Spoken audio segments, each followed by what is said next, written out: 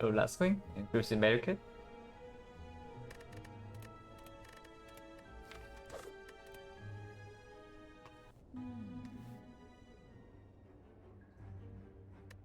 Okay.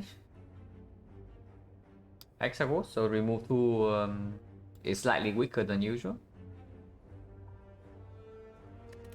It's definitely one of these 2, yeah. This elite is optional, so let's say we take common relic and it doesn't give us a super strong early game one, then we can skip this and still take 2 late elites after the chest.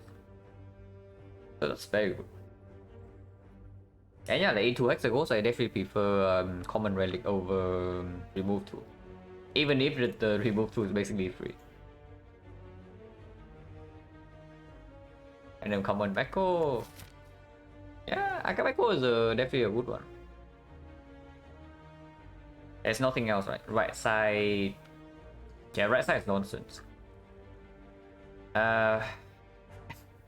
Okay, highest value path is floor 6 burning elite.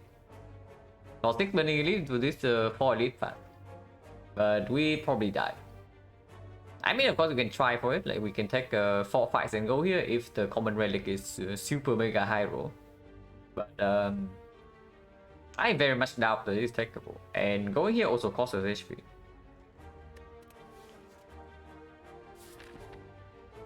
Okay, if it costs us HP, we can rest. But okay, this doesn't give us any immediate power yet, so this is out of the question. I guess we take 3 fights then. We take 3 fights, go to this fire, and then decide whether this is takeable or not.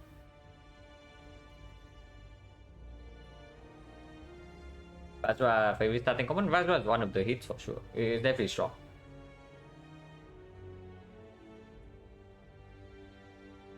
I rated normally the more likely lose run is the first of the stream, the last one in the middle.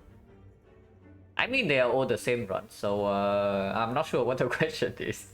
But okay, your kidding aside, like it basically depends on my mindset during the day, and it mostly depends on the mindset during the day and how well rested I am. But I don't think there's a major difference. And yeah, usually if the run rate is really long, there's like 1 run per day anyway, so they are all the same run. But yeah, we like 3 fights and go here. With Rio Pillow not giving us any immediate output, I don't know whether I want to force myself to this advanced always, because this elite is still optional. Let's say we take 4 fights, yeah, to just to force a potion drop before this, but we are still too weak to take this. Suddenly we have to take another advanced hallway fight, and that is really bad. Going here is just a stable play. Like if we cannot take 3 elites, then whatever, we trade it for 2 upgrades.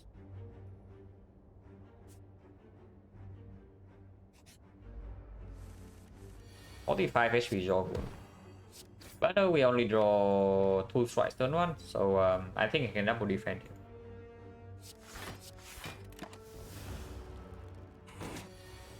And yeah, he's not even guaranteed to buff. But even if he buffs with 3 strikes in the draw pile, we are not too bad.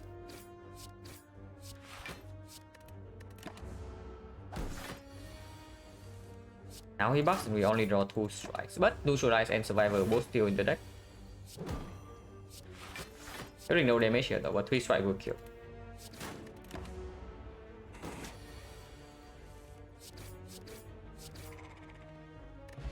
No potion. Flank me is good, and you into Hexagons, and Deadly Poison gets better. And if we avoid this elite, we do have 2 upgrades. So this guy gets stronger against Hexagons, this guy gets weaker, this guy gets stronger with an upgrade. This cast upgrade is quite mediocre slash bad, so it's probably a clear Deadly Poison.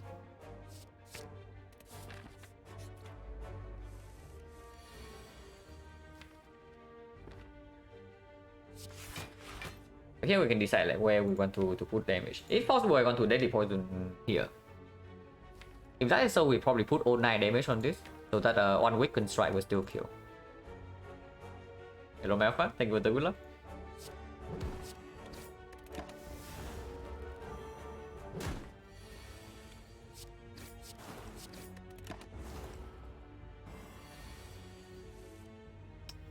Only draw 2 strikes. Only draw 2 defense and no neutral, no survival. No lethal here as well. Actually, there's lethal. We're not weakened. What am I talking about? Like the whole point putting deadly poison here is to set this up. I lost the chosen random. What was the rare bonus? It was a common relic, choose a card. 6 max HP for remove 2 and boss squad. And it's like the ghost. So probably a fairly clear common relic over remove 2.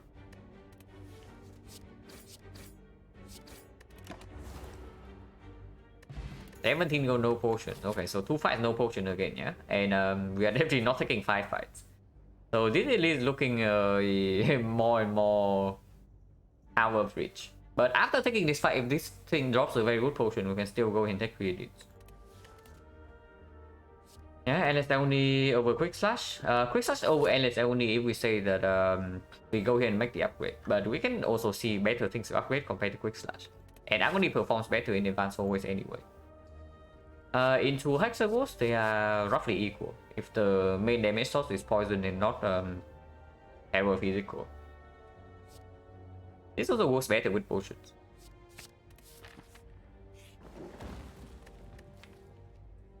Move transform upgrade. With potential double fire coming up, I do not want to take the upgrade here. It's probably just the defense transform, and then we see. But transform also gets stronger if you get multiple fires along the way. And both remove and upgrade, they do not give us enough immediate power to take this. Let's say this deck, yeah, with that upgraded Deadly Poison and upgraded Endless Agony is strong enough to actually take this elite without potion. I would actually just upgrade here. But it's not possible. Lord Kuro. And yeah, Common Relic doing its thing yet again. But we already talked about it. We already know that even though Common Relic is generally quite strong, the number of Common Relics that actually give you a very early elite on Silent is only like roughly 1 out of 3. Transform and Transform is still on defense, even with the 2 offensive cards. Okay, Choke Agony, some kind of synergy, I guess. It's not super good, but it's okay.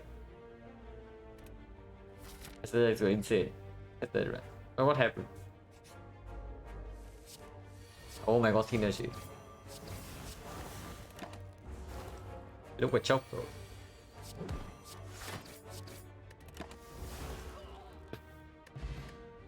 Pillow Elite trade and upgrade.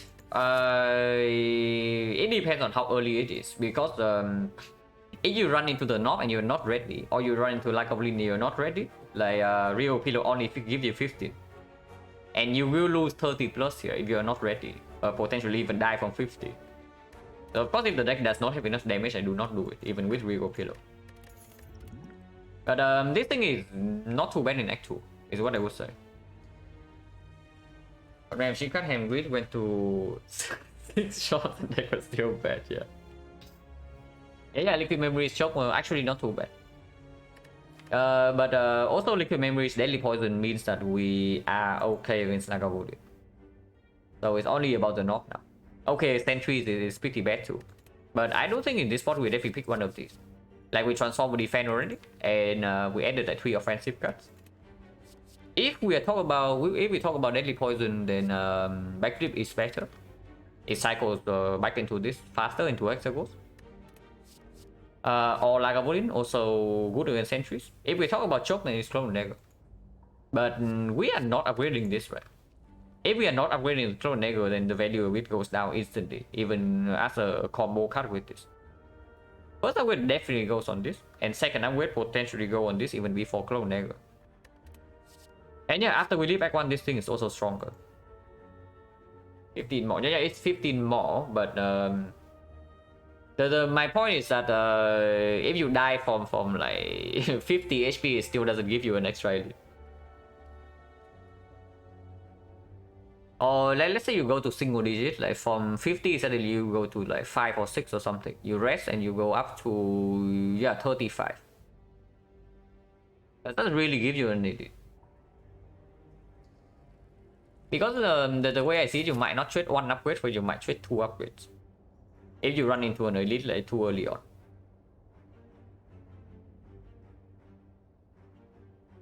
$100,500 gold for 40 cent window colors magnetism. Yeah. Honestly, like magnetism in Act 4 it's just strong.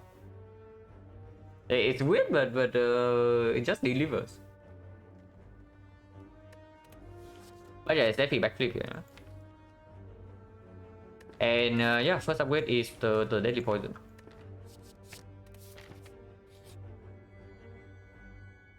Well, I mean, with Regal Pillar, we just click this, right? I'm pretty sure with Regal Pillar, we just click this. And even after clicking this, yeah, okay. So now we need to evaluate the scenario where this upgrade does not hit any damage cut, and then we upgrade deadly poison anyway, and afterwards we run into the knob. Like, can anything go wrong? Because if nothing can go wrong, then we actually take the shining light and then upgrade the deadly poison anyway if the shining light doesn't hit. And yeah, after the elite, we just rest if we need to. So then there's this one. Okay. To give me a second. I'm looking at the screenshot. Yeah, 15 forwarded on the second floor Act 2, the classic.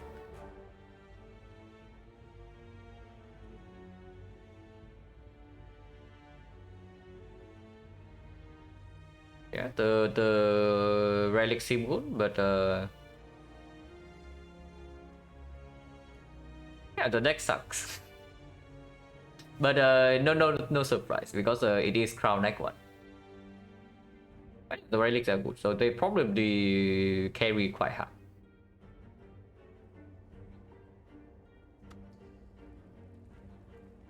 But yeah, okay, damage wise, yeah. Honestly, with the shining light here, we are always fine against Lagavulin. Like, Lagavulin does not matter. If we take this and then we upgrade deadly poison, Lagavulin is done for. Sentries can be a little bit weird, but not that weird with a backflip. And if we get 3 upgrades in the deck, we can probably brute force sentries with this potion. So the not. We upgrade deadly poison in 3 turns. We draw 17, potentially 19 if we play the backflip. But let's say we draw 17. So the latest we can draw deadly poison is on turn 3. If it's on turn 3, the duplicating deadly poison doesn't make sense over looping choke. Looping choke is at least 15 damage. So let's say deadly poison is on turn 3 and choke lands with 2 cards.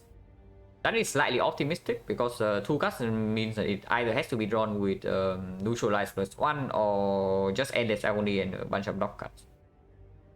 But maybe calculate as 2 cards.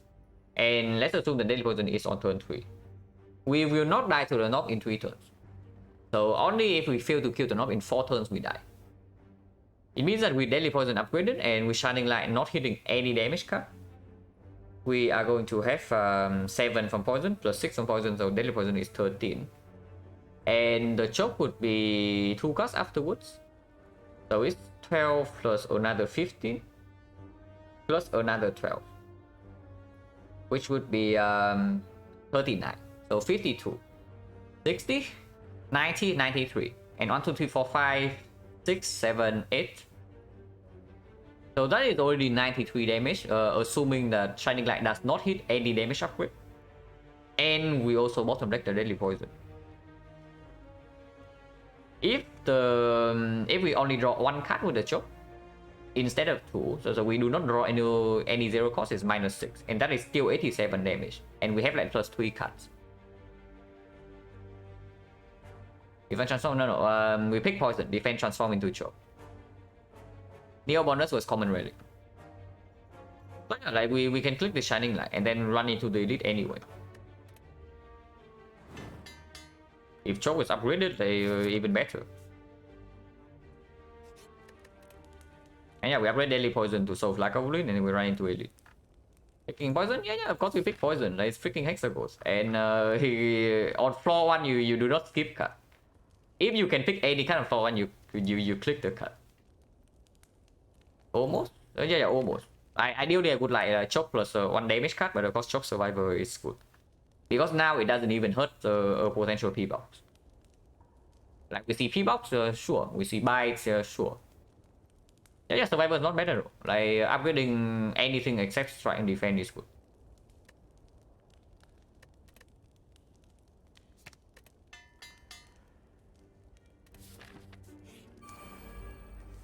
Freaking Sentries. But they roll 39 HP O3. So we roll the bad Elite first. But they also roll absolute minimum HP. So we low roll and then we high roll. Overvaluing Terror Hexagons is not enough. Yeah, it's not enough, like alone. That's why you also see me, after picking up Terror, I still pick up like 1 or 2 other solutions, ideally potion was. Because even if you draw, exactly Terror on turn 1, yeah, it still only deals 90 damage. Okay, I say only.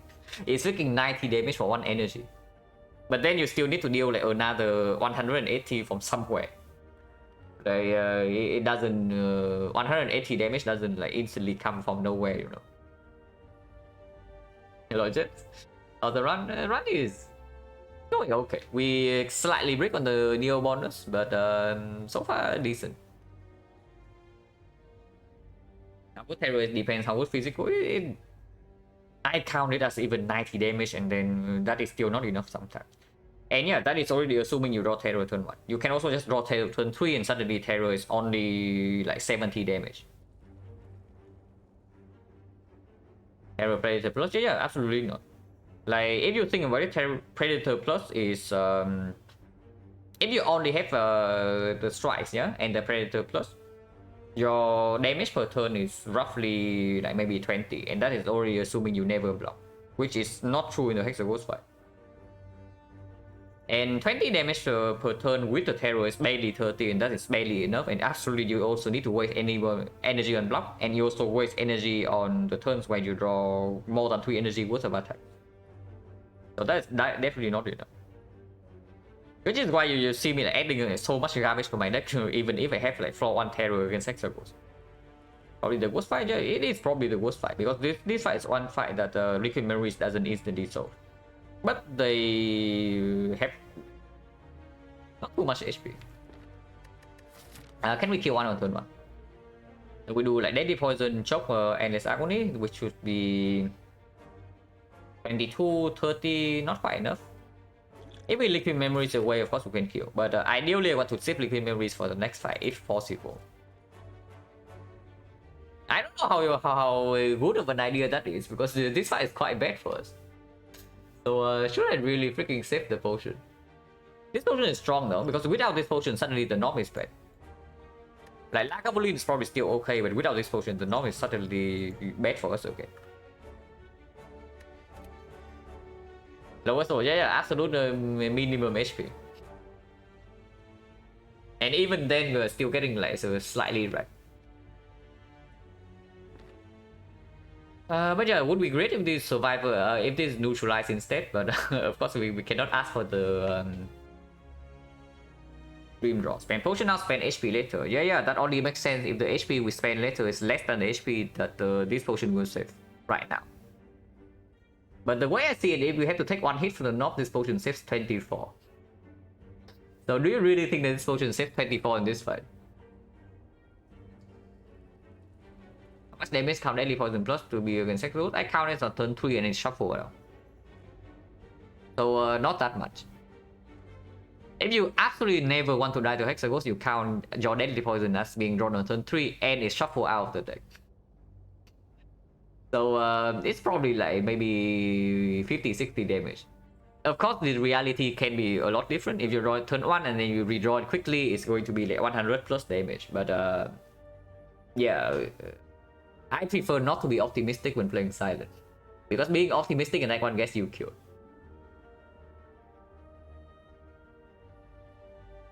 So Choke right now is like 10 damage, Choke debuff is 10 damage, Deadly Poison is 13. So actually it doesn't make sense to strip with Deadly Poison. Yeah, it actually doesn't make sense to strip with deadly poison. So we strip with a choke, yeah. Do I want agony in the redraw? With choke plus, maybe, but I can also strip one of them with neutralize. And yeah, I want to draw into blocks from now, right? Because we are taking 10 upfront.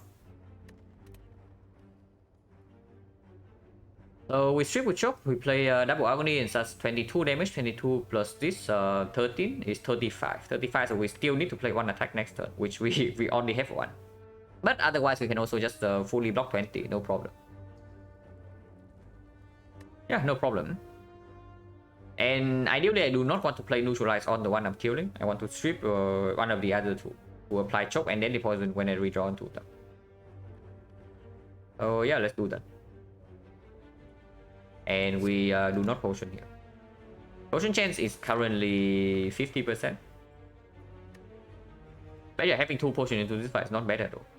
And the next fight is immediately an elite, so there's no chance of worth wasting a potion.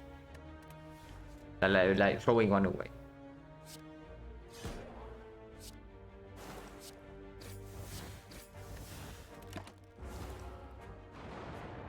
It's perfect 6 damage here. Perfect 6 damage. Oh, that is certainly ahead next turn, and I do not want to shuffle out 4 defense, so of course we play back flip now.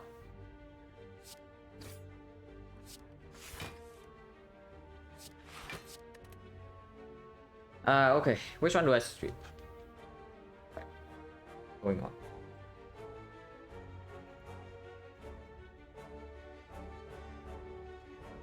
But yeah, next turn we know that we have full block. This guy attacks, we have full block. But we are going to spend 2 energy on defense. So if we neutralize here, it's still 36 damage over 2 turns. That's not possible, right? It's just 36 here over 3 turns. So we neutralize here. The only benefit to neutralize here is that if we redraw neutralize 2 turns from now, we can use this to block 3 from here. But that's about it. But this one we can maybe try to set up a kill.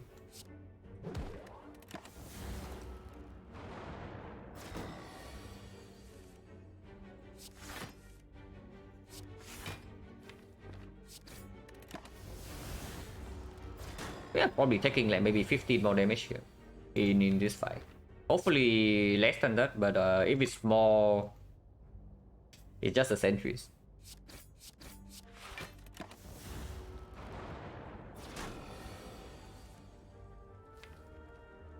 Well, I guess we're taking 10 next turn. I guess we're just taking 10 next turn with no counterplay. But that is fine, yeah? I mean, of course we can potion for 10, but this potion is worth probably 20 HP in the North fight. And of course we can also use the freaking Regal Pillow here. Assuming that this thing doesn't give us a Mega Sustain. And yeah, neutralize goes here, yeah, for sure.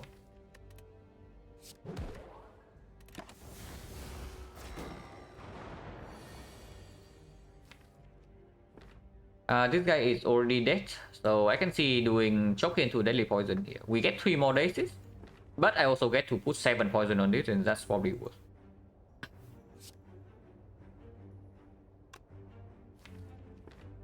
Unless you tell me the lines actually choke here into deadly poison here, but this is only 17 damage, right? This deadly poison is at least 18.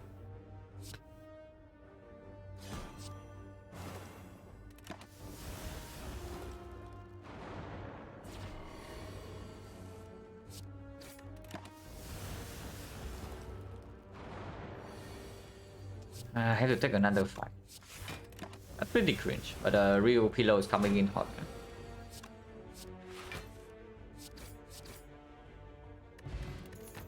No potion? No potion gen 60%.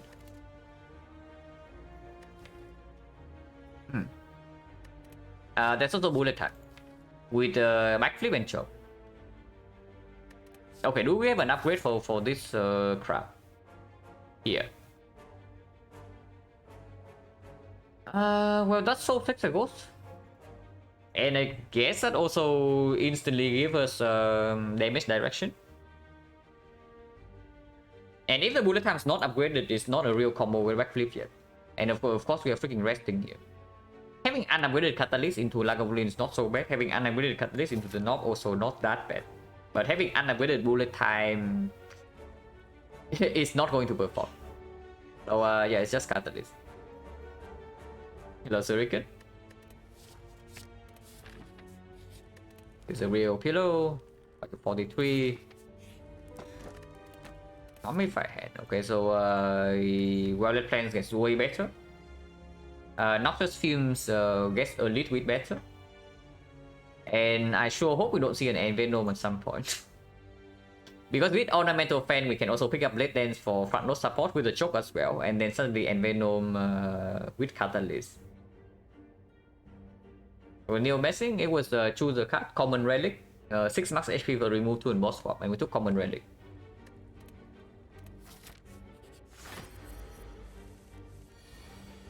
Yeah, Catalyst turn 1 before Poison, the classic. I don't backflip here, right? Because if I backflip here, there's a chance that Deadly Poison gets shot for a while. Or the neutralize. This is probably positive in the deck.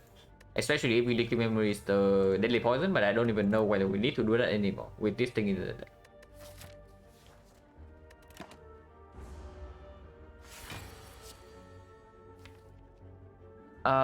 Yeah, we can open now, and next turn we have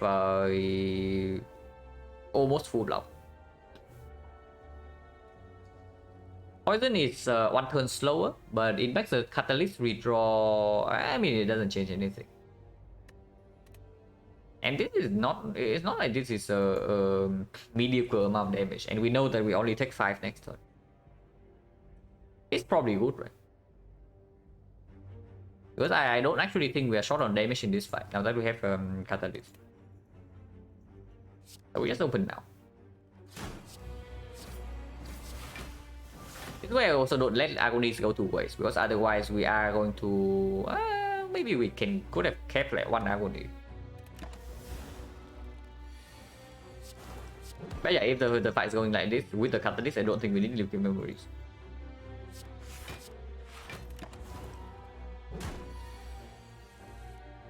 Yeah. We can play Choke here to... well, basically win the fight, but then we either not play Catalyst or we don't play a single block. So I think I just want to maybe double block into Catalyst. If we draw exact into Deadly Poison, then we do that. But backflipping right now also give us a chance to draw into like the Survivor Plus.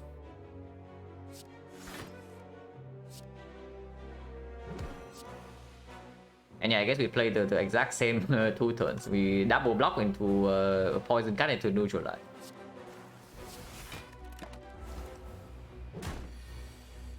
Yeah, drawing Deadly Poison now and Survivor Plus coming next turn, so should be fine. Like, we need 15 damage, so if Choke Plus is here, we kill. If not, we just block with this and take 1 more hit, and then he dies. Yeah, so I guess we take another 5 then.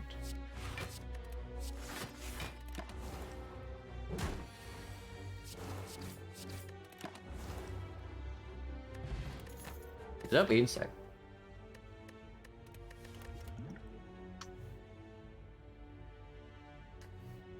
I just had to say it, yeah? I actually just had to say it, that I hope that I don't see an Envenom.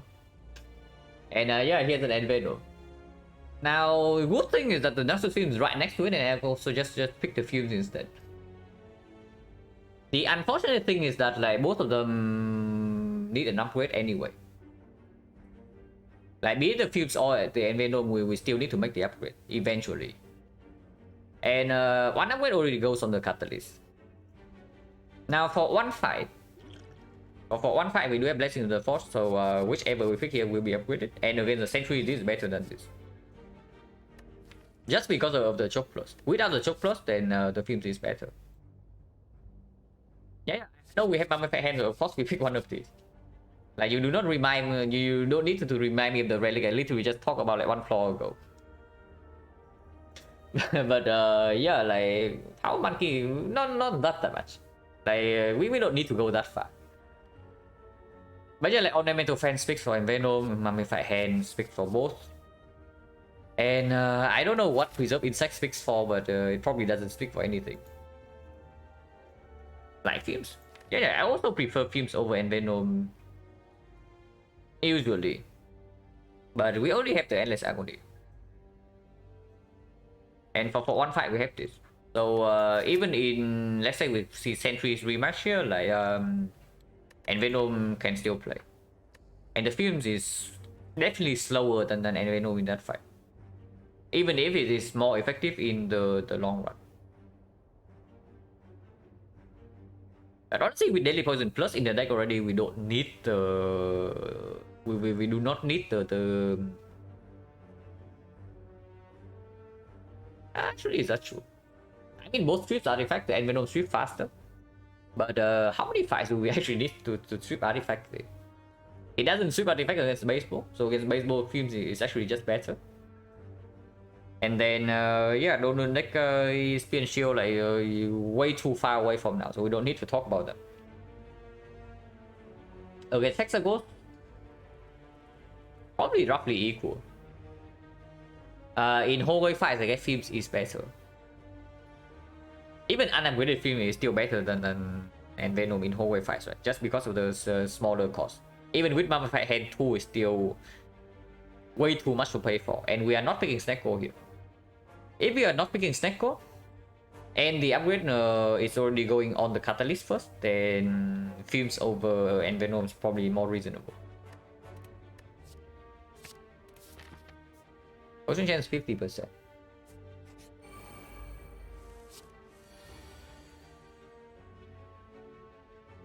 Yeah, we can instantly kill this. Or we can also full block without deploying Fumes while killing one of these two.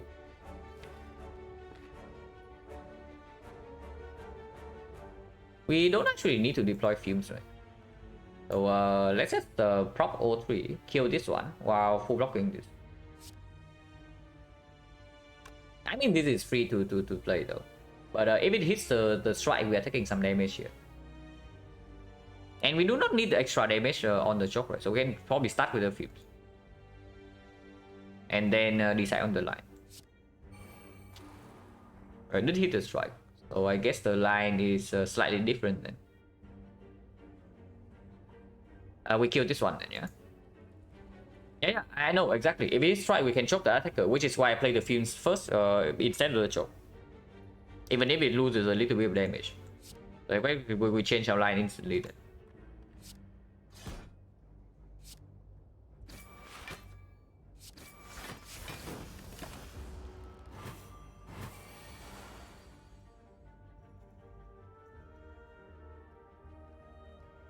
Cringe. It is not a kill unless I potion.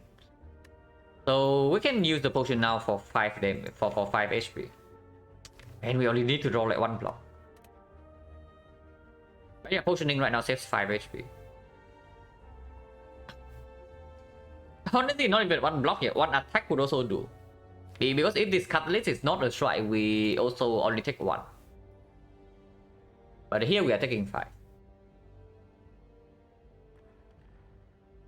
And yeah, I don't take 5, right? This is only 6 damage and this is only 2. So 4 poison and 6 damage. We are on off from killing this. If we do deadly poison catalyst here, we are also on off. If we do deadly poison plus neutralize here, perfect kill, and then we strike here, catalyst here, also on off.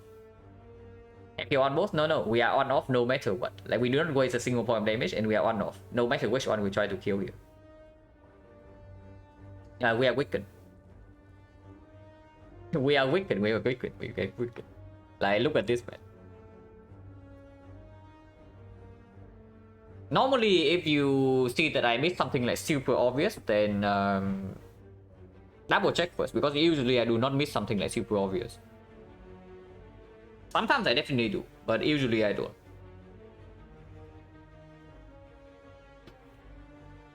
But yeah, we can potion for 5 HP. And I guess I do that because potion chance is 50%. And we do have preserve inside against.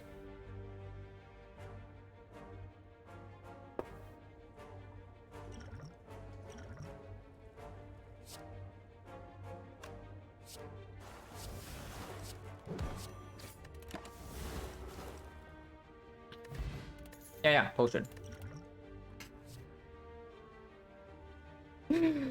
Let's not, right? Yeah, let's not. Even if this works with ornamental fan, it works with mummified head, it works with the freaking choke. And if we pick up an Envenom after this, it also works. So if we pick up Envenom before, we would be like, we would have way more incentive to pick this. As soon as potion, yeah, that's exactly why I say that potion saves 5 HP.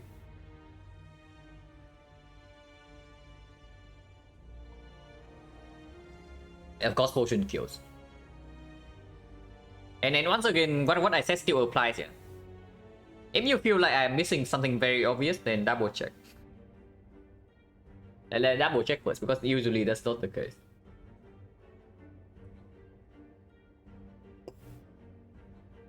Yeah, Infinite Blades.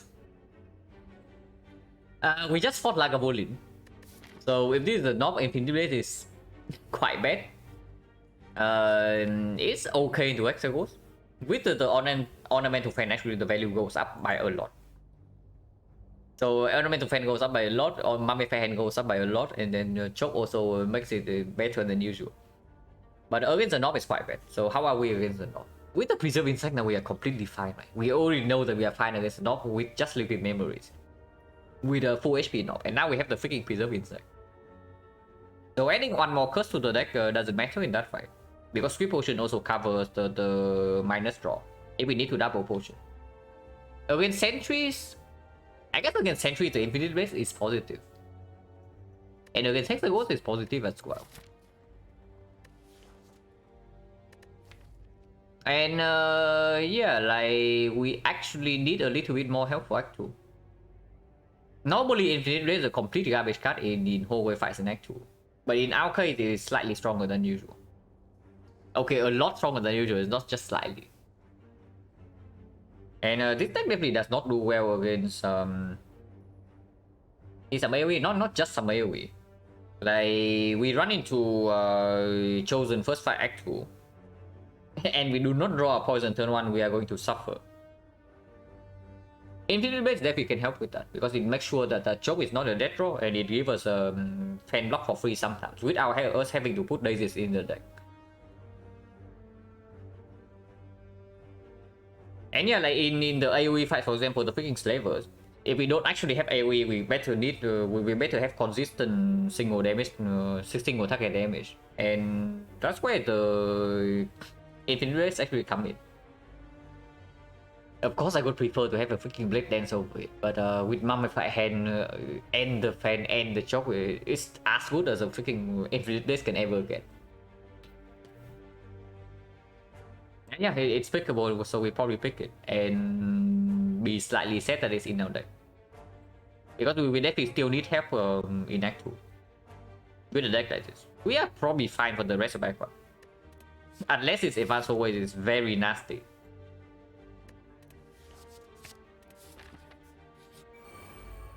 Yeah, Century's rematch. It's not the roll fairly high HP, but we have Preserve inside. So of course the line here is like neutralize and it's agony and then deadly poison, yeah. So damage wise, and we can play one strike and take one. So damage wise is 13. 13, 21, 21, 24, 24, 30 exactly. So that's not quite enough to guarantee a kill. If that is so, I think we can... No. Oh yeah, it's 30, right? So without endless agony here is 26. And if that's the case, it's a perfect kill with a single strike. And I think I want to do that. So yeah, we play every attack here except one endless agony and then play defense.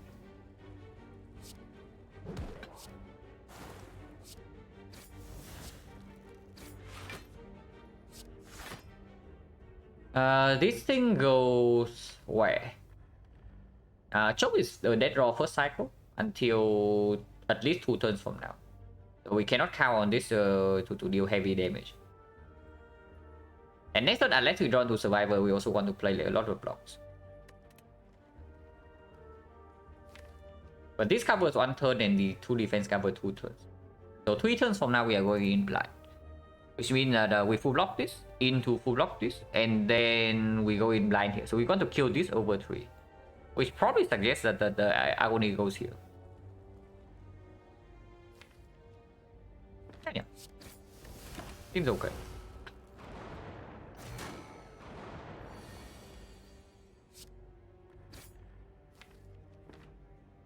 Okay, not drawing any powers right now. Probably is a 2 turns, so now we take damage.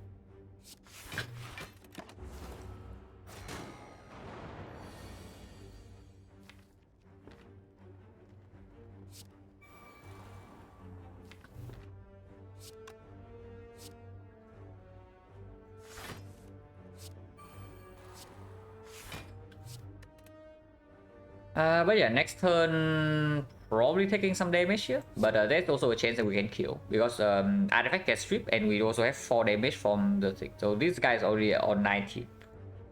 And 19 means that if we redrawn to the choke, this is already 17 damage. So there's definitely a chance to kill this next turn.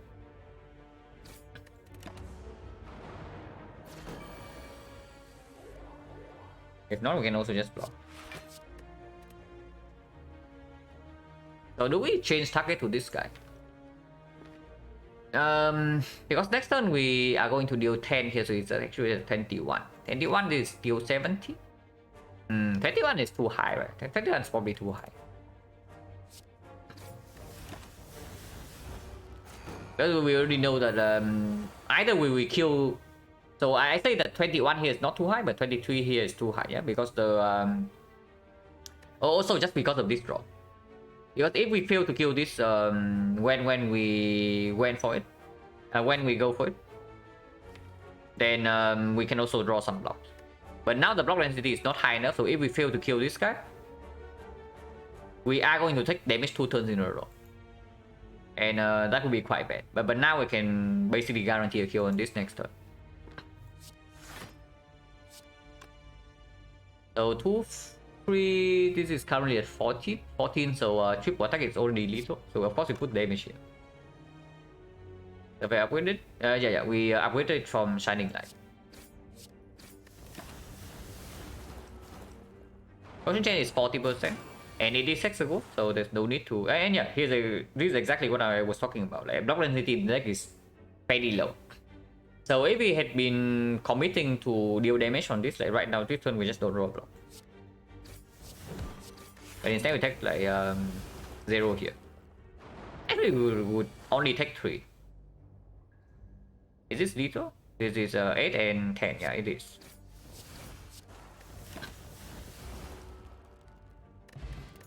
Better? Okay, so of course we don't need to rest now. Yeah, no. First one is already borderline, second one is absolutely not. Even if the second run makes the on-name to fan props basically every turn. Okay, if I have kunai, yeah? If I have kunai or shuriken here, you maybe can convince me that the second one is okay.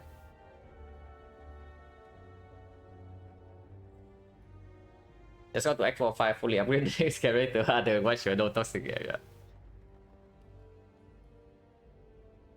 If I have bird phase earn, okay, bird phase earn maybe I can pick. But the appeal does go down a little bit when we only have sustain from fighter and the Regal Pillow as well. Prepare, no way. Like absolutely not, because we already have 2 upgrade targets. And unability prepare is not good enough. Hero Infinite Blades? Infinite Blades always. Like Infinite Blades is going better than Hero.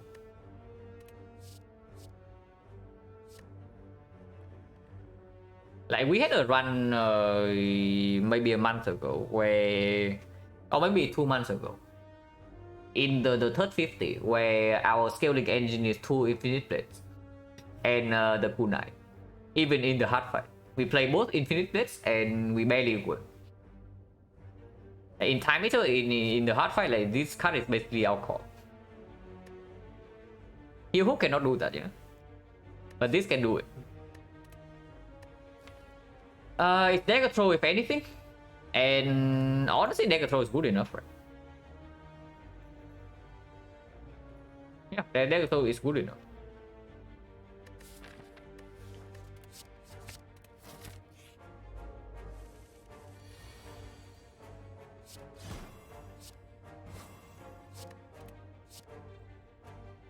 It's too much damage. It goes to 33, so that's exactly back. So I guess we leave this here right now. So order is strong. The order is definitely neutralized into choke into that. So to leave this to like 38. Hopefully no punish. Okay, currently still no punish. We split this on... Actually 34 doesn't split. So yeah, better potion or we get right. Potion gen is still 50%. So using potion right now is not too bad. We are going to have a bad split here by the way, yeah, but that's fine too. And the whole reason I have to potion right now is because I did not think about the line last turn. So this is the punish.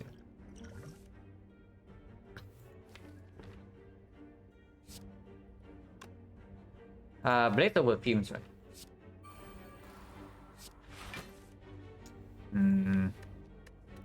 Not hit unless I won't.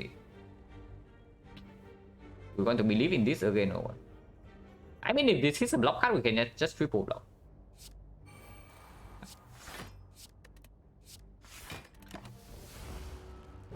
Win one is way harder. Win one is way harder just because of how aggressive the things are after the split. But this one, of course, we don't block.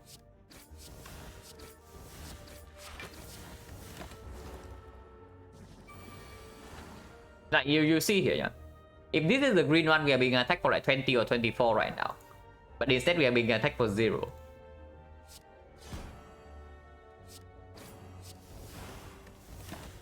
By the way, the catalyst is definitely not correct, but I want to play it anyway.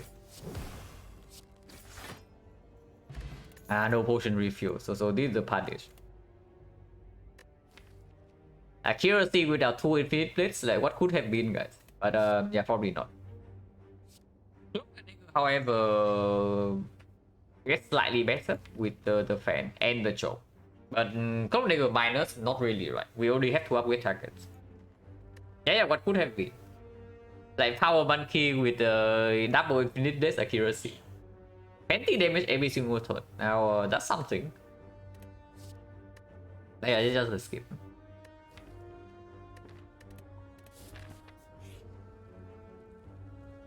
With the Feather, we don't need this HP, and before Hexa goes, it's weird anyway. So we just take the 5 max. Oh, one cast sometimes click, yeah. Cloak is okay. In this point, I don't think we need it though, because usually the cloak is what you click when you kind of still need something, but your deck, your block density is way too low. And Piercing Veil is not on the screen.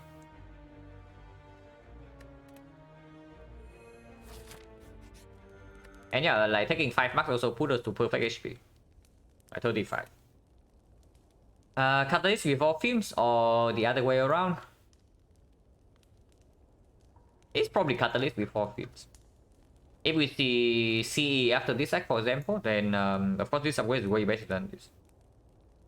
If we see Fusion Hammer, this upgrade is also way better.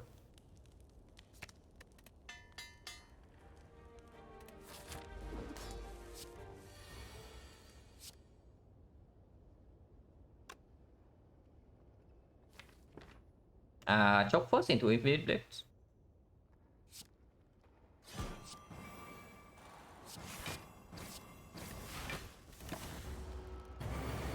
That's one of the super cringe defect rush, yeah. No focus, win con with 3 loop plus with that. Honestly, the more I play defect, the more I feel like loop just feels nicer late game compared to the freaking capacitor. But maybe that's stupid. Just because of the stupid beat up deck, you know. Like playing with 10 off slots and no loop is still miserable in the hard fight. But you have one loop and suddenly your life is so much easier if you have like focus monkey.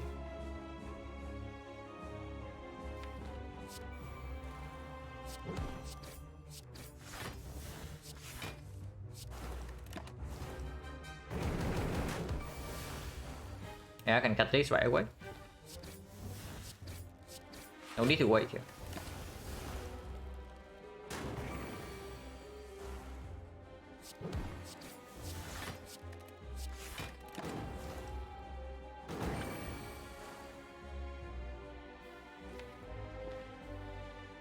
Can block for 4 here, or can full block. You can block for 4, can block for 5, or can full block, depending on how much damage we are willing to trade. With 26,000 and Infinite Blades, I don't think we need to trade HP. So let's just full block this.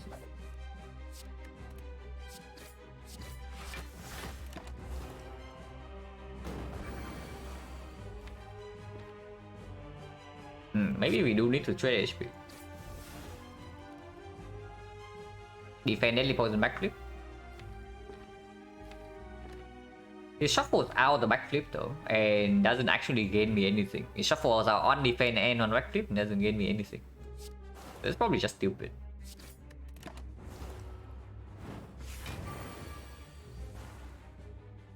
Yeah, here we can just kill them.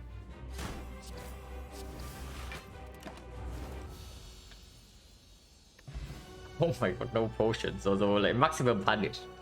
Potion chance was like 50 to 60. So the chance to miss could be 20%. But yeah, we got the 20% punish for wasting the draw potion. I mean, there's tools the trade with my fat hand, but there's also freaking burst with catalyst. And burst with choke as well, yeah? So it's probably just pick the burst. Because right now we also don't have any discuss synergy except the only synergy we have the tools is this.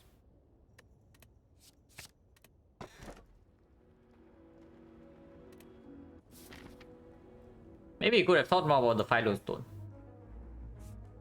But I think I don't know. We have like burst catalyst. So what do you want me to do? No, really, what do you want me to do?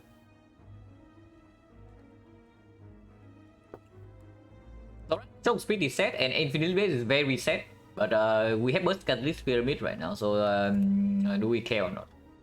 Okay, if it's automaton, we care a little bit. It's not automaton, so maybe we don't care too much. Once you click pyramid, yeah. Don't worry, I got that covered. Most value parts, of course, Burning Elite. Like we go right side. Maximum question mark to farm for freaking Apparition Pyramid burst. With 5 strike as well, so buy straight open. Even with high max HP and Eternal Feather sustain, buy straight is still open. And then we go here into Burning Elite, double fire to heal with Feather, and then we take the third elite at the end of the deck. The only downside is the path hex, because we don't even fight advanced always before the first elite, yeah? So that's super good. But the only downside this thing has is that we don't get to go to the shop. And that is a big problem. That's actually a very big problem. Like, if we do not go to the shop, we are going for the extremely greedy path here. But we have Preserve Insect. So like, how greedy is that? And also, if things are bad by this point, we can pivot. We can just avoid this part and go this elite into this shop instead. Yeah, like, and if one of these question mark would be a shop, then it's perfect. Yeah, exactly. Because sometimes it's ambush, and we go to like 4 question mark here. And starting left side also forces into at least 1 advanced always right here already, and I don't like that.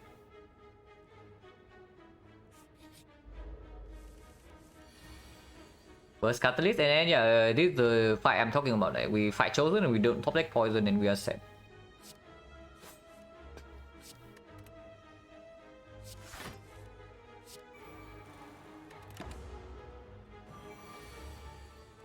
Bad attack for on turn 2, but we do have neutralize for turn 3.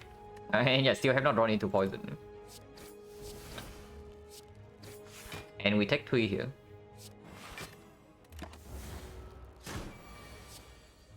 Yeah, that's not too bad.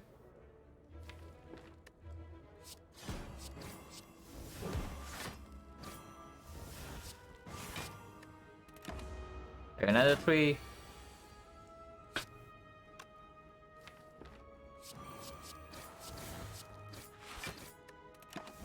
We end up killing chosen without even playing the freaking burst catalyst, where the combo is in our head on third one.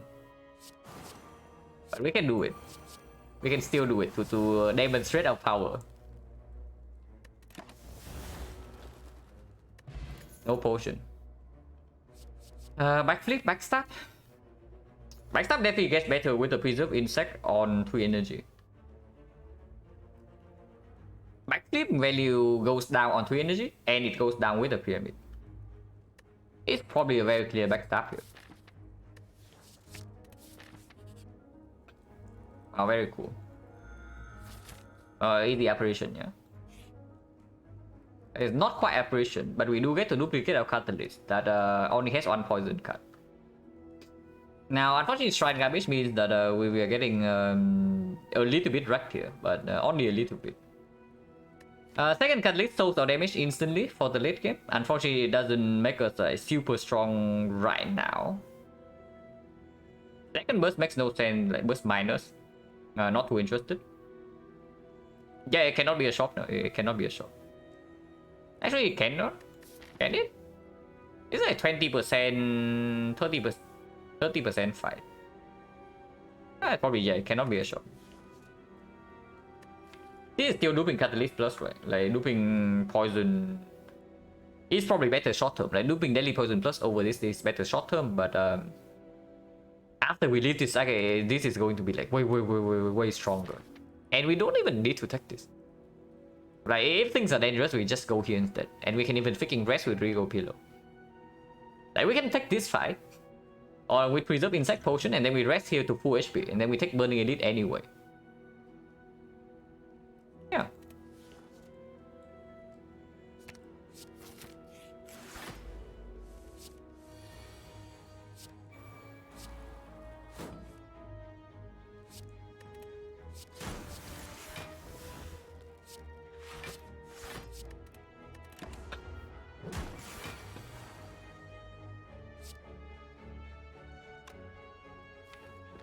Taking another... how much damage are we taking? 7, right? That's quite a lot.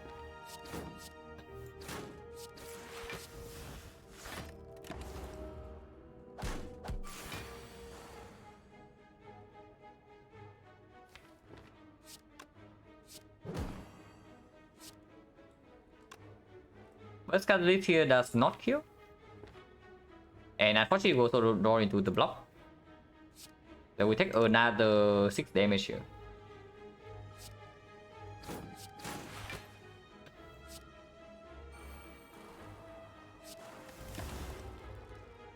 Ouch.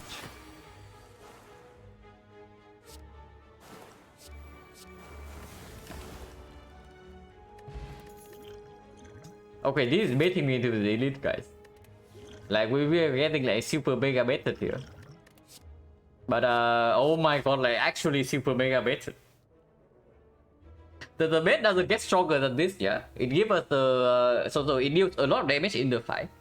But then it gives us the best potion possible. And it also gives us a block card to mitigate bad draws. And yeah, Cowgamo is quite strong, but first piercing well with Pyramid, especially when we don't have enough fun load block yet, is just phenomenal.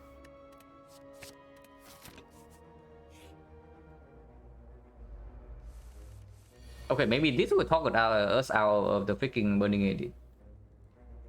If we don't die here. And of course, we do not give up 400 gold.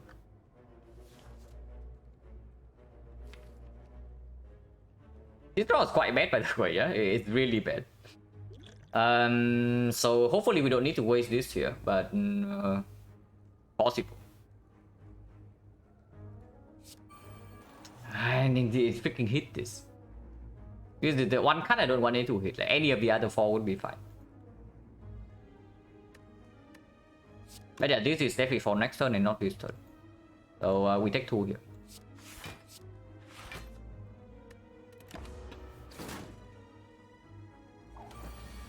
Also, yeah, our deck actually does not have AoE, so better be careful. Potion chance at the moment is 40%. And this fight is dangerous because it's as strong as an elite fight that also doesn't give us like freaking Preserve Insect. So I can definitely see using maybe Liquid Memories. And if we choke right now, the line is 1, 2, 3, 4, so this is 32 damage. If we use Liquid Memories, it's 37. And we actually do not double chop though. Yeah, if we double chop for one guy, then we do not get to kill the other two. And poison is not down yet, so next turn is very problematic.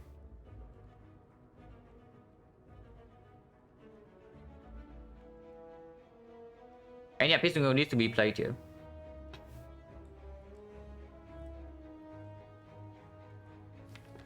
Is there any card that's better to memories than the chop?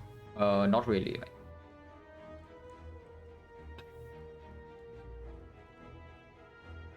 There can also be a line where we do chop into dagger throw, discard the piercing wheel, and then we memories back the piercing wheel. So give me a second.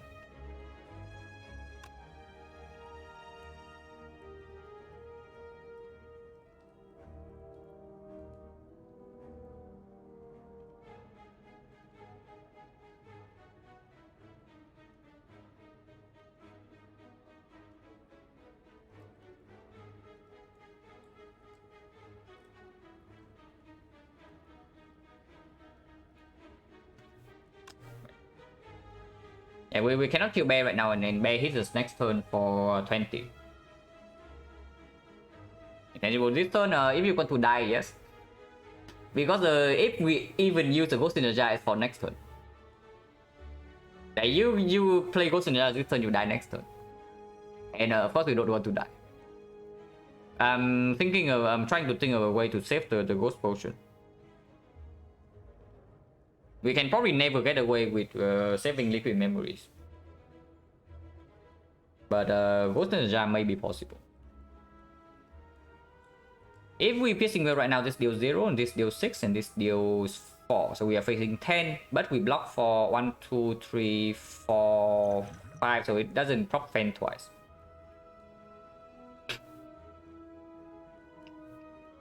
Damage wise, what do we have? Oh yeah, the choke alone is already 1, 2, 3, 4, 5, so 32. 32, which is exactly 43 kill here, yeah? And that is before the liquid memories. If we choke this guy... No, that's already overkill, so we can choke this guy second. So we choke this guy first, and then we liquid memories, and then choke back. The second choke is dealing, yeah, 1, 2, 3, 4. Actually, it's only 4, so we need to choke bear first. We need to choke bear first. Choke bear first is a perfect kill. So we choke bear first, and then we liquid memories, then choke Romeo. And then we deal 1, 2, 3, 4 cards. So this second choke is dealing 32. And then plus 8 attack is perfect. So yeah, we have a perfect kill. So let's do that.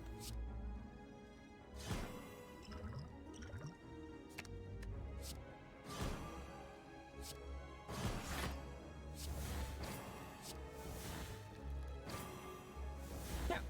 Now we play piercing with full block on this perfect block. Or you tell me that we take 4 this turn to preserve a piercing wheel for next turn. Because piercing wheel is full blocking every single turn. But our defense block for 1. But I guess we do have neutralize coming up, and if we draw into poison catalyst, you can also just one shot this.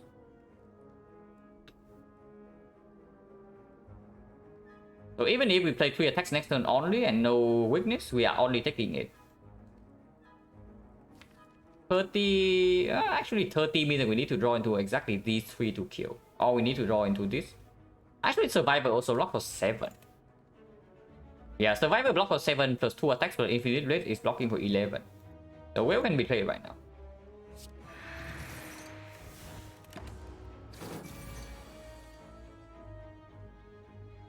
Do we have a kill? It's 21 here. We do have a perfect lethal. So, very cool.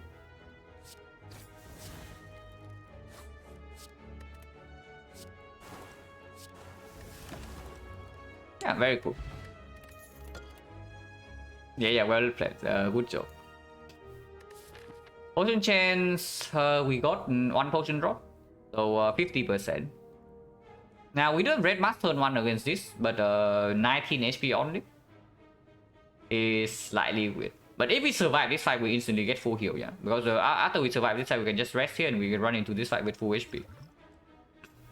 And Slaver's turn 1... The only fight that is threatening here would be Slavers turn 1, if we are scared of dying from 19 on turn 1. And Slavers would be my favorite card so far. I only play Silent on stream, so the answer is probably fairly obvious. And yeah, it's the Silent.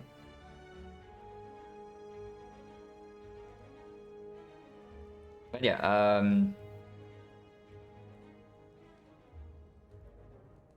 Slavers would be 10 damage, plus 5 damage, plus 9 damage. So 24 on turn 1. Prepare is just good. Prepare minus? Not exactly. Prepare plus would be good.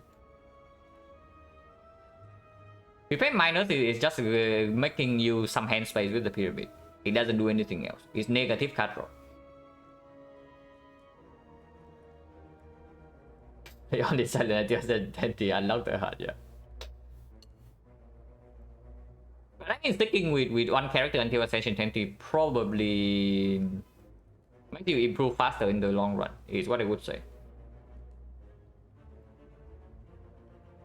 But of course, like playing all classes equally until like maybe Ascension, maybe the who unlocks like Ascension 5 or 6 or something is good as well. Because the unlock relics also change a lot of things that you need to evaluate.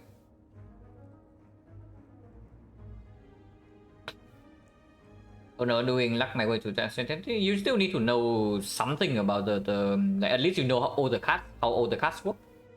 And then you also need to know a little bit about the enemy's pattern and what they are roughly, what they are strong, what they are weak again, and also you know some overpower combo. Like lucking your way to Ascension 20 still means that you have to run into some overpowered stuff like from time to time. So even that is still useful.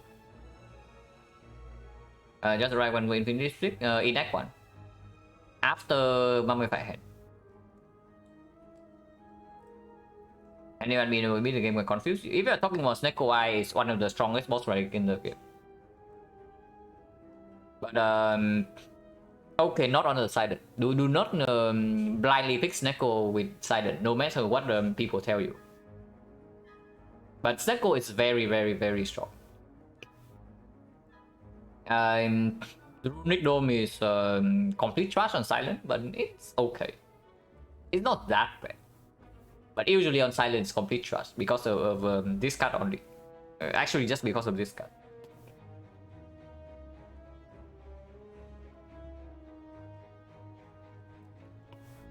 Legend in Silent conservation not no the third boss. Okay, no, that is going a little bit too far. But yeah, we don't pick anything here, right? And we only need to block for more than 5 on turn 1 against Slavers if we run into Slavers. 3 attacks, we already have the backstab, so 2 attacks plus 1 defense is enough block. This signal is of course enough block. And how much HP do they have? The red Slavers are 52 maximum, yeah, if I'm not wrong. And 52 is actually only 39. 39, so we need 28. Okay, 28 is a little bit difficult. And 28 front load damage for this deck is a little bit difficult. But this can also not be Slavers. And if it is not Slavers and we can preserve the freaking Ghost in the Jar, and we go here and rest, and then this is Slavers, we spend this and whatever. And we pass 2 fights. We get another full heal here, and then we get 3 Elites, burning Elite out of the way with a ton of gold into Act 3. That is quite strong. But this is where you okay. This is where you skill this player. Knowing whether you can go right from here or not is a major decision. And also knowing like how favored this deck is against the late game. If we are extremely favored against the late game and we have a decent chance to actually die to this fight, then of course we never go here. But how often do we actually die here anyway? Because the only fight that's actually a threat to us would be Slavers, right? Maybe the leader sometimes. The leader can be nasty. But first wave of Gremlins, we do have backstab and preserve insect, so we can kill first wave. And by the time she gets to the second wave, we should have Burst Catalyst in hand. And then the piercing will only blocks on attack. And of course, there's also Ghost in the Jar. We don't want to use it, but if we have to, we can. So it's all these levels, yeah. And even against levels, if we draw choke on turn 1, we can also kill.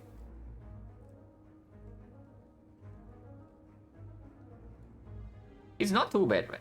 Like, it's extremely greedy to go right from here. Because if we go left, we go here full heal. And then we can still take 2 elites and we spend a freaking 500 gold here and we get like so much stronger. But of course, passing in Equi is forced. So we don't get to farm red mask gold.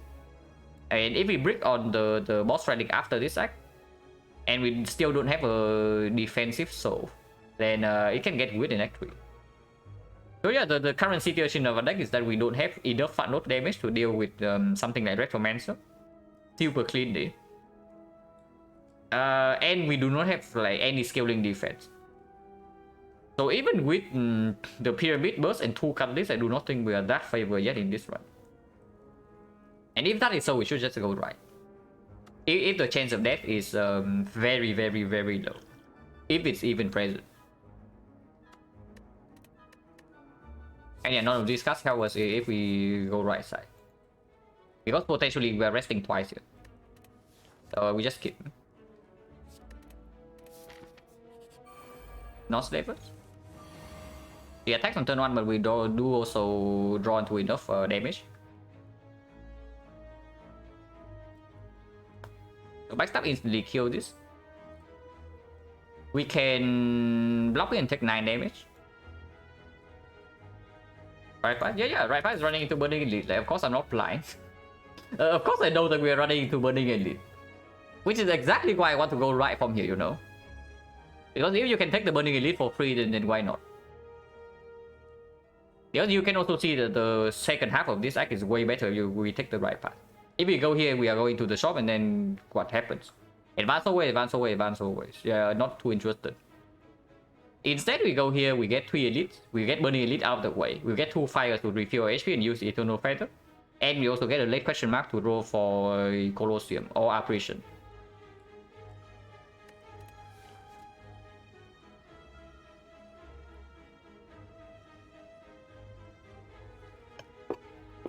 Bây giờ what are we doing here?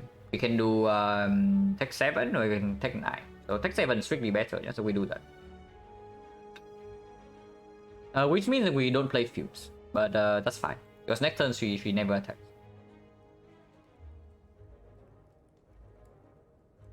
Unfortunately, this guy she rolls like 2 Gremlins that attack.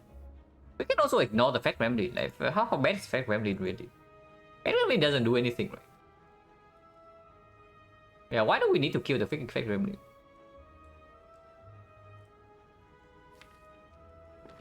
Actually, just no reason.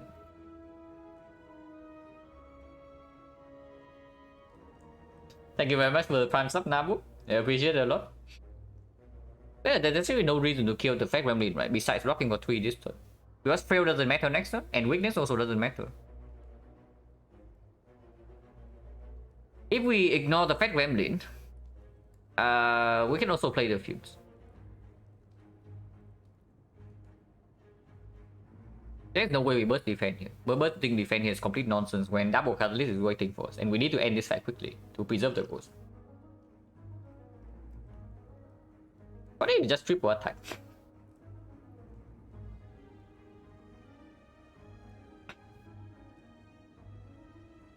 So if we play the Fumes here, the only bad hit would be these 2. Actually, the burst and the dead poison, so these 2. These 3 are good hits and defense is okay. Hello, Punko. Focus Fat Gremlins hate them. Yeah, I also hate the Fat Gremlins. But this fight, we need to advance it like somewhat quickly.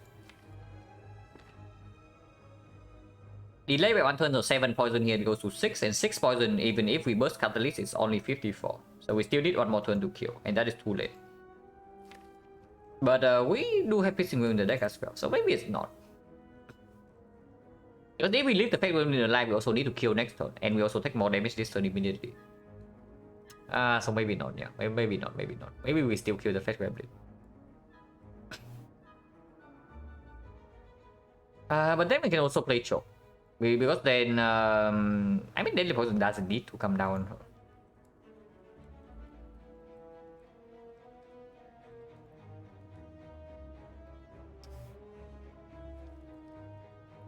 Yeah, deadly poison doesn't need to come down her this turn. You can play the themes first, and then observe.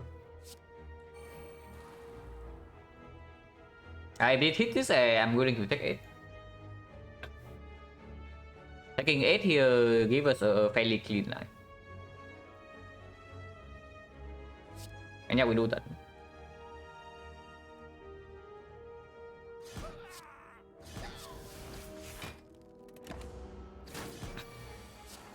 Okay, she dies next turn.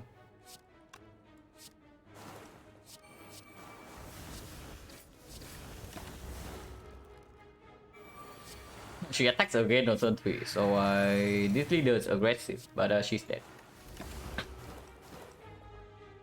Now, unfortunately, the Burning Elite fight is going to be either the book or the slavers, so that is troublesome. Card game we can pick. So yeah, Burst Away is nice and all, but I do think we need to rest to prepare for the case that we don't draw enough damage in the first 2 turns. And yeah, resting to 63, even if we super low roll in this fight, we can live for at least 3 turns. That is size slavers.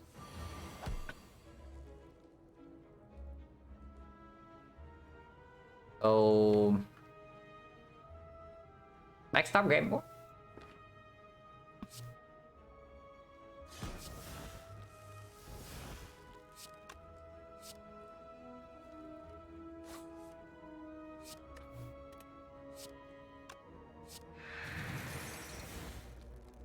This can full block, but we also don't deal damage here. But I mean, that's probably fine. Unfortunately, the metallicize like sort of nullified the hourglass, but yeah, we are okay. 9 damage means that okay, if we do not strike here, yeah, this guy is at 21, so it's at 18. And 18 means that we need to draw into choke to kill next turn. Or the deadly poison, one of the 2. I guess we should just take the freaking 7. Like taking 7 and putting this down to 12 next turn is much better. Because 12 means that we don't even need to draw into this. And that Agony plus Strike is a kill already. And killing this next turn is very important. Doing this also will make let us keep the survivor plus in hand to full block 1 turn.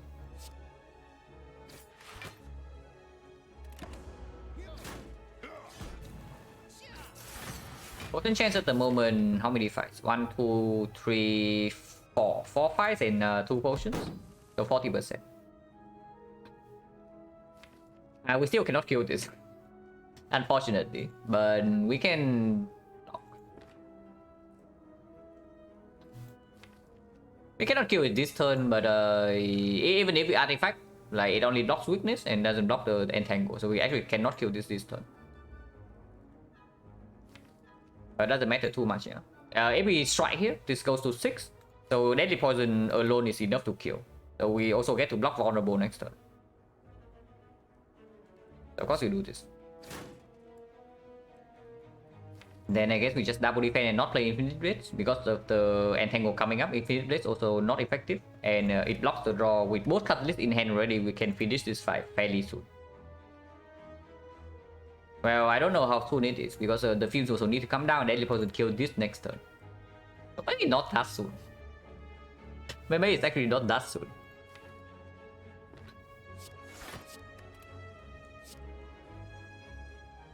But yeah, no point playing this.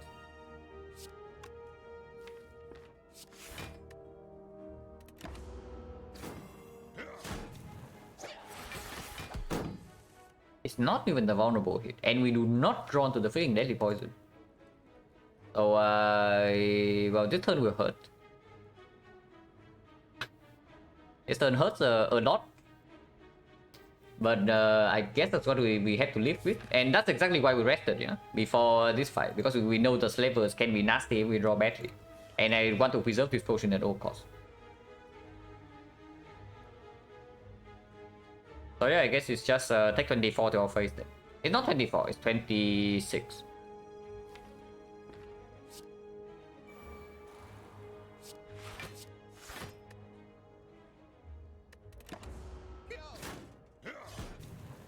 Ouch.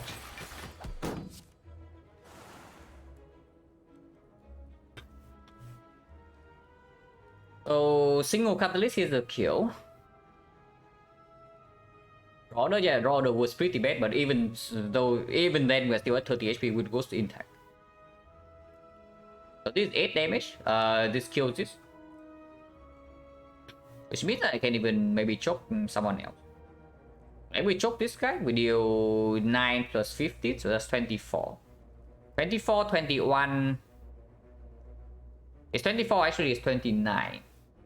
29 damage, so this is minus 26, it goes to 7, and 7 is perfect daily poison kill, so we do that.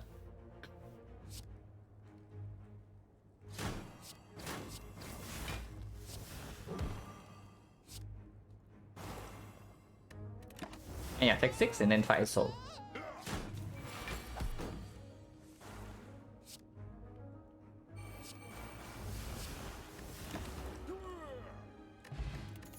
Or a potion. Yeah, finish her with the thing. Not interested. Strike damage accurate or 5 strikes. Better than nothing, but also we want to get these strikes out of the deck at some point. Cow shot, definitely not needed with double catalyst plus already. Because cow shot is basically good against exactly 2 fights. It's good against the time eater, and it's good against the heart. But with double catalyst in the deck and the burst, we already are good against those fights, damage wise. So cow shot never play. And yeah, if not cow shot, there's nothing here. Fire potion is probably slightly better than this, unless you tell me it's freaking Snecko. Even if it's Snecko, this is still stronger, right? And the fire potion is still stronger, right? Because honestly, we don't need that much to kill Snecko, and turn 1 we have a free turn. And this is way better against this fight. Or if we run into the bird plus chosen, the fire potion is also way better. Actually, no. If we run into chosen cultist, then this is better. If we run into chosen plus the bird, then fire potion can be better because it allows us to nuke the bird immediately. And then dealing with chosen alone is not a problem, even if we get dazed sometimes.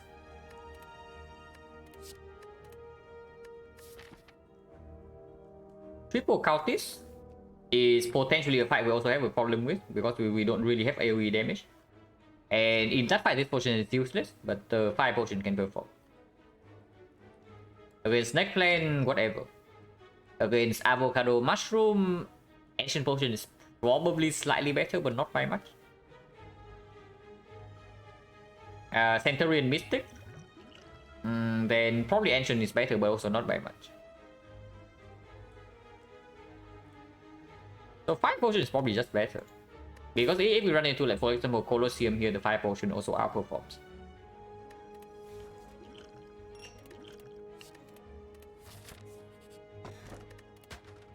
It's baiting me into not resting, yeah? I'm telling you right now, it's baiting me really hard into not resting. By giving me this relic. But we do not fall for the bait, right?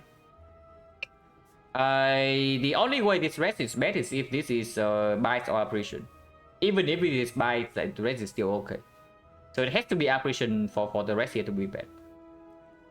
But if we see apparition, we have freaking apparition pyramid with the burst, so like, how much do we care? Probably not that much. But 39 HP. Okay, I actually forgot about this thing. Okay, I'm getting baited here. I know I'm getting baited, but I cannot help it, guys. We actually need to upgrade. We already saw Forgotten Altar, yeah? So the question mark cannot take life for us, life away from us, like, for free.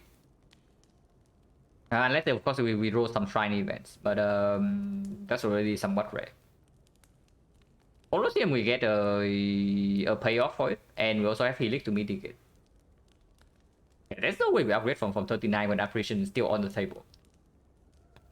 By resting on 29, 39 I mean. And then with Ghost no, we don't count this. Of course this always bail us out before we die, but if resting here saves the Ghost along this way, then of course I will rest. Like I value this potion way more than one upgrade. Avocado rest, we have mushroom, we have red mask turn 1 and we have helix. So we do not take damage from the very first hit. And that's not a problem because afterwards we have double catalyst to deal with the freaking avocado. Ahead of the curve, play risky. Do you really think we are ahead of the curve? I think damage wise we are mostly so. But you also saw in the Slavers fight how bad we are in certain fights. And we actually cannot block yet. So do you really think we are over curve? Because I see it like if we do not get this upgraded and we don't get this upgraded, we are not going to be ahead of the curve like for very long. Yeah, we already know the AoE is lacking, which is why this upgrade is even more important than before, yeah. Because this upgrade also allows us to do catalyst on the side enemies without having to burst to deal significant damage. And Hourglass with this and random catalyst can maybe cover it. Before Collector, this upgrade is fine as well. Resting more chickens? No, I don't care about that. Like, I will rest every single fire in the run if it actually wins me in the run. But yeah, we upgrade the films first, yeah? Burst upgrade is premium for sure, but not right now. If we can upgrade before the Collector is probably on this.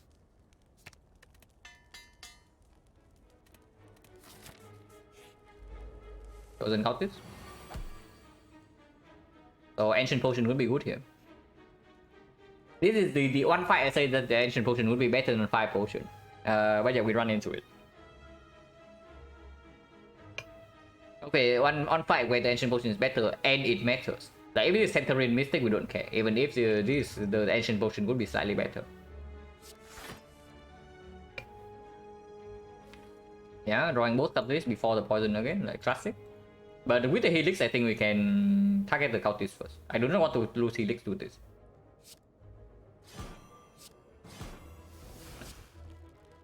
We can weaken the Chosen, but that also doesn't make sense. Like weakening the cultist means that one defense will preserve Helix from this hit. If we cannot kill next turn. Hello, my dude. We can also just throw 5 potions here right now, but we can also do that next turn. Leaving this guy alive for 1 turn doesn't hurt us whatsoever. And potion change right now is how many? 1, 2, 3, 4, 5. 5 pies and 3 potions. Yeah, so 30%. If possible, I want to do not potion.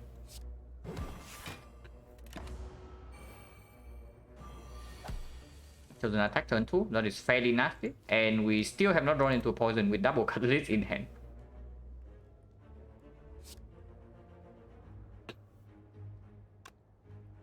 So we can preserve the Helix here to prevent the nasty hit next turn. If we 5 out right now. Does this blood block? Right now, not really. And then that is why I'm saying that we are not like, out of the woods yet.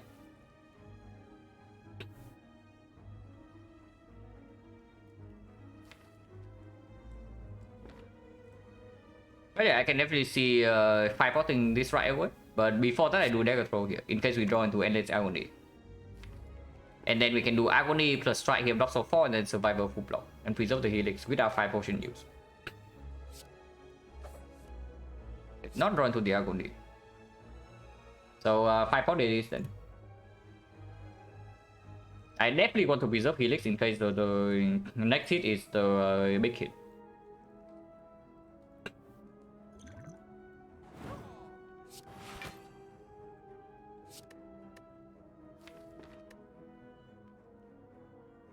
If it's a multi-hit, we need to actually block one instance though.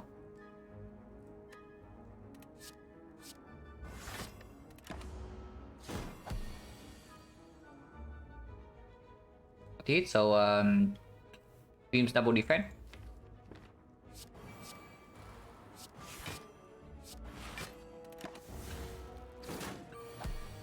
fighting again. But he's dead there. Times 27 is 81. So it's barely enough, and the Fiend's upgrade plays here. An upgraded Fiends would not kill this turn. And then we will take 18 to our face. So yeah, good thing we have Fiends upgraded at this.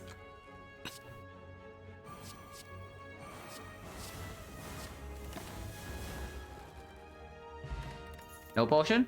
Here's a dash if we want to add a little bit more block, but that is still not weakness. If I want to add a block card, especially a 2-cost one, I want it to be leg sweep. Or at least a dash plus. Dash minus doesn't cut it. Flow dagger also not what we want. Like any card we add right now that doesn't actually block us for a large amount, like a piercing wheel or leg sweep, or maybe even deflect. Just slows down the poison, and you can see the difference in our damage output before we draw this thing and after. Upgraded burst, yeah. The point is that we needed to upgrade and not rest. Like if we rested, we would take 18. So the point is that we needed to make the upgrade here. Yeah, none of these actually make our deck stronger, so we skip. Not quite Colosseum, but I guess we can spend the gold somewhat. And yeah, like strike dummy, I don't care. Like strike dummy or not, I don't care. We just remove strike now.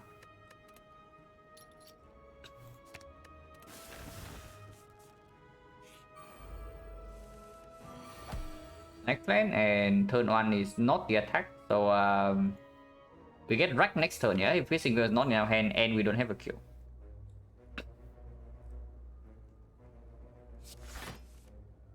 Okay.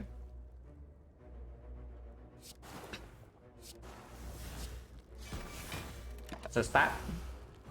Catalyst would kill Piercing Wheel with full block. Or we can also get wrecked.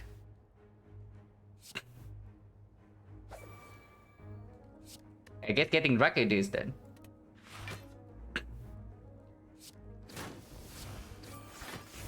Not that hard, it's like 8 damage. Minus 8.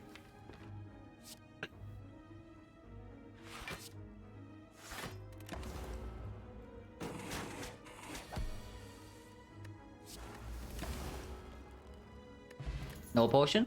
So we missed the 30, we missed the 40, so now it's 50. It's really persistent, I can tell you that, yeah? It's really persistent. But it's still not good. Distraction plus I could actually pick. But distraction minus not really. Especially with burst not upgraded yet. Book. We got a 15%. But we also draw poison on turn 1.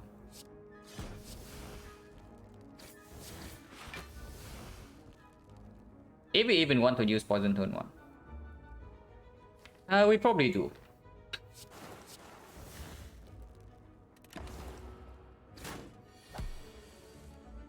Yeah, Piercing Wheel is here, so we just full block this hit normally and then Piercing Wheel next turn.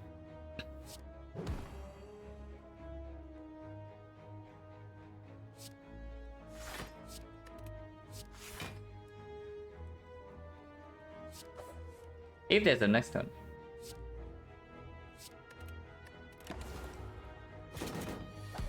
If we don't do Catalyst, right now we kill. If not, we just full block this and kill next turn. I know Cow Gamble into Catalyst is lethal, but I just wanted to will this first. Meet on the board. Okay, one Mercer is not enough, we can have 2. But seriously, I want more poison opener. Right now, the only poison source we have in our deck is one upgrade, the Deadly Poison, and then the Noxious Fumes, which is quite slow. But second burst is not bad at all, you know? So second burst is actually not bad at all. Second Cow Gamble value definitely goes down a little bit with the Pyramid. Because after first deck cycle... But basically after we get Catalyst in play, most enemies are dead.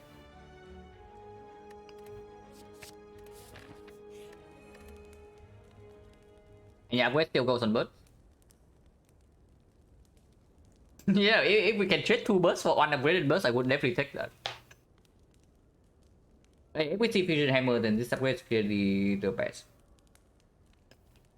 And it already is fairly good. With double catalyst in the deck.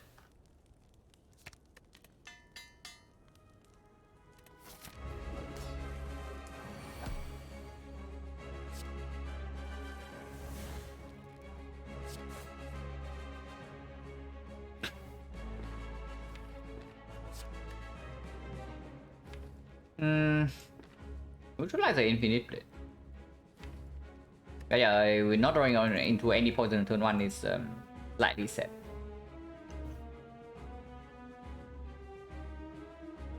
Yeah, burst for upgraded thing. Helix can cover her attack next turn. Can we ever full block next turn? If we can never full block next turn, then we just discard the neutralize. Piercing will make her attack go down to 15 and this go to 1. So we need to block for 17 after this is down. Without the neutralize, that is 17. 17 is impossible to block.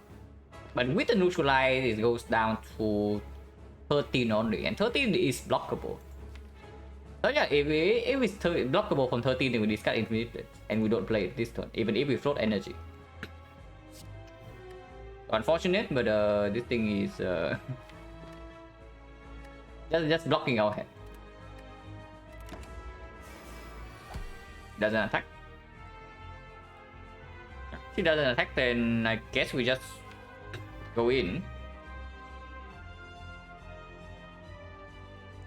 It's going in really correct. I guess it's fine. We take 7 here, and then next turn we can take a little bit more to set up mid range. Like going in right now, put her poison to 126, so she dies in 3 turns. But we still need to survive next turn, which is easy, right? With the piercing will. So we just do that.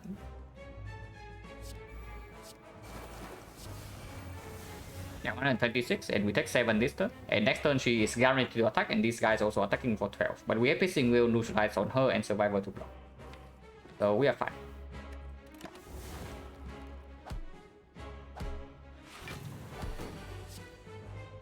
Unless it's lethal.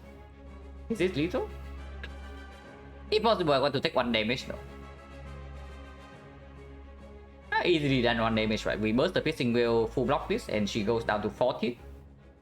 And 14 means that we can just play survive and take 3. Yeah, let's do that.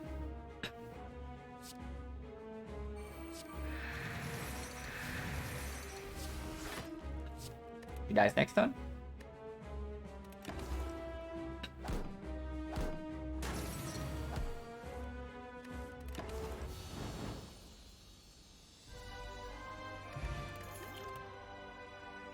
Malaise.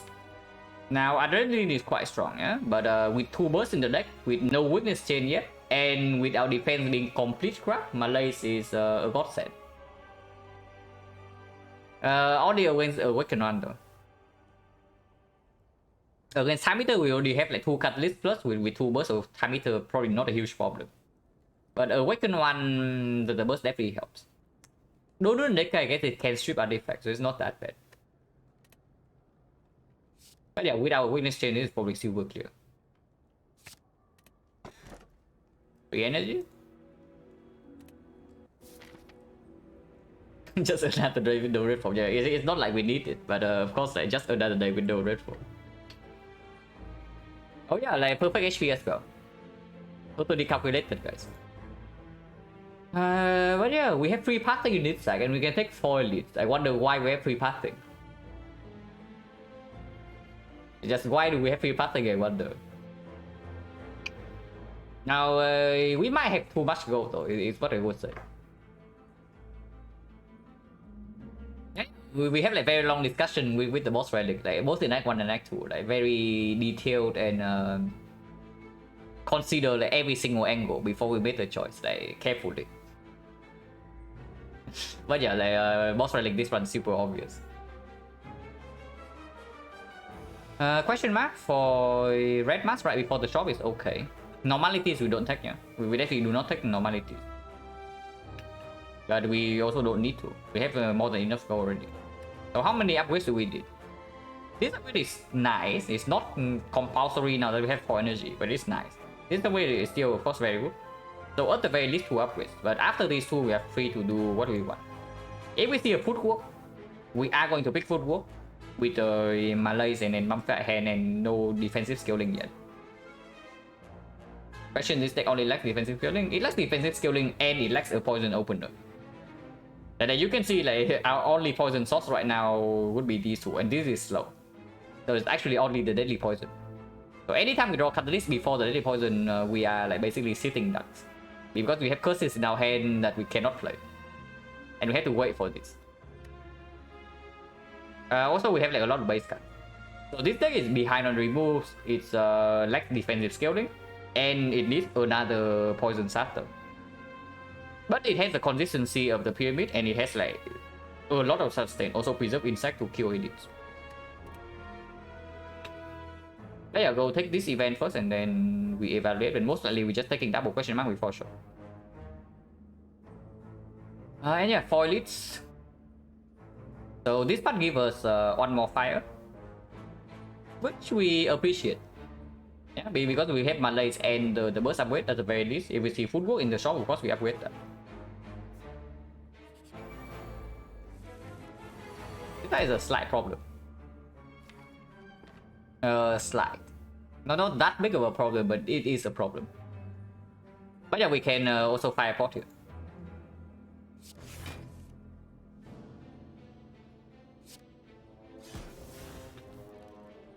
And not block for 16. This is either 12 or 11. But if it's 12 and not 11, then Malay does nothing. If it's 11, it goes to 7, and if it's 12, it stays at 8. So, Malay doesn't guarantee that we get to keep the helix. Yeah, Funnel is a shop ready. Now, of course, burst piercing will full block, but we don't want to do that. I get the second burst in deck and no poison source. Yes, burst can be used, and we burst Labo defend in instead.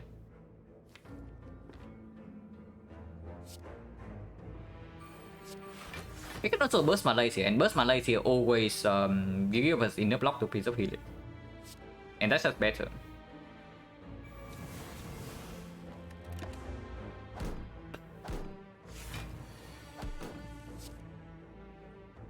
And yeah, here you can see, like we have 2 catalysts in hand and the burst, but we still have no damage because we have not drawn into this yet. And that's definitely a problem.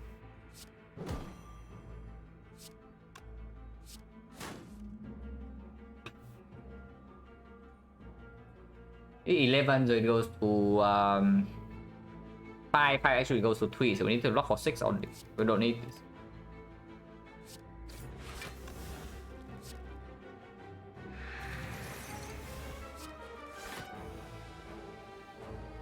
This is still weakened next turn, so damage can still be put here.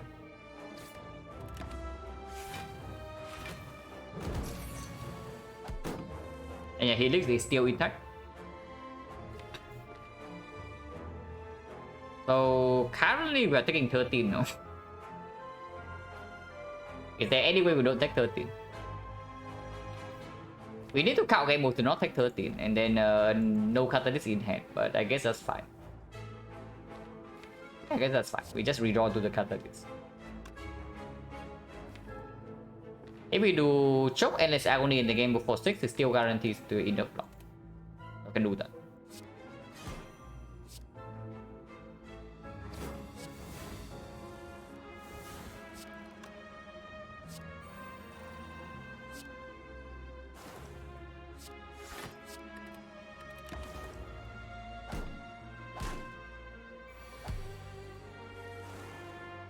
Like what? I mean, I don't know. They do deal 9 damage. It's not that bad. Of course, I would prefer all of these to be God for our deck, but it's not that bad.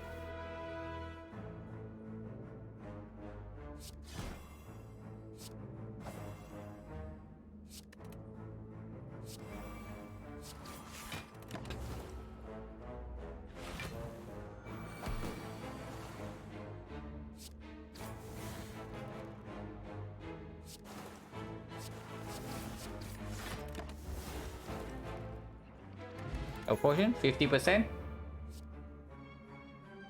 Escape plan's okay. Second cow game mode is okay too. Second cow game mode might be better, even if the value goes down a little bit on again with the pyramid. Just because it helps us in the case where we top deck catalyst but not the poison, and then we need to cow game mode to make hand space and draw into the fumes and the poison and maybe some block. But then we still have a second cow game mode to cycle back into the catalyst quickly.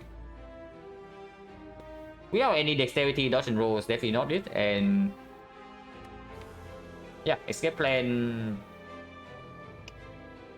mediocre at best right now.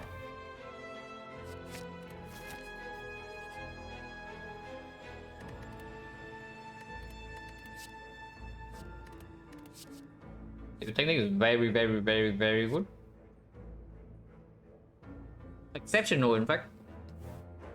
Panic button, however, is also exceptional, but it's probably not on the same level as the secret technique. Here we can take hand of grid if we want to add a little bit more damage to like front load physical damage to the deck and have something to do with the pyramid. But it's difficult to set up in any fight where we need to burst down with double catalyst. And yeah, like with a deck with no defense, we also cannot stall for the freaking hand of grid, right? Sometimes like, against Red Commander, we need to yeah, instantly kill her with double catalyst or we die. So it's probably not this. Impatience with the pyramid definitely is worse than usual, and we still have Force Strike and a choke, which cannot be easily gotten rid of. So probably not interested. And there's also magnetism with the mummified hand, but yeah, no. Sadistic nature here I would actually maybe pick. Probably not, probably not. With double catalyst already, sadistic nature doesn't do much. Panacea, however, Panacea can be bursted. Panacea allows us to have one potion solution for defensive scaling. Like Speed Pot solves the defensive scaling for one fight like immediately. And where's secret technique or burst first? Difficult question. But we'll get to it when we go to the fight. Because if we see footwork first, we probably just upgrade footwork before both. So we will evaluate like after the shot. But yeah, Panacea I can definitely see.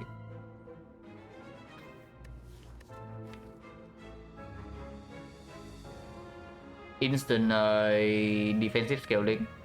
I mean, it's less effective than usual though, because one of the bigger use case for Panacea is the vulnerable in first cycle of the hut.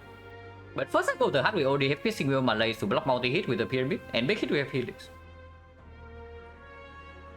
So that's only one thing gone.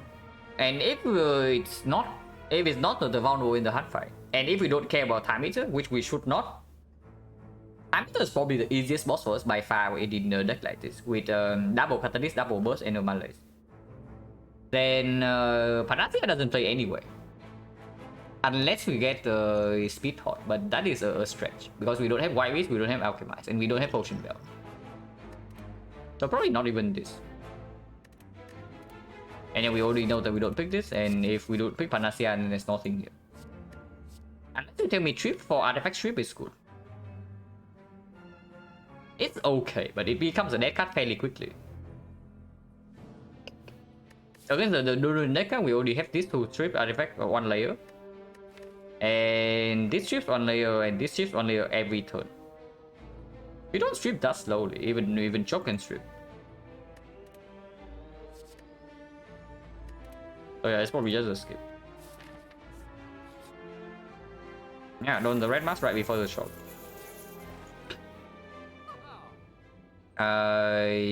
Weakness chain is something. Defensive scaling. You want defensive scaling, okay, yeah, and you ask if we upgrade burst or secret technique first. The answer is neither, because we are upgrading Apotheosis. And yeah, card is ridiculously strong for us right now. It basically is a footwork plus, while also giving us like all these premium upgrades. And we have a secret technique we just picked up. So super clear. And Mortal Tornado on the fumes is something to consider, but I don't know, that seems fishy. Let's see if definitely something we can pick up as well. Like we don't.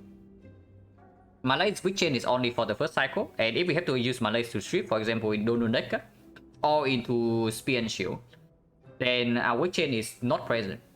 If we only Malays for 2 in the hard fight, and we draw neutralize before Apotheosis, we also don't have weakness second cycle. And yeah, let's flip cover stuff. So we can buy let's flip.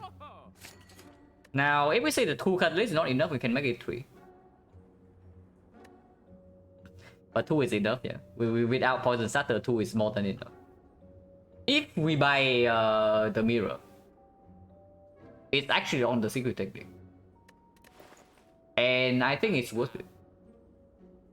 I think it's actually worth it to pay the full price for secret technique, 158. And yeah, then we remove a strike and then move on. Yeah, it's cheaper than secret technique in the shop, and I already buy a secret technique. If it's here. So it's just a fair trade. Now this shop was good. You think it's a poison card? It's a poison card, it's Apotheosis, it's a block card, it's anything you want. It's even freaking count gamble sometimes. Like, it's literally everything, anything you can ask for.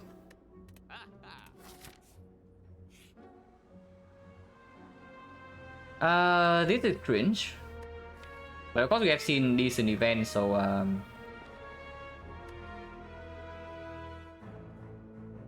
-4, I guess. Well, -4 max is not exactly the same as -4, but we do have full heal with Eternal Feather at some point.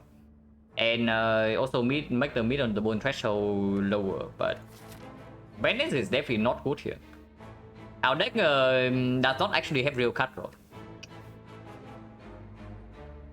European Herb Look, and yeah, lots of sustain relics into free energy. So with Apotheosis, we only need to make one upgrade now. Which suddenly makes this a little bit more appealing, because going into fight give us a higher chance of also seeing maybe another Kissing Veil, maybe another Footwall, and maybe another Poison Sword. We don't need to double fire, right? If we say that the only upgrade we need is Apotheosis. Menace isn't bad. Yeah, Menace isn't bad when I have Apotheosis, but you have to see, even when they are 0 cost, like what do they do for us? Like nothing really. We don't have actual cut draw. So it effectively having Menace in your deck slows you down by 1 turn. And this deck is a deck that wants to play fast in most fights. And your question, never play cut game Hanabi? Not really, because honestly Silent-2 is effectively the first card game I ever played. Unless you count Yu-Gi-Oh when I was a teenager.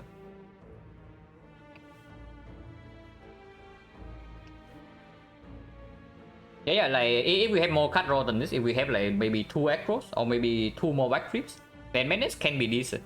But Menace is not free either, we also have to pay HP for it, and it just breaks our draws in most fights. If it best what happened, Mummified Hand happened in Act 1. We picked this in Act 1 after Mummified Hand and the choke. But yeah, we go here, yeah. We should go, yeah. I played it when it was still good or something.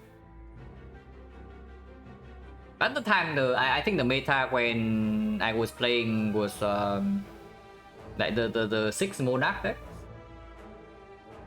Like 6 Monarchs and then 6 Samurai. And then Jinzo was still like relevant. But nowadays it's kind of a mess. Like last time I looked at the freaking cuts, and also I watched a few duos. It just seems like a mess.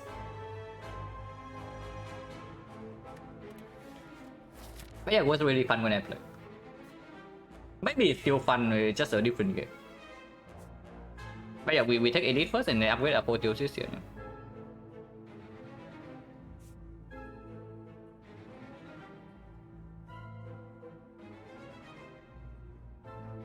It starts on 50 Silent to 48. Don't worry, don't worry. It will go up eventually. If you review the mistakes, and then just keep coming back. Like I also look at my overall silent stats like the other day in my game history, you know, and it's like 391 win and 370 losses, so it's like barely over 50%. So I definitely lost like quite a lot when I first started.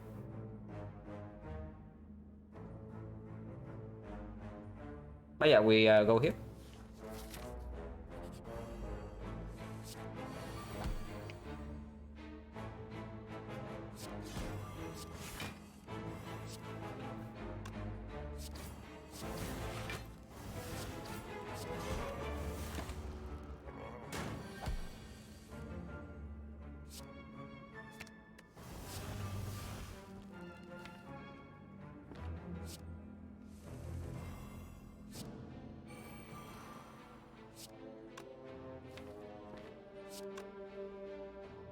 Technique can wait. Technique can wait.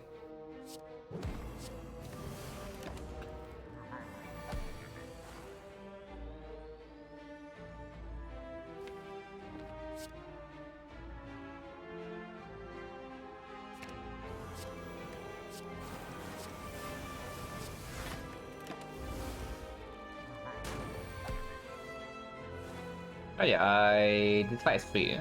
No, he looks unused. Mounting mass. Actually okay. Garbage. Strength potion definitely not better than fire, right? Because the fight we are most scared of right now in the elite would be Retromancer. And against Retromancer, this is way better.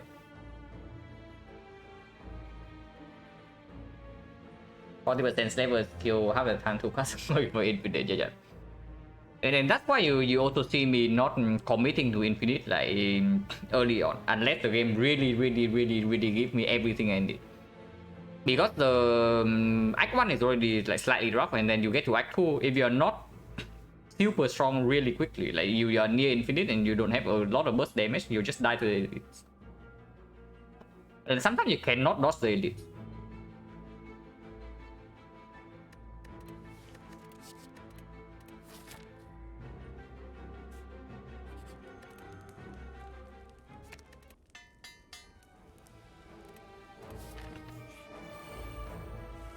And we have a spiker solution.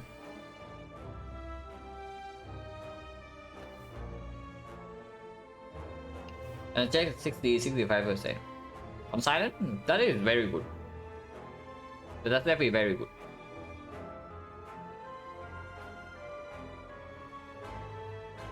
Which causes mirror secret technique minus. And yeah, you can also see why.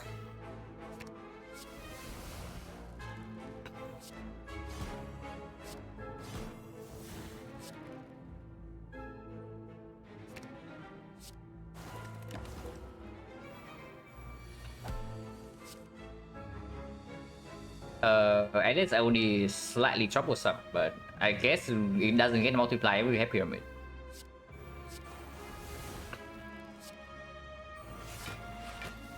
And we can do this.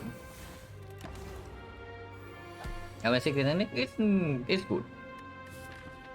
But now that we have 2 copies, then maybe it's not as good as before. Because usually so basically we will always have 1 copy upgraded in the deck. The first copy goes on apotheosis and the second copy always stays. So that definitely makes the menu upgrade on the secret thing gets a little bit worse. Because we simply don't need to. Like 1 is enough in the second deck cycle. So yeah, basically means that we have a free upgrade into Act 4 if we see footwork or something else. Or maybe just the burst.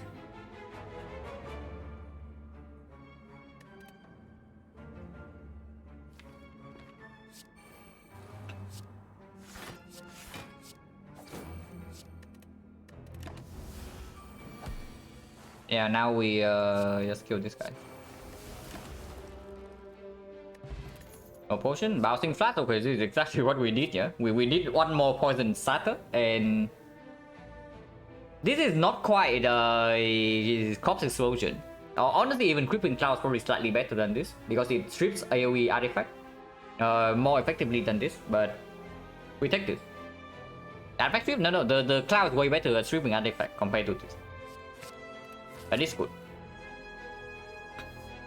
And of course, you take like 3 edits, yeah. No, not a strawberry.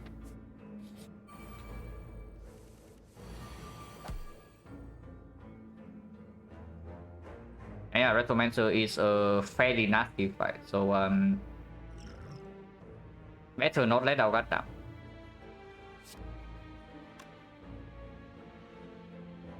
We can do something like backstack here, strike here, into full blocking, and then Hourglass will kill both next turn, and we can preserve 5 potion to nuke one of the 2 new daggers.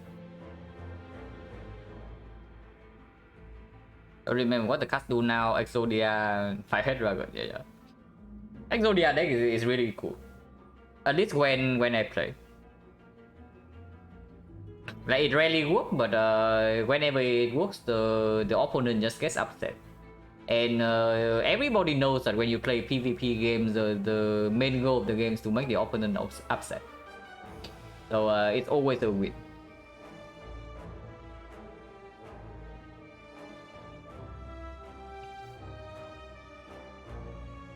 But yeah, we take like 2 wounds.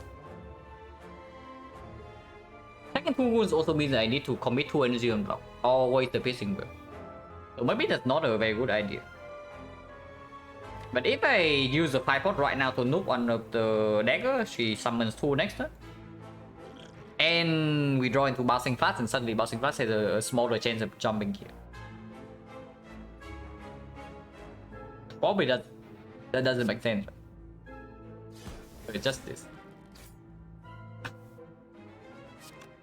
And yeah, if we play this right now, we still need to play something else. If we play Piercing Wheel, however,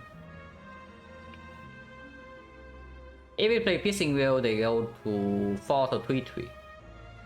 3-3 still means that we need to play the Survivor. So it makes no sense. It's just Survivor defense. And keep Piercing Wheel for next turn, and we don't malaise.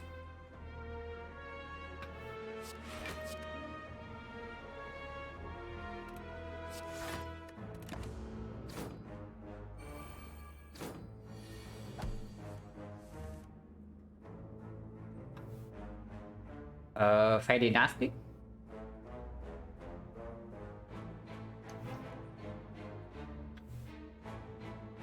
Not drawing into burst or any of the secret technique this turn is fairly nasty. But we do have beaten the board. And then a big feather heal here.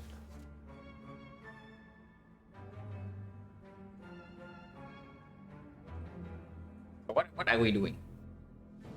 Piercing Wheel right here put this to 3, yeah? So 3 means that defense is enough to preserve Helix, and she goes to 10. 10 weakens down to 7. So currently we're taking 10 damage. If we use Fire Potion to nuke this, we take 7 still. She is hitting us for 7 times 2, so no matter what, we cannot block the first hit, so we have to Helix 7. It means that 5-potting this guy never makes sense.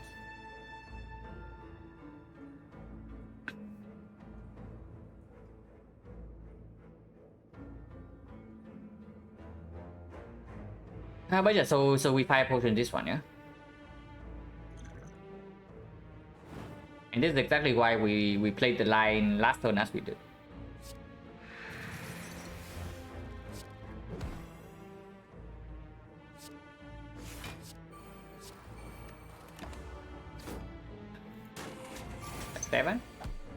We summon again, but that's fine because we have burst into Catalyst in our hand now.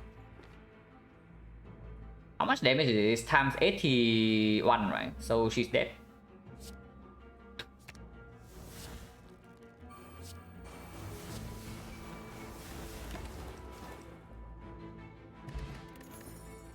Oh, exactly what we need, guys. From 44 we 7 to no question mark. Okay, how many is too many? On the other hand, there's an Necro here. And Necro is probably just way better than the third card at least.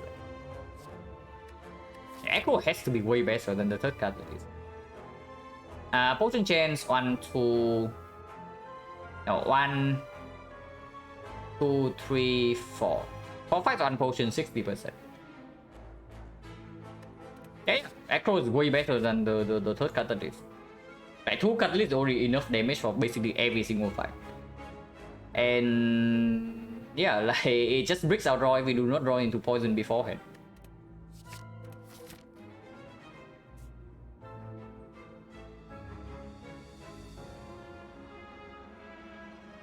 Six is too many.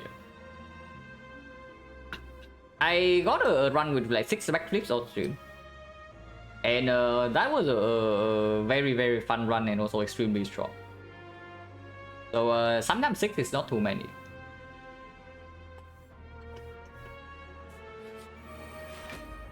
Potion gen 60%.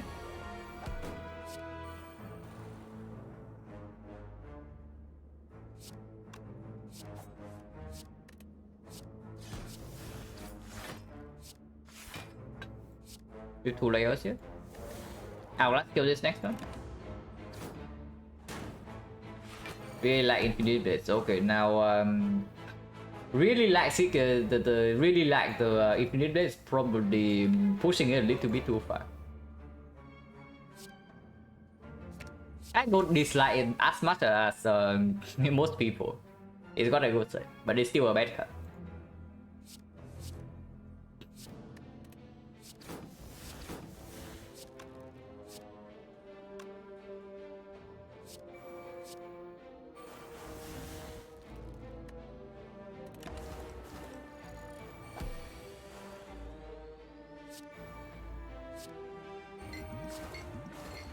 Yeah, nothing to do here, right? No alchemize, nothing to set up. No potion, so 70%. That feels good.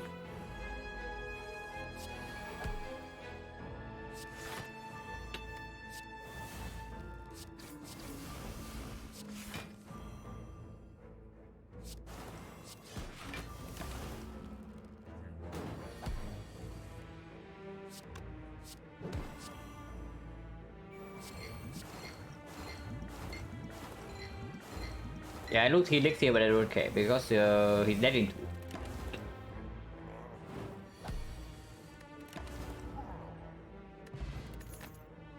Totally thought though. At least now we most likely just get 1 potion every fight here. But here's a speed potion for the Panacea we skip. What do you think about Chrysalis, Metamorphosis, General, Neo Rewards? From Neo, both are terrible. But in general, I think Chrysalis has a very high potential to actually pull a run out of like certain doom. On both Ironclad and Silent. Like Chrysalis into Exhume is a premium combo. Okay, not premium combo, but it's a combo you... But basically it's like a corruption at home. The Chrysalis Exhume is basically corruption at home. When you don't have corruption, but you also run into heavy energy problems. On Silent, it's a way to, if you have burst, it's a way to fish for a potential nightmare that can save your run on the spot. And yeah, rest in peace to our Panacea for this speed point. But Metamorphosis, if you are talking about late game, like in Act 3 from Sensory Stone, then maybe it's only on defect sometimes. That you are really desperate and you need a freaking second 0 for 1. Or you need the first 0 for 1 that costs 0. Offer Panache with at least Metamorphosis from Neo pickable. If you are on Silent, then yeah, Panache is good. Like you don't actually need Blade Dance for Panache to prop. Yeah, second wasting wheel. We definitely do not need second the Sucker Punch because we have weakness from leg sweep and upgraded neutralize and the malaise already. On the other hand, second wasting wheel is always welcome. AoE artifact sweep, super good in spear and shield, super good in the hard fight. The accuracy infinite blitz combo. We only turn down this combo in Act 1.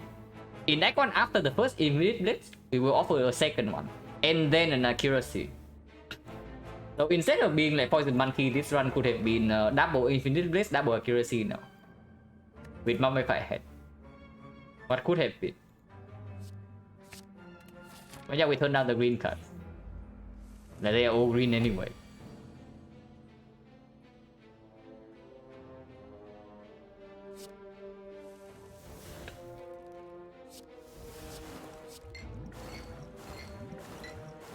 I think we're going to pop Sweet Pot this turn if we actually lose HP.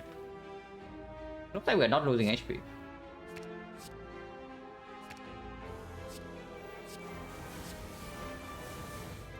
Yeah, we take a 1 hit to Helix, but then he dies. But we still take this 12 damage, yeah? But the Helix covers that. And we do not need to pop this potion for healing because Eternal Feather heals us to full heal.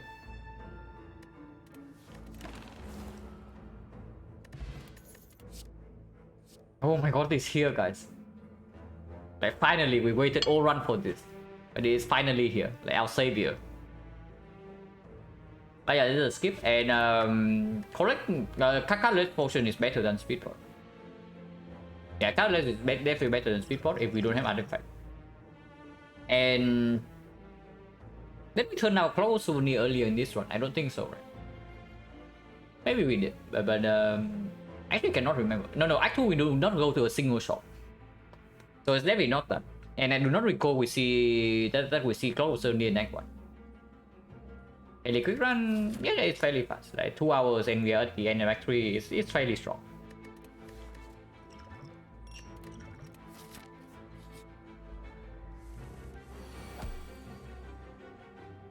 I just might let this guy be done with it because multi-hit deals no damage, and then big hit we have healing.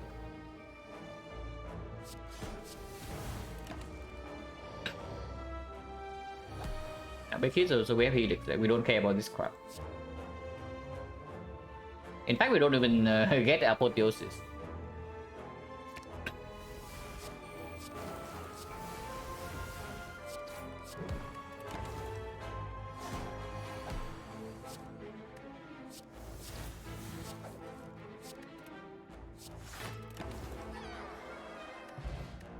Actually, bosses harder than hard. Potentially, but I don't think Awakened One is a huge problem. So it's only this fight. And then Spear and Shield. I do think that Spear and Shield is probably more difficult than the Heart itself. The Heart, if we get to the Heart with Ghost Ninja intact, like, I think the fight is over instantly.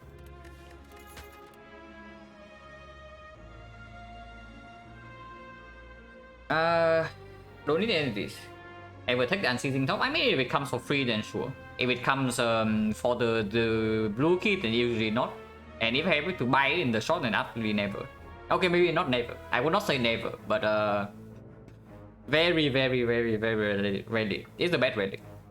Especially when you go up in Ascension level.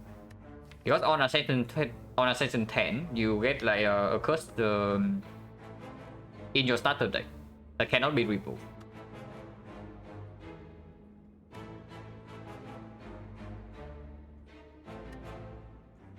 Ah, my losses to her, 0 losses to 3 boss in my recent run. Yeah, I'm also the same. I don't think... So, fun fact, yeah? I don't think we died a single time in Act 2 and Act 3 in the last 50 run. The first 50 run where we got like 78%, we did not die a single time in Act 2 and Act 3. And it's just to the heart and like a few deaths in Act 1. Now that is just sad. Like, because if you die, you would like it to be over quickly, you know, and not drag all the way until the heart. I told before, no, it's in this 50. I'm talking about the first 50, like the 50 before this thing started, where we died to the heart like 6 times or something. In that kind of game, we did not die to Act 2 or Act 3 a single time, and it's all to the heart. And yeah, that is quite sad. But in this 50, of course, one of the deaths was to the slavers. But yeah, none of these are good, right? Partition actually quite decent, but what do we need partition for?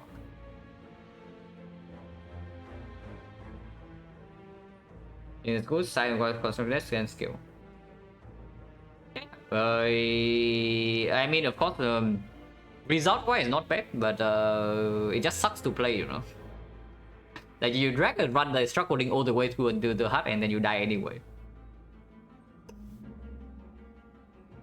But honestly, the transition is quite good. It's best in the Awaken 1 fight and only the Awaken 1 though. Because other fights we don't really need the energy. Maybe we do. Maybe we do. In Dono Deka, we don't actually have a foothold. So energy definitely appreciated, and we can easily set that up with say 2 Cow Gambos and Acro Plus and Secret Technique. It's quite strong actually. If we see an Acro in the Act 4 shop, it gets even stronger. It's not bad.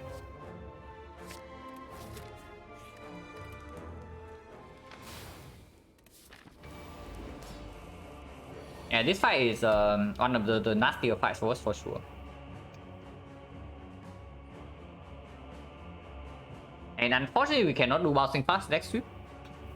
By cannot do, I mean that doesn't preserve the helix, and we just take 12.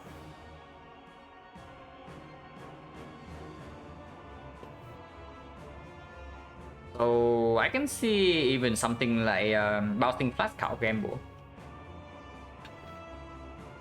Yeah, I can even see something like bouncing fast Cow Gamble, and we just take 12 this turn. Taking damage in this fight not super relevant, because second fight should be a lot easier than this. And we have beaten the bone, we have a full heal neck for. And of course a Catalyst Potion can be used for 4+5. We just need to get out of this fight. Maybe here Lex Sweep can be played here, because otherwise next turn this guy is not weakened.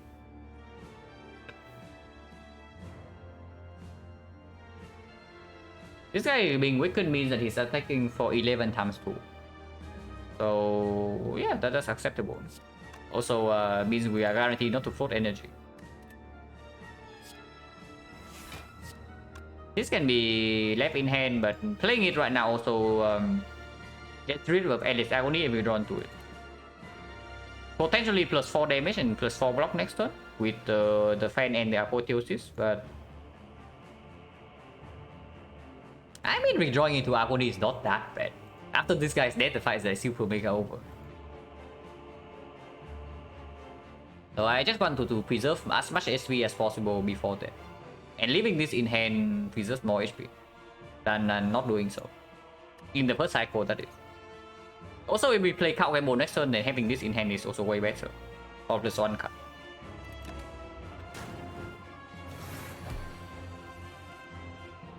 Yeah, Transition Plus already playing.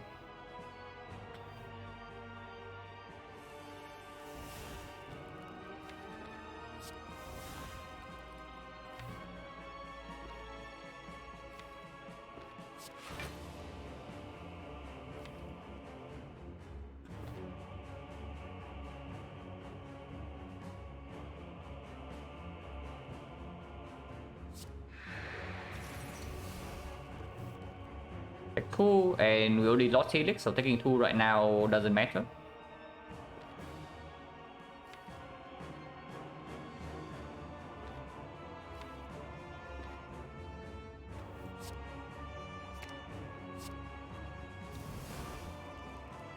And we play 1 card. This keeps it there weakened until the next attack, so both of them have weakness for the next 2 attacks.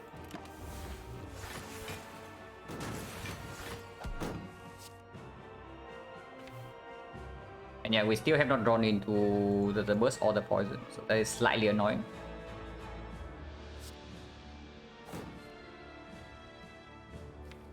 Burst is here but not Catalyst, but Catalyst we can also draw with, we can also pull with a Secret Technique.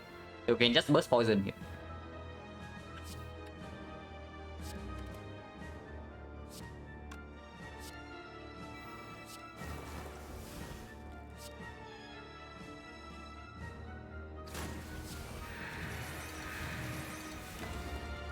What I bursted Survivor instead. But this guy is still weakened.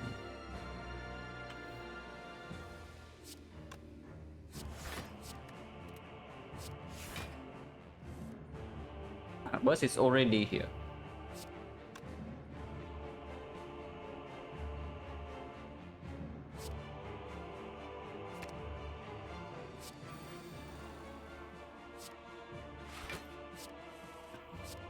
So this guy's dead, and fight is probably fine from here.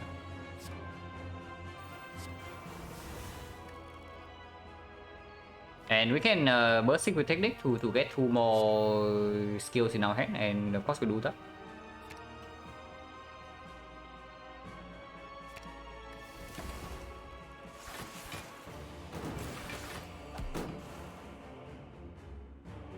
Hit 1 bounce on this. But then I guess we can just catalyst here. Like, I don't really care about having a catalyst for this guy. And then we full lock this.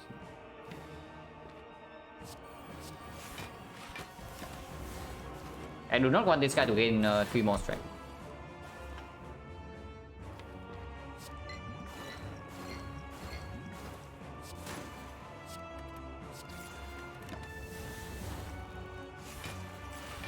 So now we only need to block 20 once every 2 turns. That should be very easy.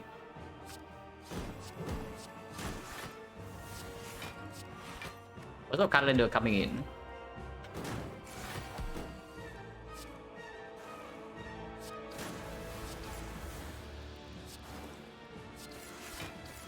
But yeah, good sign, yeah. If this probably the hardest boss for us in Act 3, and we only took 14 damage with no potion use.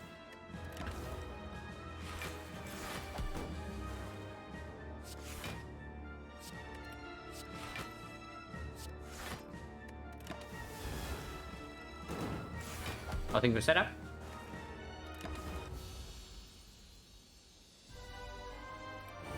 Awaken one slightly more annoying than Time Eater, but not that much. No, not by that much. After we kill these 2 counters and we get burst mana is down here, the fight is also over.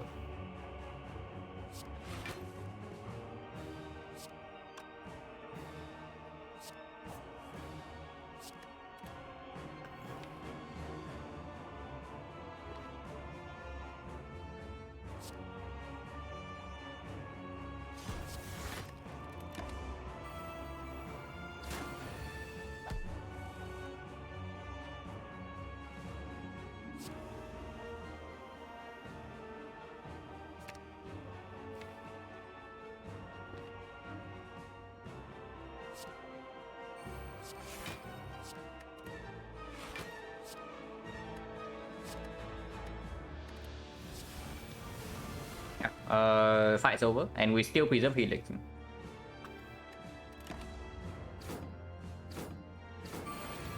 Yeah, 0 times 4. So now we just need to kill these 2, and should not be a problem at all.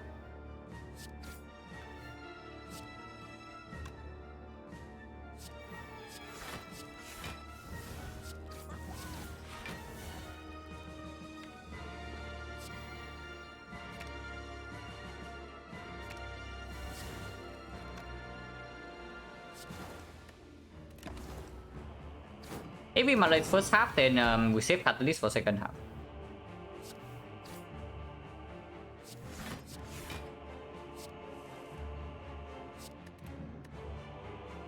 Right, we lose Helix. Okay, actually did not pay attention to this guy at all, but okay, doesn't matter, whatever. Yeah, whatever, right? It's just a freaking Helix.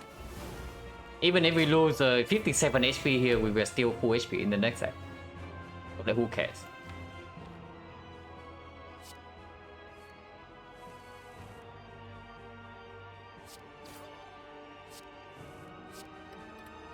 This is gonna be played now.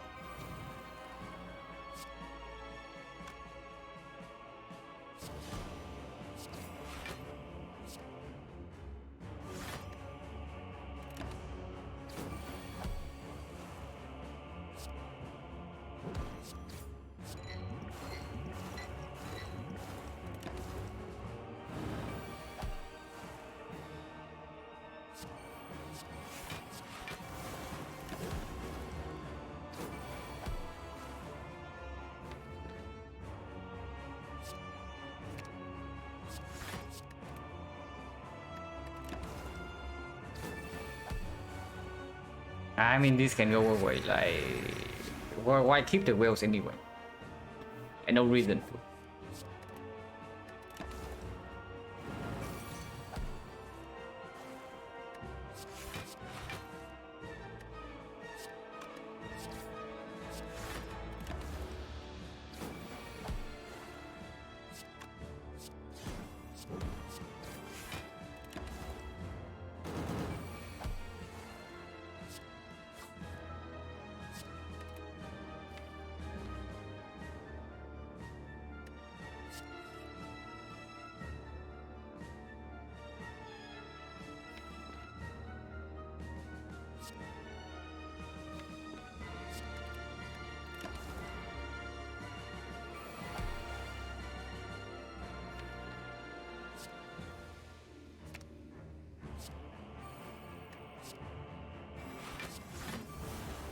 Who?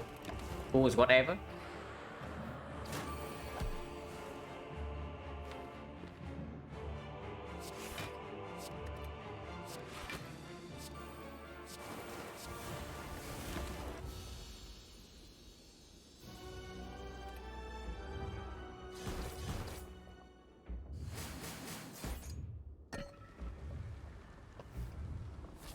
And yeah, Space Shield may be more difficult than the heart, yeah?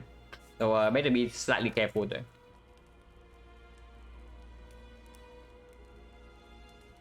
The upgrade is on... Against the Spear and Shield, the first cycle is definitely way more important than the second. So upgrading the card that exhausts... and in the hard fight is over instantly if we can preserve Ghost Inertia and we have a reasonable amount of HP. So I do not think upgrading one secret technique makes any sense.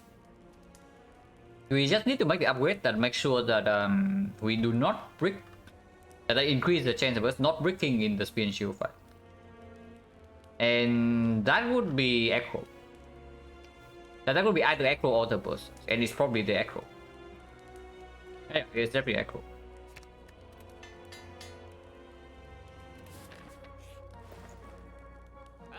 Oh, Alchemize, right? Just in time. Gamble upgrade first cycle doesn't matter. Anything that only goes in the second cycle, we don't really care. Because the hard fight is decided in one cycle. And Spear and Shield is what we are worried about. That fight is also decided in one cycle.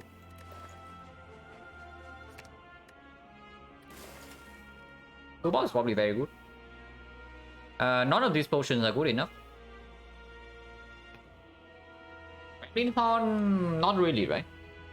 After we kill the spear, the shield is no problem whatsoever. I pick Riddles with whole floor one on the damage card offer, depending on how early the first elite is. And whether you have like strength potion or maybe a chance to go to a shop or not. If first elite is very early and you also don't have a shop, then actually the answer is no. Because Riddles with Holes is a card that is not even super good against a knob, and it's insanely terrible against Naga Bully. Like, holy crap, it's bad. But if you have the boot, or if you have strength potion, or if you can go to a shop, then it's fine. Alchemist Hero is not even that high roll. Like, it gives us one potion and plus 5 HP. So it's not even that bad, even if you only talk about the average outcome. But here is either Alchemize or it's Good Instinct, one of the two. We definitely do not need Sadistic Nature in a deck like this. Wasn't early, at least keep it good enough for anything better than Silent Life, yeah. But yeah, if you are forced into an early elite, then if possible, go to an early shop. Because if you are forced into a floor 6 or 7 elite, and then your card rewards in the first few fights are complete crap, you will die to the elite. Okay, maybe not die, but you maybe take like 40 HP. And then the run is going downhill. So in that situation, I usually try to pass on early shop if possible, and I just buy 2 potions there. And I accept that I spent 100 gold and a floor on something that helps me not get wrecked by the elite. How's Doggo and Alchemize? Yeah, I'm also thinking about like at least we buy under 2 cards. If not those, then it's Good Instinct. But I don't think Good Instinct is that important in a deck like this. Alchemize is probably slightly better. Alchemize is probably slightly better because at worst is 5 HP. And this potion is replaceable. Also allow us to safely use this potion in the Spear and Shield. And if for whatever reason we have to Ghost Energy to not die in Spear and Shield, then we can burst Alchemize to refill. I sure hope that doesn't happen, but it can happen.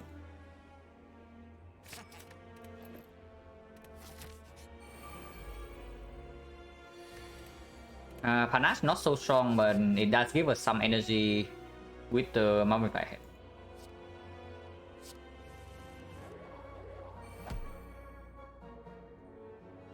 Yeah, I can see opening this immediately. I don't care about the heal 5 right now. Okay, definitely not this.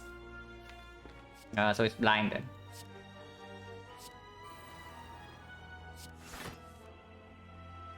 Okay, count ammo in hand, so it's probably fine.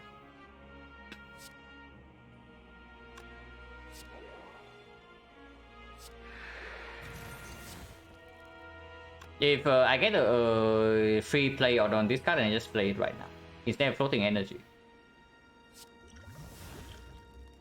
Basically useless in the hard fight, but it can be useful here in case we bottom deck Apotheosis and the secret technique. And yeah, if we need to block next turn and we don't have anything good, upgrading the piercing will also plays. This is 21 damage. It's probably good enough.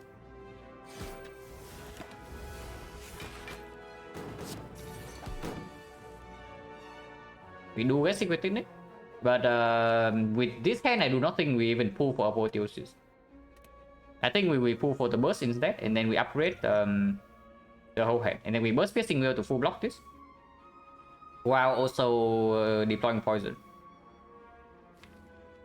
And then we get 1 energy left to play defend to protect Helix, and then Helix will block the next hit.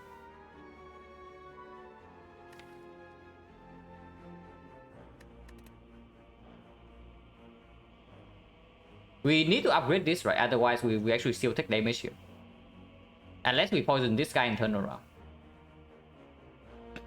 And we just kill the spear? I mean, maybe we can. Like, burst 126. Well, we actually can. Is that better or is that worse? That's probably just better. I'm pretty sure like both lines win easily from here. But yeah, that is just better. That we kill the spear right now. We can also kill the shield right now. I'm not killing the shield.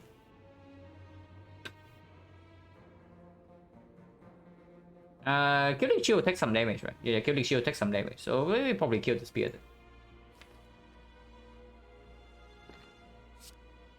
then. This potion is worthless, but it's still plus 5 HP in the heart, so doesn't matter too much. 126, yeah. Yeah, 126. Hello, Ethiosis.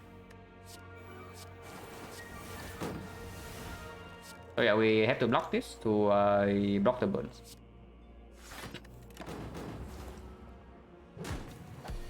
But yeah, the problem with that is that this turn we don't have Helix to block this hit. But that can be mitigated for sure with the upgrade potion. This is why I'm saying that this potion is garbage, but if we have to use it, we can use it. If not, it still gives us 5 HP.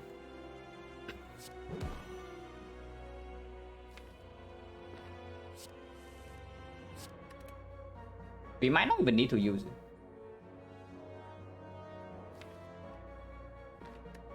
If we fish with this and fail to draw Apotheosis, and then we upgrade, it is still 2732. Okay, so that's enough. If we draw into burst, then it's fine too.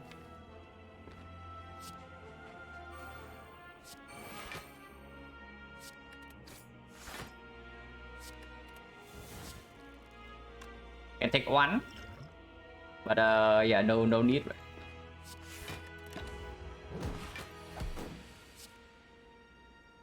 Yeah, this is what I mean by both lines win easily.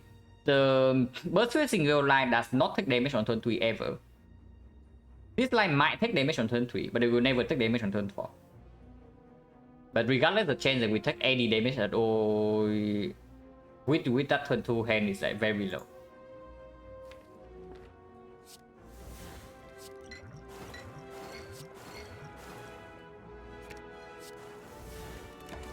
Yeah, he's dead.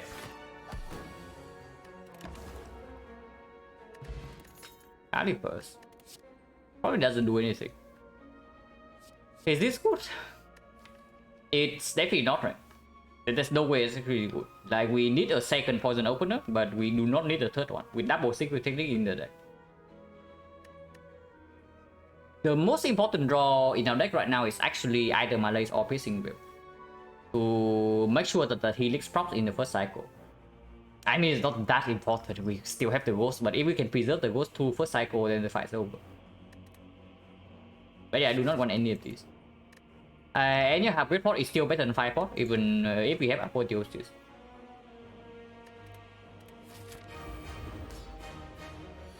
All of these actually give us block on turn 1, so that is slightly weird.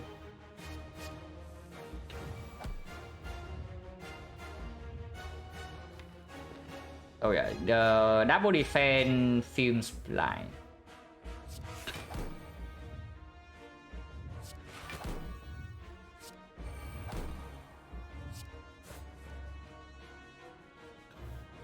We don't care about this redraw, so we can discard whatever.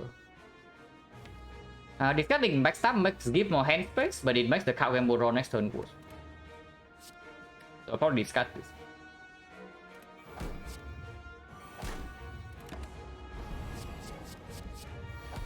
Put on 15. We did not draw to Piercing Wheel, and then here you see, so we probably need to Ghost next turn.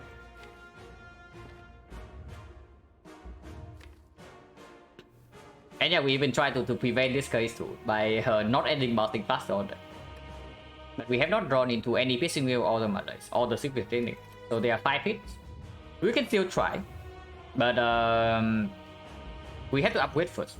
If we want to try, we have to upgrade this hand. And I think that's fine. That's probably fine. We upgrade this hand, this goes to 6, and then we can play 3 cards. So it can be defend into aggro, into Will or Malaise. And that will full block this hit.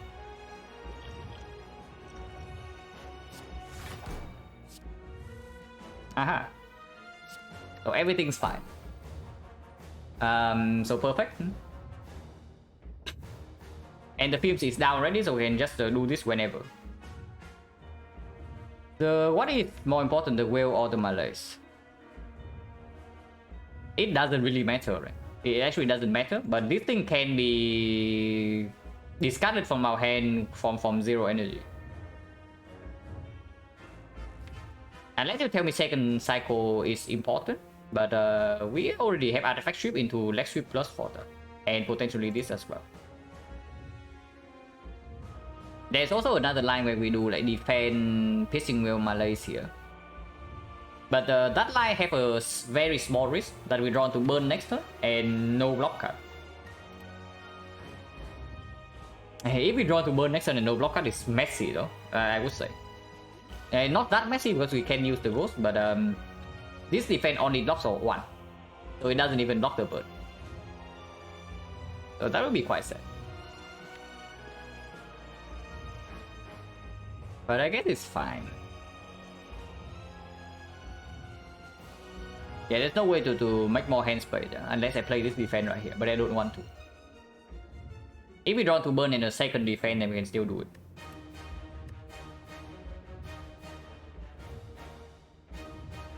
Malaise right here gives 2 weakness, so when does the weakness run out?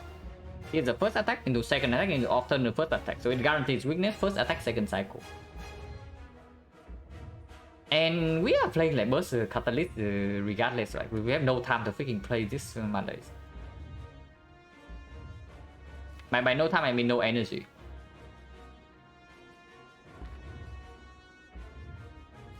No, these are in deck, Secret Technique, both Secret Technique in the deck. Like, it's just better to play this.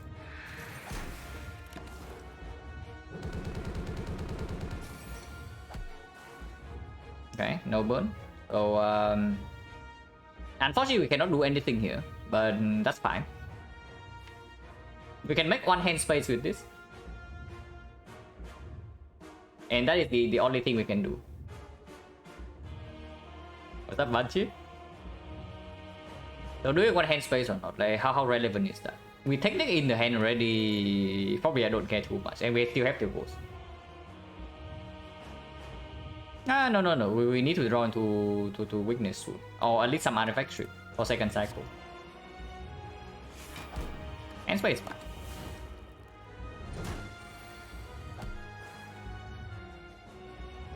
So yeah, we can get 200 poison right now. Take some bit of death.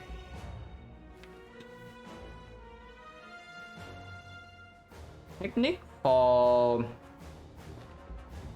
Apotheosis doesn't do anything. Technique for leg sweep, we don't have enough energy. Because this is only times 9. So we actually need to do burst deadly poison into burst catalyst.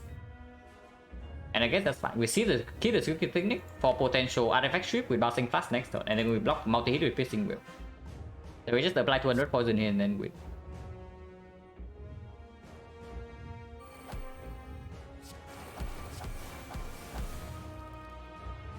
Make some hand space as well, yeah.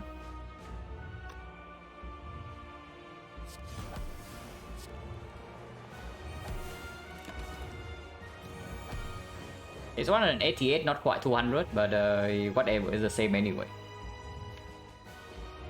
You don't need to ghost yet, and I guess we get to release the ghost yet again.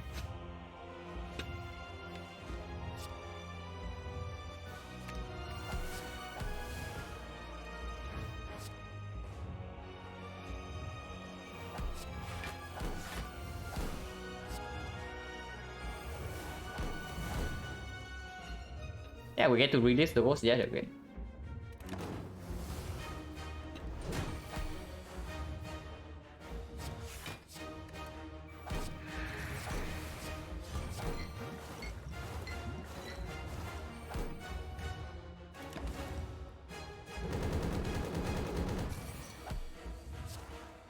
Can't even see what Alchemize would give us. Yeah, okay, totally unnecessary, but I guess we can release the fairy too. Okay, Calendar is trying his best. So, 8-3. And Trick is 4. Oh, and yeah, mid on the bone also get to be happy. So this gets to be happy released, this gets to be released, this is trying its best. And this gets to be happy. Okay, NMX 2, 1 Red Form plus, 1 Catalyst plus, Top React, 3 Energy, Tech Burst plus, or Nightmare plus, no Well Cleanse or Pyramid. 3 Energy with a Well Cleanse or Pyramid in Red Form. That sounds like Nightmare to me. But that probably sounds more like Nightmare compared to the burst. Because the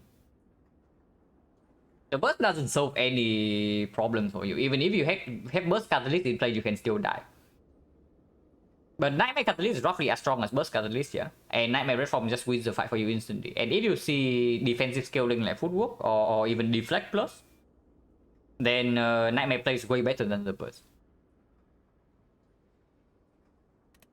But yeah, sub 3 hour run is basically a very strong run. And once again, we bring a ghost since Act 1 to Act 4, and then we get to release it. But this run being able to release the ghost is no surprise. It's really strong.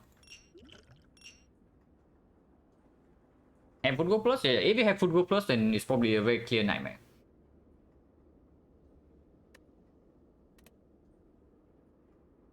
Because the burst only solves your offensive problem. It doesn't solve your...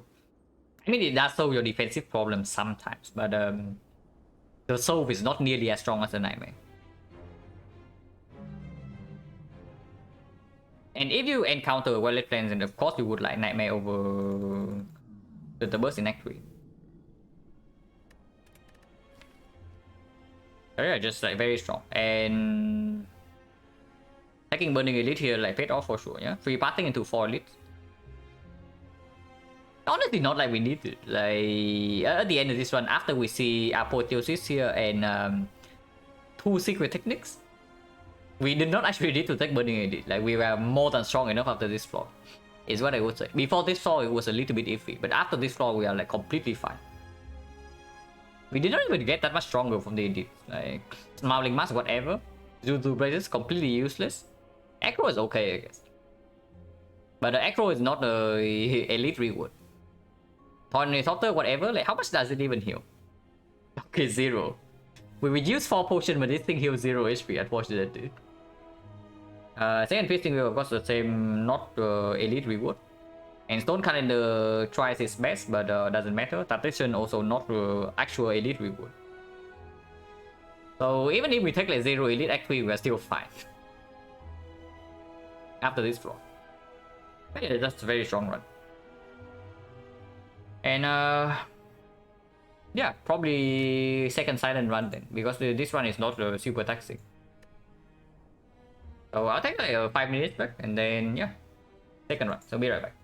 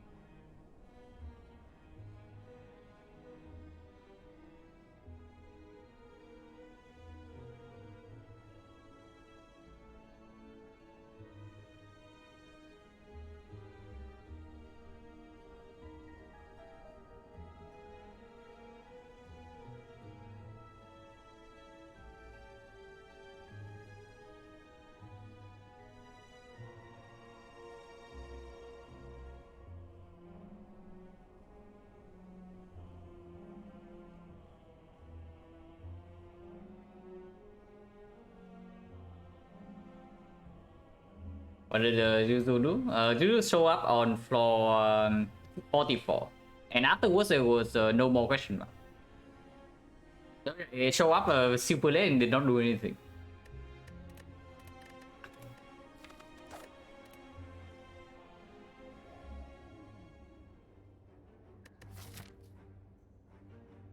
Slime boss.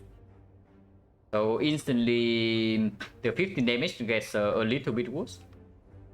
Unfortunately, we cannot take 2 elites in this side.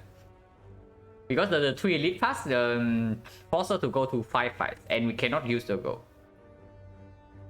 If we only take 2 elites in the act, then the value 100 go goes down instantly, and the value of 15 damage goes up. Out here only one, yeah. This is the second run. First one was like super strong. It was pyramid into coffee dripper. Catalyst OP, the boss, a good boss relics OP. Like pyramid into free coffee dripper, and we had 2 secret technique apotheosis, 2 bursts, and 2 catalysts.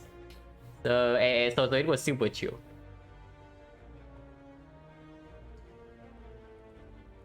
Yeah, pyramid dripper combo is just ridiculously strong.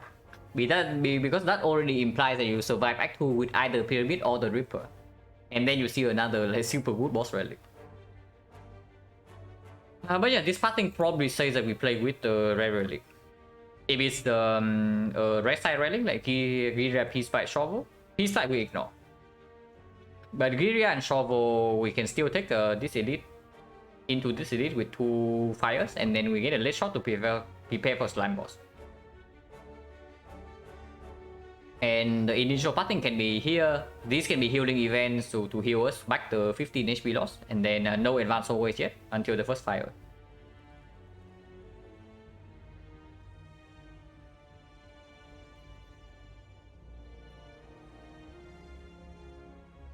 Give me a second.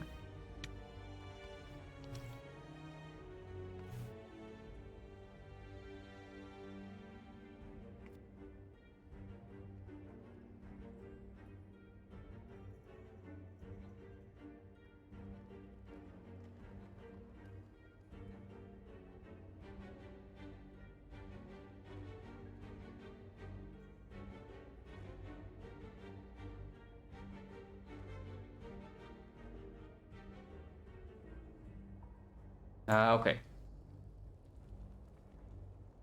Ento, thank you very much for the read. Yeah, I can read a little bit of Japanese, but my speaking skill is definitely not up to par compared to English.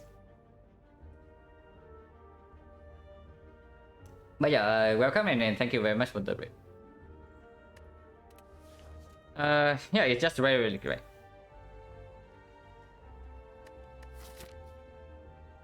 It's just like we say that going right is like complete nonsense from here.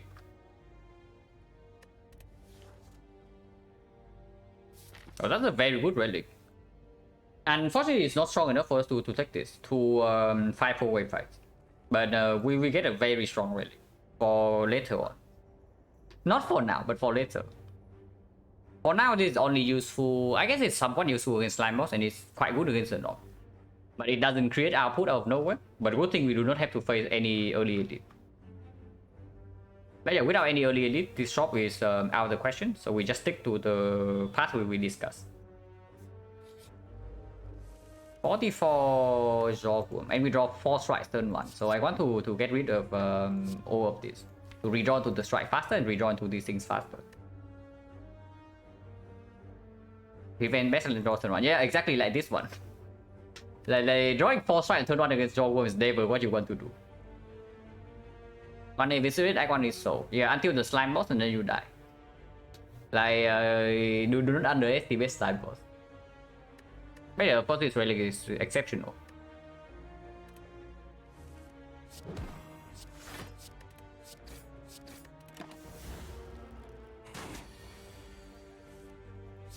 Drawing 3 strike on turn 2 is not exactly what I want. He has not buffed yet though, so even if I defend here, goes to 28. 28, and let's say next turn I only draw like maybe 9 damage.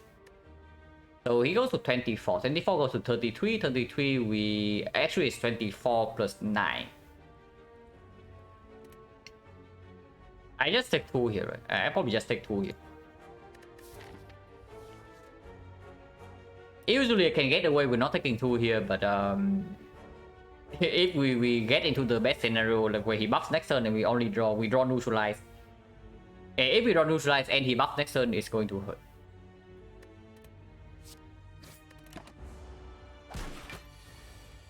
Doesn't even buff. This one here we don't take. This one here we do not have to take at all, because next turn we know that we never take damage, and he has not buffed even once yet. And this Jawworm actually doesn't buff at all.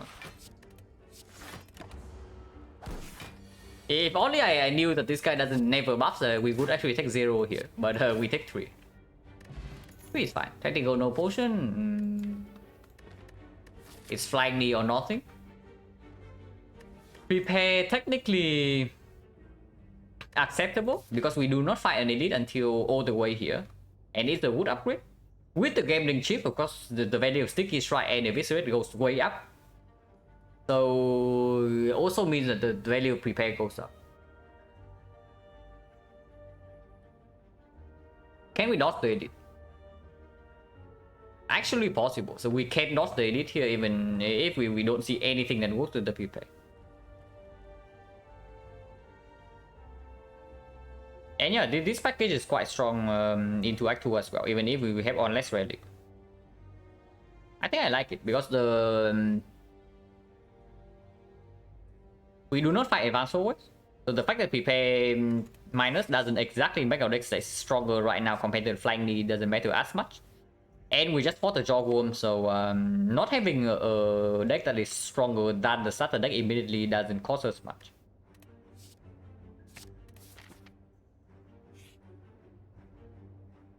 Infinite.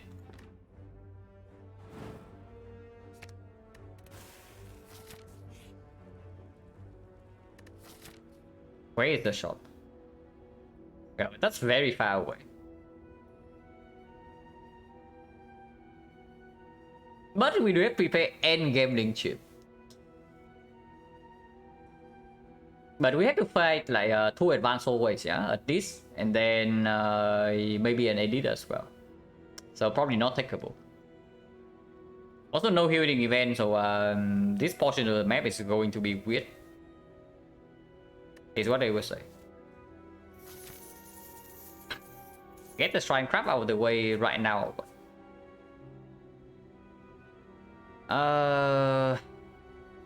If this is a shop, what happens? Nothing bad happens. But honestly, any life loss event is dead, so it's only healing event. And if the healing event like happens at the earliest like here. But we already rest before that. So not really, right? I just take fights to know more about whether I can rest here, whether I can upgrade here or not.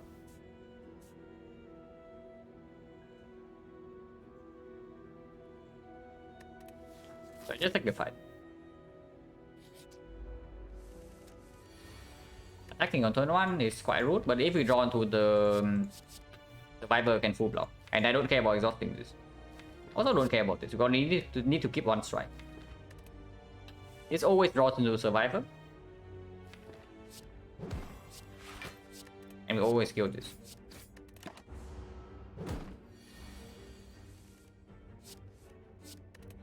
So 0 damage.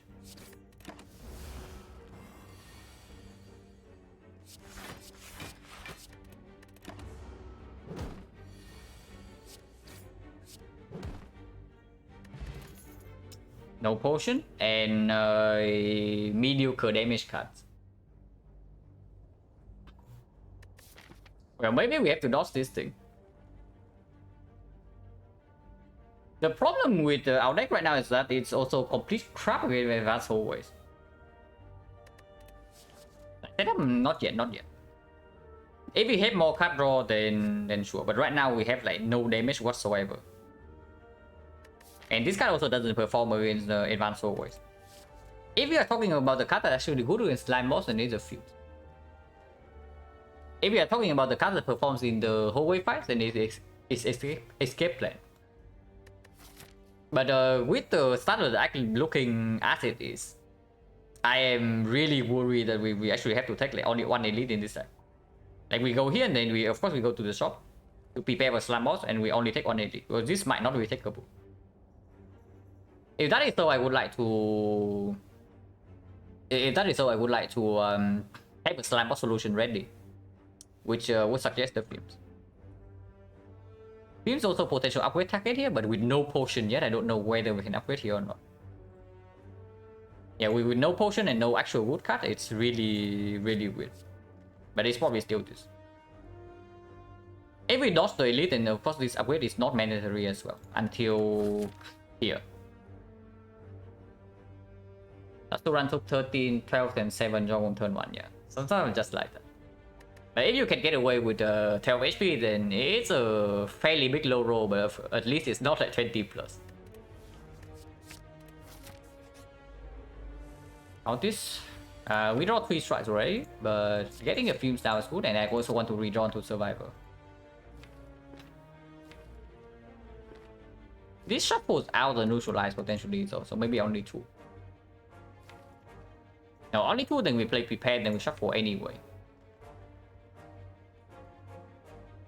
So we can only discard 1 or what? Ah, 1 is fine. Drawing to neutralize anyway. So I guess we take 1 next turn then. And yes, we do need to deploy the Fumes.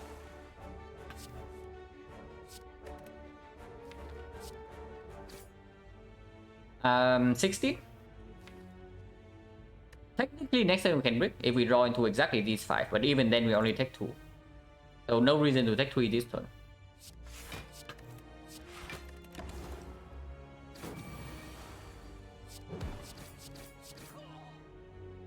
No potion. Okay, so 12% low roll, yeah? At least we're not fighting the elite yet, but I am actually pretty terrified of the freaking advanced always. If we don't see a wood card here. Okay, maybe we see a decent card.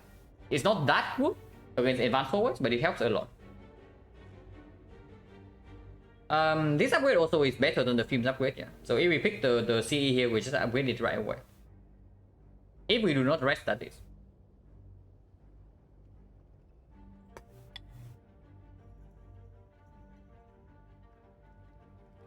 There's sentries?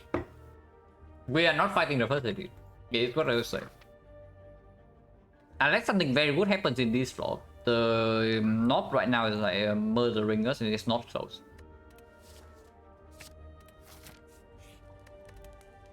But yeah, like upgrading first is absolutely better than upgrading, like resting here and then upgrading here. It makes no sense. Because it also costs us more HP along the way. The only way you can tell me that resting here is correct is that you say that the rest actually give us this elite. But with no potion and the deck being as it is, I don't think so. So we upgrade here and we avoid this elite. And upgrade most likely goes on C, like there's no synergy with the prepare yet. And this is way better in the hallway fights compared to this. Yeah, absolutely. CA plus can be nice in advanced always, which is exactly why we are upgrading it right now. Not a very good upgrade against slime boss compared to this, but for now it's strong.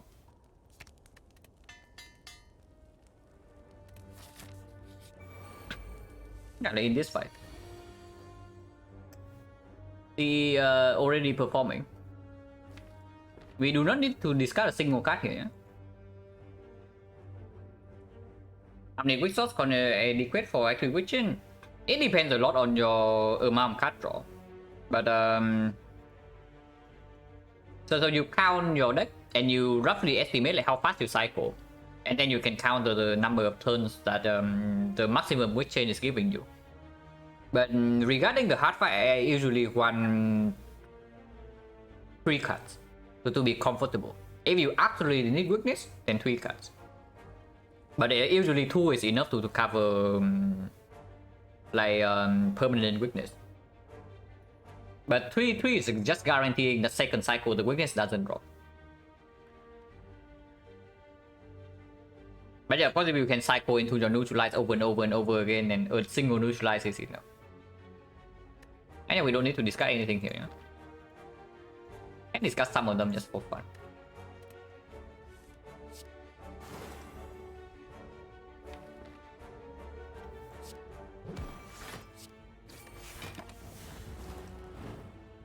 So yeah, CD already played. Big Cloud, it depends on how fast the deck wants to play. If only the first cycle matters, then of course you can count Creeping Cloud. But if the deck is like a deck with multiple footworks and whatnot, then Peter don't exhaust. Bad card roll. If I need like 3 cards for weakness, then usually it's only for the heart. And if that's the case, then exhausting doesn't matter because it's only for second cycle.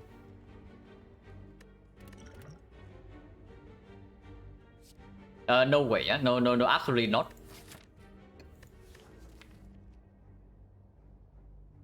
It's not good against the Nob, which is probably our worst fight by far right now. It's okay against Slime Boss, but only if we can play from a big split, which we can with the Fields. But we are way too weak right now to do this.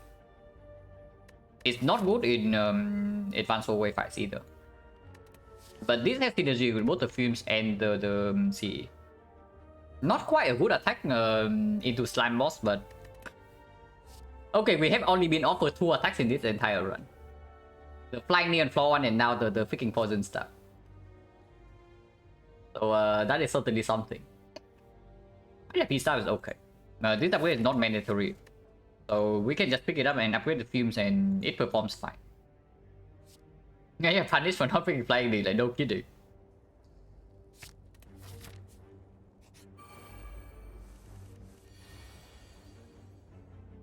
Double Mushroom. I do not actually want to draw CE this turn, but I want to draw full block.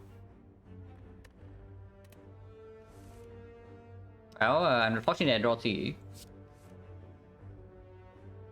So do we play CE or do we just double block play the Fumes here? We can double block play the Fumes. Next turn we still don't take damage, and the turn afterwards we can always kill one of these.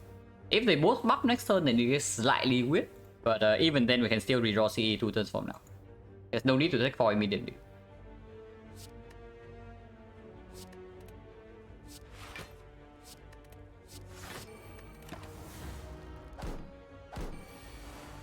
Yeah, they are not buffing, so next turn they are both not attacking, so that's very good. Poison is like 2, 3, 4, yeah? So currently it's 9. 9, and this is going to be 15, so 24, 27, so this guy's already dead if we play P-Stab Neutralize here. Yeah, double check, yeah? Deal 9 damage, so it goes to 18. 18 and poison goes to 5, it goes to 5, 6, 7, so we exactly tone this. So yeah, we just do that. If we draw into C at any point in time, they are both dead. If not, we can just put all the damage here.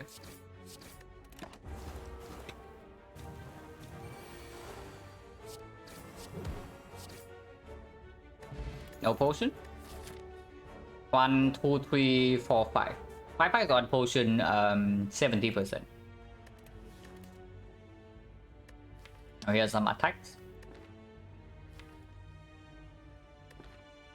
Agony probably better than Dagger Spray, because we also want to upgrade the Fumes before we will make the Dagger Spray upgrade, and it's better with the chip as well.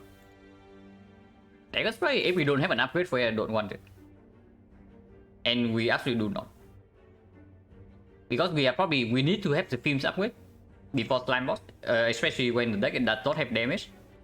And if the deck does not have damage to split in 3 turns, we also need to rest before Slime Boss.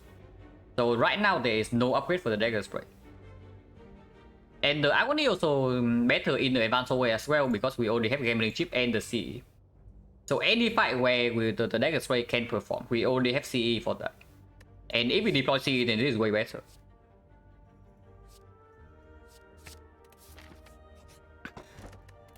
The opener is okay. Makes the prepare pick less set for sure. So yeah, can we run into elites? Lagavulin actually not a huge deal. Lagavulin actually not a huge deal because we do have CE plus and the fumes. So we face 40 damage and we can block for, let's say, like these 4. That is already 22. 22. So we take 18. Against Sentry, we have CE, we have Lethal Opener, we have the energy potion. So it's only about the knob. It's only about the knob. So we can calculate knob damage right now. I'm pretty sure we don't have enough unless CE is top deck, but we can try. Because we do see 14 casts on turn 1. We do see 14 casts on turn 1, potentially 15. If I don't see CE on turn 1 and we are facing the knob, I'm absolutely tossing 07. So let's assume that we get this on turn 1. How much damage do we have? This is going to be 24. 24, and assuming this is on turn 2, is going to be 12. So that's 36. 36, 44, 44, 47, 47, 77. But we don't need to kill in 3 turns. We can kill in 4 turns. Because the knob at most hit us for like 8 into 24. So yeah, 33 damage. And that's already assuming... Yeah, with the Endless Agony you can even see more of that. And Agony is a good redraw if we get to the second shuffle. And we do not need to kill in 3 turns. Yeah, like... Why avoid the Elite, right? Because it's not like Advanced Over is super easy. I see it, like with the Energy Potion, we also never float energy against the knob. If we draw into 3 attacks plus the CE, we can play all of that. But we just take the Elite, and if we need to, we rest here. Into resting here again, but hopefully not, because I would like to upgrade the fumes. Potion Gen is 70%, and we can buy 2 potions here. Like a Volin, unfortunately we draw both the fumes and the turn 1, and we also draw Let Survivor Neutralize. So if we play CE right now, which we absolutely will, then we don't get to apply weakness. And we also don't have the best block card in our deck. Potentially right now, if we open right now and don't exchange a single card, we are taking 20. 20 damage in this fight is like acceptable. The greedier line is of course gambling this away to hope to redraw to them on turn 3. And also maybe get the Poison Staff in play right now. And I'm willing to energy pot. And yeah, let's do that. This is 3 damage, but I don't think damage is the main concern here. I think the main concern is not taking too much damage in first cycle, and also seeing Poison Staff give us way more than 3 damage anyway.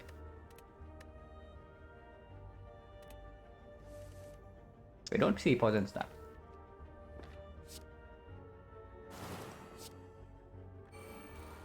Doing this right now is only 4 damage, so of course I don't do that.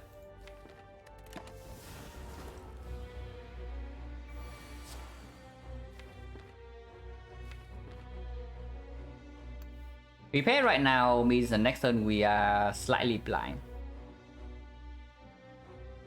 But even if we take 10 this turn and 20 next turn, we don't die. So I would like to also get Lethal Opener damage. And have a chance to draw into one of these next turn. And yeah, we definitely do not triple defend here. Even with the CE plus, like not playing Poison Staff here is not enough damage.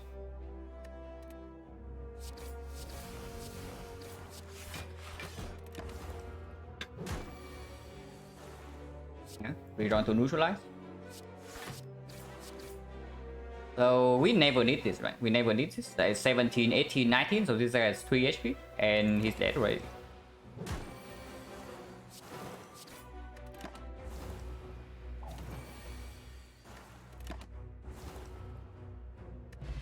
No potion, 80%.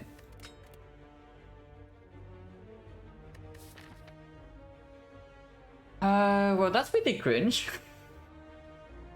The relic is okay, but it doesn't help us that much at the moment. It does do okay with the Agony.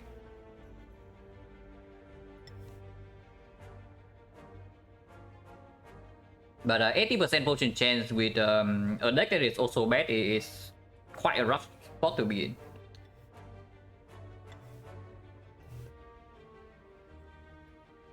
As I did boss burning, you need to kill the burning elite to reach Act 4.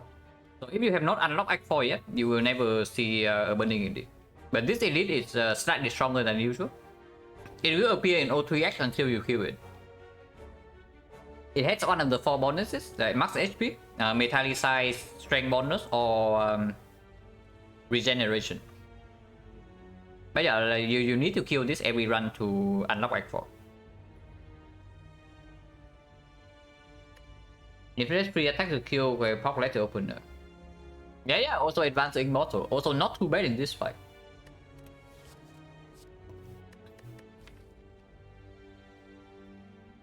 Is finally better than Skip. We just fought Lagoblin, so in the second fight, the Infinite base will not deliver. Because it's either the Knob or the Sentries. And against Sentries, the only thing we care about is killing one laser with the CE. So the Infinite base definitely does not deliver that. And against the Knob, exactly the same. At most, it's 8 damage.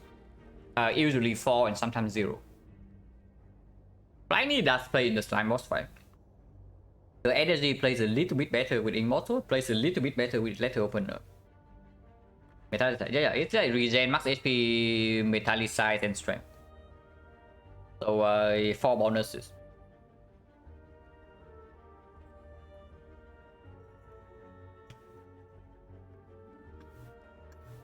Pliny does not work well with the energy pot. So for one fight, the Pliny doesn't play.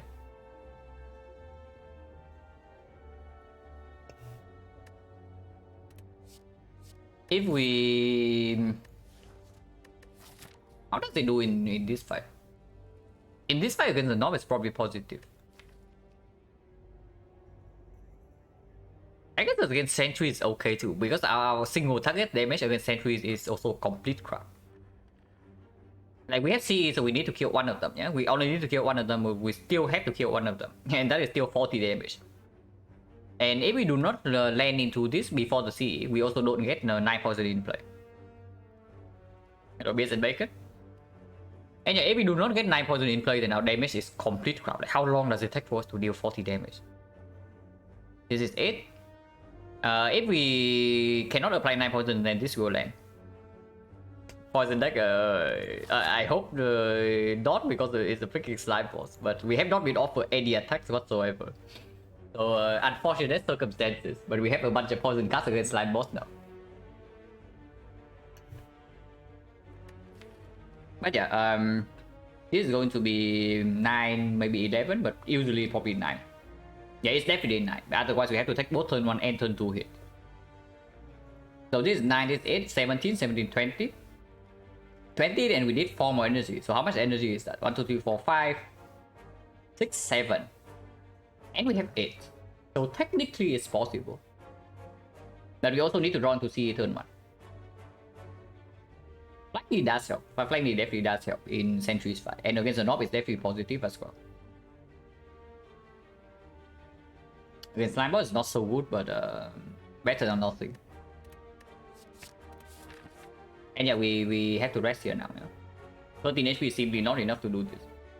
But we are still going here, because we did spend our gold and try to find a freaking slime boss solution.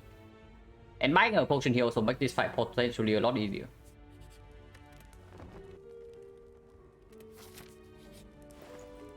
Wow. I wish I can take this, but we cannot, right? We just fought like a bully. For one fight it plays. For one fight it plays. We do have energy potion. But into slime boss is really weird. But honestly, if not apotheosis, there's nothing here as well. Like what the hell are we buying here if not apotheosis?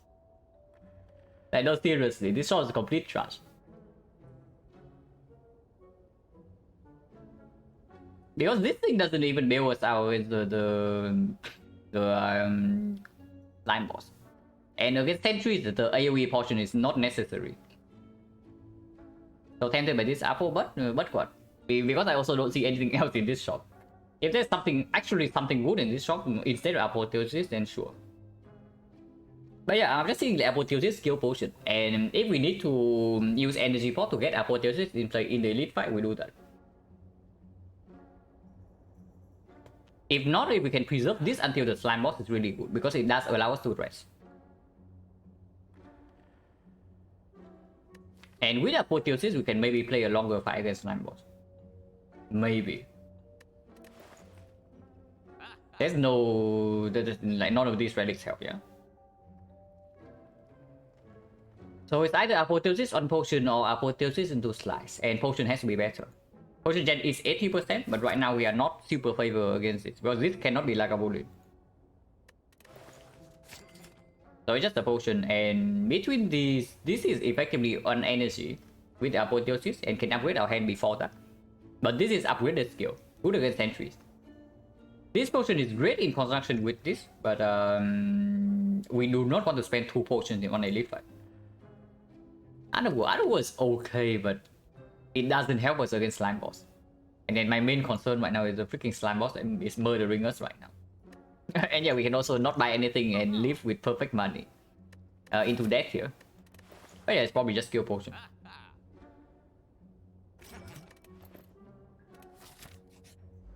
AT8 HP not. But apotheosis on turn 1. Now, does this mean I still gamble everything away to look for CE? I'm definitely willing to spend this potion, yeah? But with neutralize upgraded right now, we will have weakness turn 3, and all our defense are upgraded. And turn 1 right now, we only have 1, 2, 3, 4 energy to spend. Maybe 5 here. So I can see tossing these two. If we land CE, we ignore these two and play the CE instead. If not, we play CE. Because getting poison up is still good. Getting neutralize is quite bad, but it's only 2 out of 12. And maybe we still have a chance to kill by turn 3. Because every single attack will also upgrade.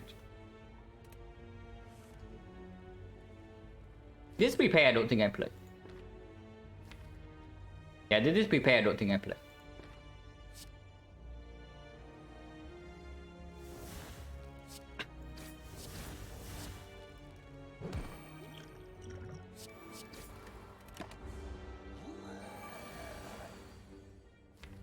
I guarantee witness turn 3. This defense is positive no matter what. If we do not kill by next turn. So can we kill by next turn? We know exactly how much damage we have, yeah. So this 9 poison is 16. 16 into 18 is 34. Ah. So we can see into defense. We can actually see into defense here. Can we strike into defense? Like poison is going to be 7, 9, so it's 30, 32. And we have 31 damage. Unfortunately, we have 31 damage, so we are on off if we do strike defense. So we have to see defense here. So it costs us 3 more HP, but that's fine. We take 6 damage, it's not fine. We get out of it.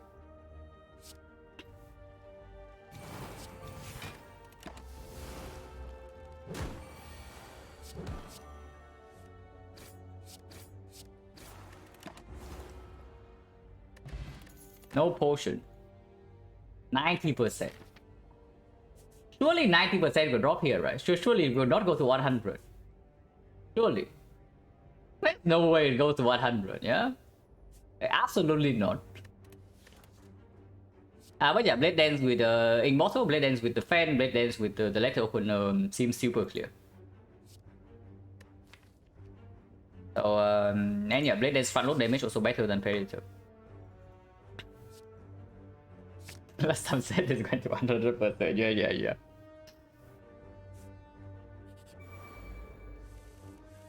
Not quite rest level +1. But troublesome regardless. And they are coming in like super hot. These guys are pissed. So Blade Dance right now plus Prepare would kill all of them. Of course we want to look for Agony, and I think we discussed everything. It needs to come down.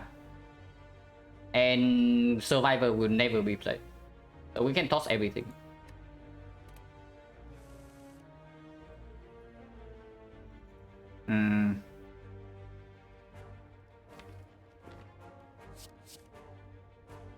Okay, that's good.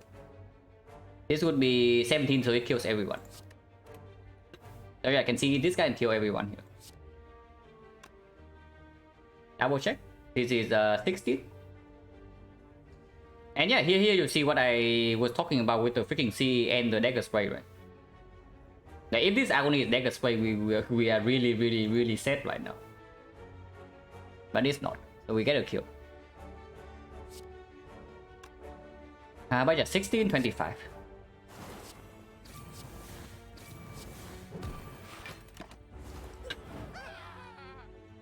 Okay, potion. And good potion as well, yeah? Good potion with our freaking Blade Dance Plus.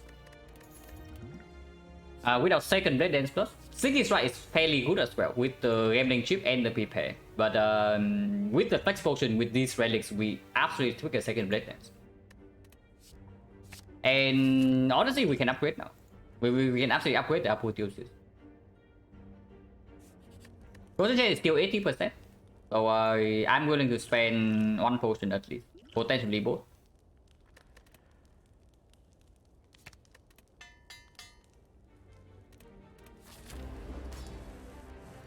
Omega apotheosis is quite good. We do play prepare though. We do play prepare for later opener damage.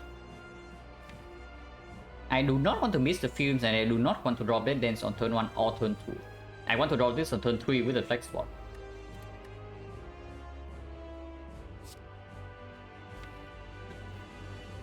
We draw 1 card with Immortal. And we draw 1 or 2 cards with the Prepare. So discarding 2 right here puts us down to 12. And we start with Prepare. We draw 1 more card with Immortal. And then we do not shuffle out anything. That is not true. If we draw Blade Dance to the 2, we are going to shuffle out 4 cards. So maybe we only discard 2 then. Yeah, maybe we discard 2 only. They discard 1 only.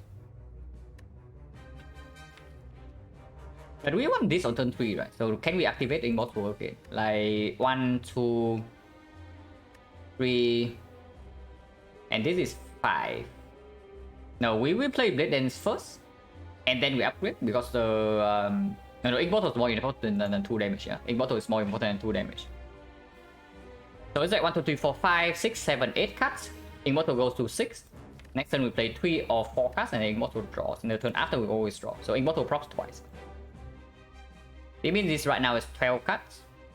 Actually it's 11. And we play Prepare, it's actually 10. We're with this. So we discard 1 card only. And play Prepare before the upgrade.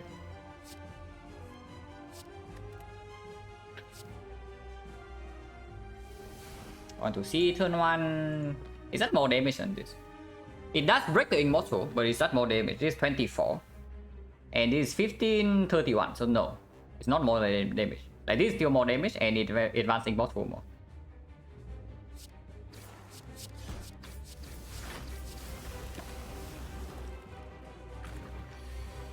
Blade Dance turn 2.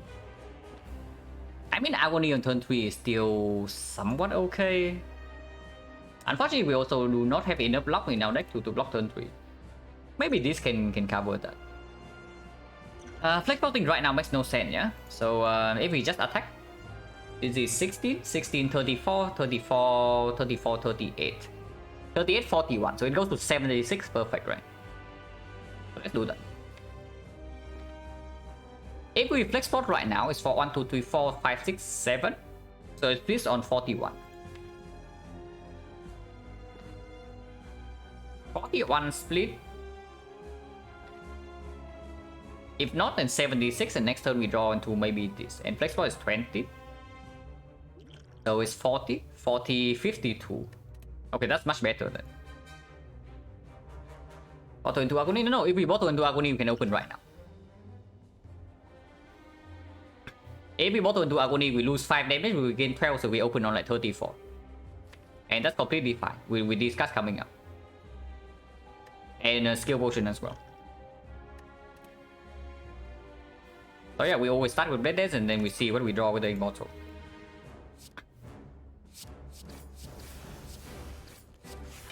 Okay, I guess we open right now then. Unless you tell me that we want to leave this in the deck and then we just play these 3 next turn. Which is 29, 44, 49. It's split on 33. It's just 33 and then we have 4 energy with 2 agonies costing 0 in the deck. Splitting right now is on, we already calculated, yeah? It's like 1, 2, 3, 4, 5, 6, so it's 30 damage. 30 damage plus 30 is 60. 60 is 68. 68 is 71. 71, so yeah, it splits on 34. 34, and next one we have 29. So we can always interrupt one.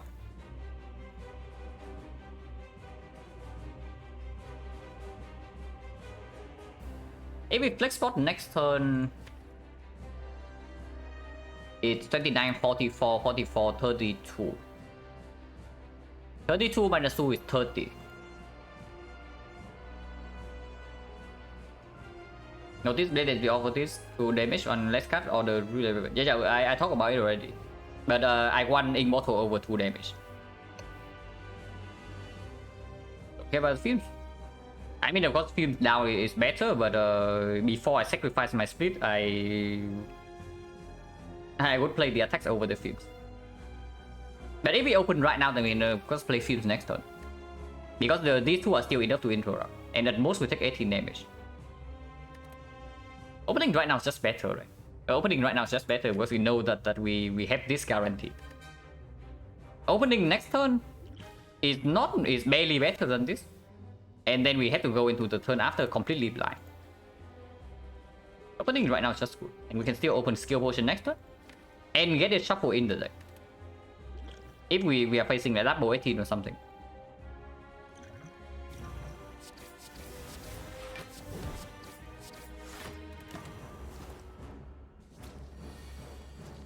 Okay, we are facing double 18, so I guess we have to use 2 potions here.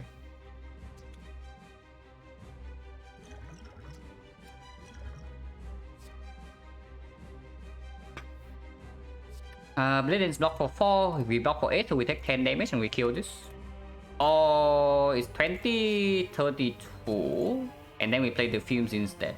We take 4 more, we get the Fumes in play. Fumes will kill the Grey Slime instantly. So effectively, we are trading 4 HP to play Fumes against this guy. The 3 poison goes to 31. Honestly, not worth, right? It's just not worth. It's actually just not worth.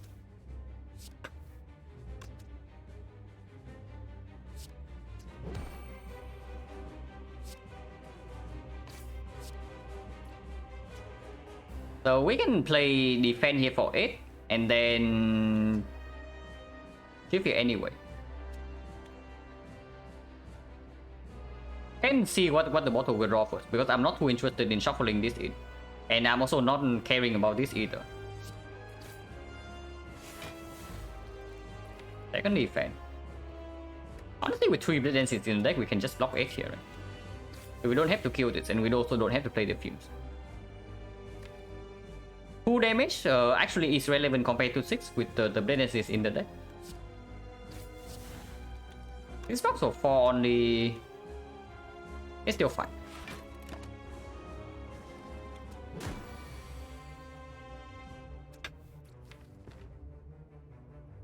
This definitely needs to come here, yeah. And then we can think about like where the 11 damage goes, whether we kill this or we try to set an interrupt on this. Then interrupting is just better.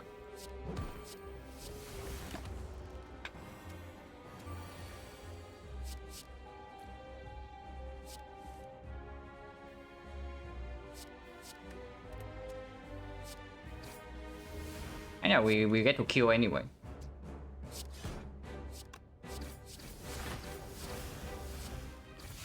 Could have set up Immortal, but don't care too much. No potion? So we fail 80% drop, yeah? Well, that's pretty annoying, I have to say.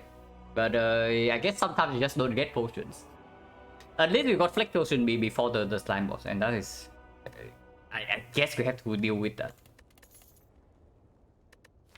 Yeah, they are definitely spot to turn a red form. This is not one of them. There is nothing to Nightmare. Red form will be upgraded even if we pick up Fusion Hammer. And 1000 cards is definitely not what we need with the C in the deck and the deck opener.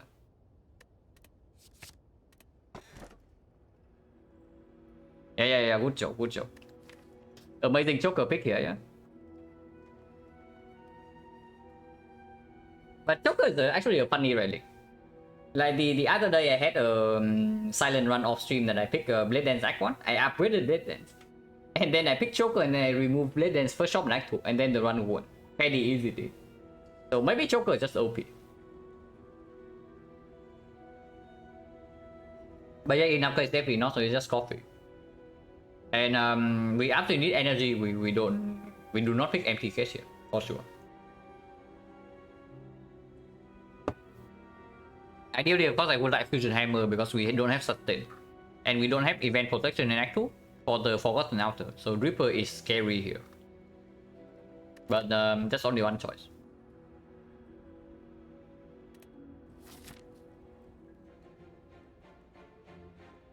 Cannot go to an early shop because we have no gold. For Elite on the left if we want to die. Or 3 Elites in the middle if we also want to die.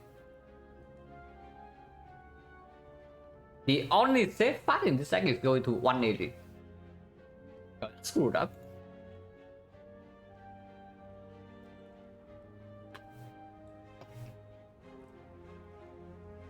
I don't have Blade Dance Fear, Choker blocks a lot of strong Blades of Silent. Not as much as you might think.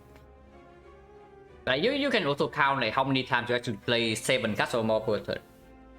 Without Blade Dance, and honestly it's not that much. So the only card that actually block the Joker here is number 1, the Blade Dance is absolutely clear, and number 2 is the Burst.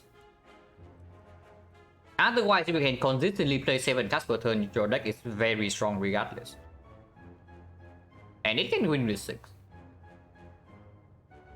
There are plenty of ways for Joker to win, it's just annoying to play. And yeah, of course, if you have Blade Dances as your main damage source, then pretty unpickable. How I evaluate Joker? I rate it really low on average. But aggro? No, you can count. You can actually just count. Like how many times when you have aggro in hand that you actually play 7 cards? Because your energy output is only like 5 at most. You do not have more than 5 energy, so how often do you play 7 cards? Because you need to play 7 and not 6 for Joker to matter. 7 cards is a lot. Even Ironclad, if you have Corruption in play, Ironclad doesn't even get choked. So the Silent doesn't get choked that easily. Yeah, it only really blocks the pseudo infinite loops. And not having go for this shop is so freaking bad. Because this shop is like actually the strongest node in TI. Because it allows us to evaluate whether we can go left or not. And I would absolutely like to go left.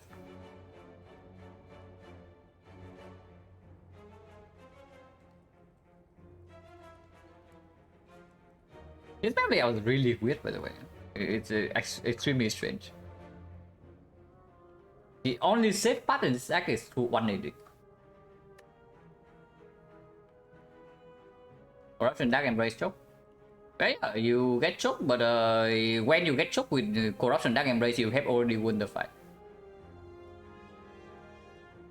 Like, honestly, after you get Corruption Dark Embrace in play, the fight is over. It doesn't matter if you play your whole deck over 1 turn or over 2 turns. The fight is over. Unless your deck is like complete crap and you rely on Dark Embrace to draw through the defense unupgraded.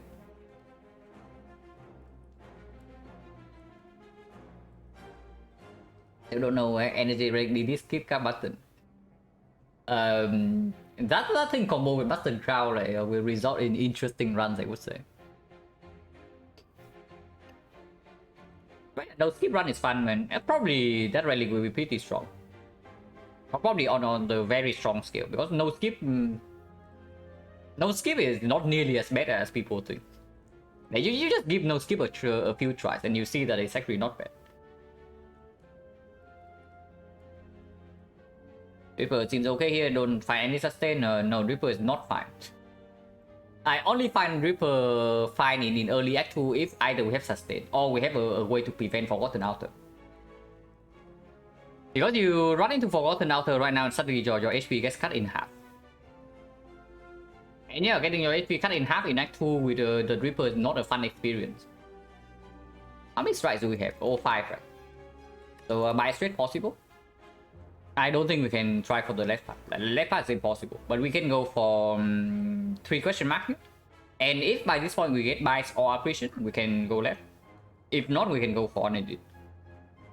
And 180 is not that bad because we do have some consistency. So with this, we do have a red form in the deck. And we do have a good energy relic if we survive for long enough. Not for other, no, we still take damage. We still take the damage. The curse is only, we only take the curse if the damage basically kills us immediately. And then the curse will cost you more HP than it saves. Even in Act 2 itself.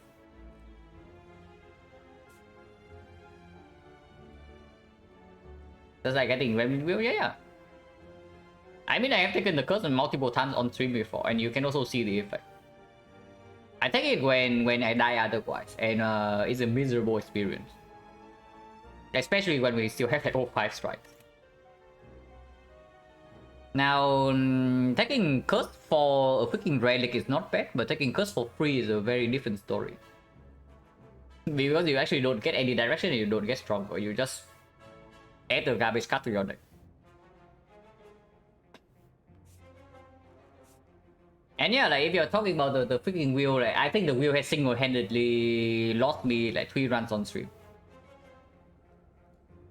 The only reason we lose those runs is because we roll into the curse in the wheel. And I can tell you right now that the wheel has never given us a win when we lose otherwise. I can tell you right now that the wheel has never given us a win on stream. But it has costed me at least 3 runs, potentially more.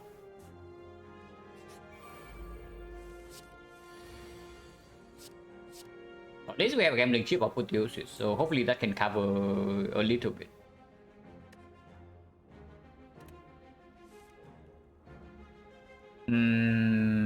These are not good to draw together. The wheel, the event where you just get one of the 6 random outcomes, like some gold, some relic, like get shift, some damage, get a full heal, and then get a curse. These are not good to draw together, yeah? So do we have a kill here or not? Most likely we don't, but we can see. We do get 5 damage from this. So 14. 14 plus 12 is 26. 26 plus 18 is 44. 9, 14, 26, 44. So not quite enough. Oh, that's unfortunate.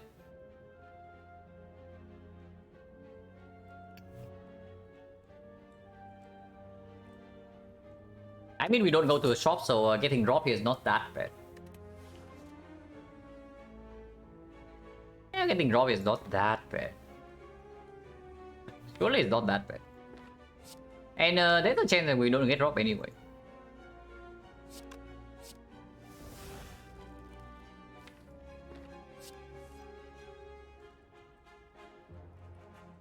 Is there ever a way where we take like 3 damage this turn and do something like Survivor, Defend, Blade Dance, Agony here?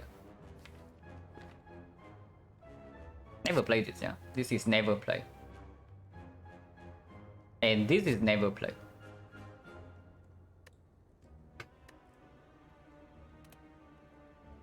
But now it's difficult.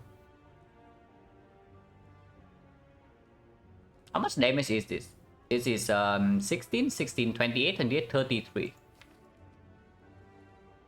33 means that double strike will kill. And 1 defense plus neutralize is enough to block, otherwise 2 defense will block. Or we can even play 3 attacks into 1 defense is also full block. We can see what Immortal draws first. An attack. It takes 2 right now, doesn't take damage next turn, but then we lose gold. So this mostly saves on HP. 1 HP and 1 HP only. I trade 1 HP for no, I do not lose 40 gold for 1 HP, right? And potentially we lose 60. Yeah, that's no way. Actually, no, we don't even lose HP. What are we talking about? We have the freaking fan. So this is full block. Of course we do this. Of course we do this. Not even close. So now the actual question is whether we play flying knee or not. But I think the answer is no. Okay, better remember that blade dance actually blocks a lot.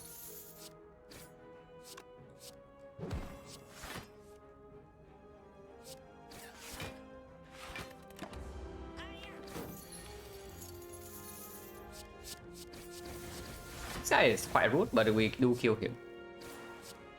Unfortunately, we also break the Immortal. So if I had paid attention to Immortal, we could have preserved it by not playing 2 ships and then play the strike instead, because we go on off. So hopefully doesn't matter too much, because if it does, then it will hurt quite a lot. Woodcuts. It's prepare plus, right? Even with the honestly, prepare plus and escape plan work like the same way with these two. And even though backstab is very strong, our main goal right now is drawing into apotheosis. And honestly, after apotheosis is down, our damage is not lacking. Like as you can see in the double tips fight.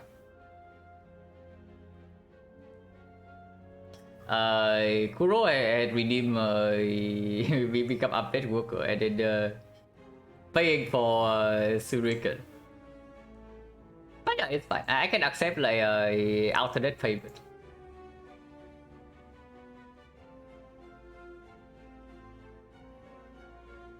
So yeah, Suriken, if you don't want to be a mod, just tell me, and I can undo the decision at any point in time.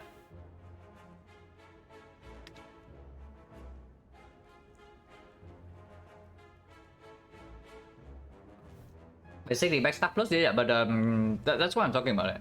I'm talking about the cases where it's actually not a backstab plus, that it delays apotheosis by 1 turn. And this is not bad either, right? Because it's still like 1.7 AoE damage compared to 11, maybe 13 damage on average single target, and also opens up like any disgust synergy. We already have some disgust synergy with the gambling chip and the prepare, and now if we pick a second prepare, we can absolutely pick reflex on tradition. Probably not tradition, but reflex we can pick. And eviscerate like also becomes a thing. Without apotheosis, I would probably instantly kill this. But with apotheosis in the deck is a different story. Because this thing actually makes the backstab actually makes the gambling chip worse, you know. Like you have this card in your hand on turn 1, do you ever actually want to toss it away? This is early in the run. And I really do not think that the delaying apotheosis by 1 turn is worth it when the alternative is also a strong card. If it's up against nothing, then it's positive. But it's not up against nothing. Also, this means that Forgotten Outer Curse is more takeable. As much as I don't want to think about it, it does make the Forgotten Outer Curse more takeable.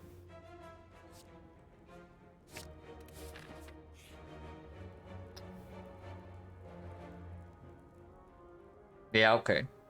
So what are we doing here?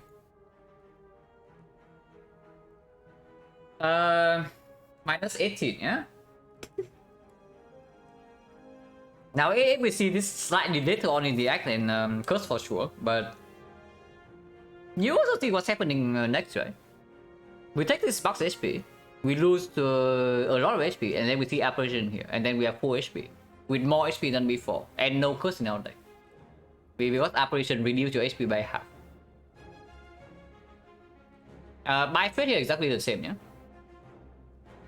The life loss definitely better slash if we see Bias or apparition here. And we still have 37. If we take a lot of damage here into Forgotten after here, I would take the curse. But if Forgotten is here, then after the shrine, no. After is a normal event. Which is why you see me like prepare for it every single run. Like every single time I don't have event protection in Act 2, I always talk about the freaking altar. Because this thing can kill your run on its own. If you don't prepare for it beforehand. But yeah, buys apparition totally fine, right? And if we do not hit the wood events, we can just dodge the 2 elites and go here instead. And I don't mind that. Because this is effectively trading 5 max HP and a card remove for potentially 2 elites. It's not a fair trade, but it's definitely better than usual.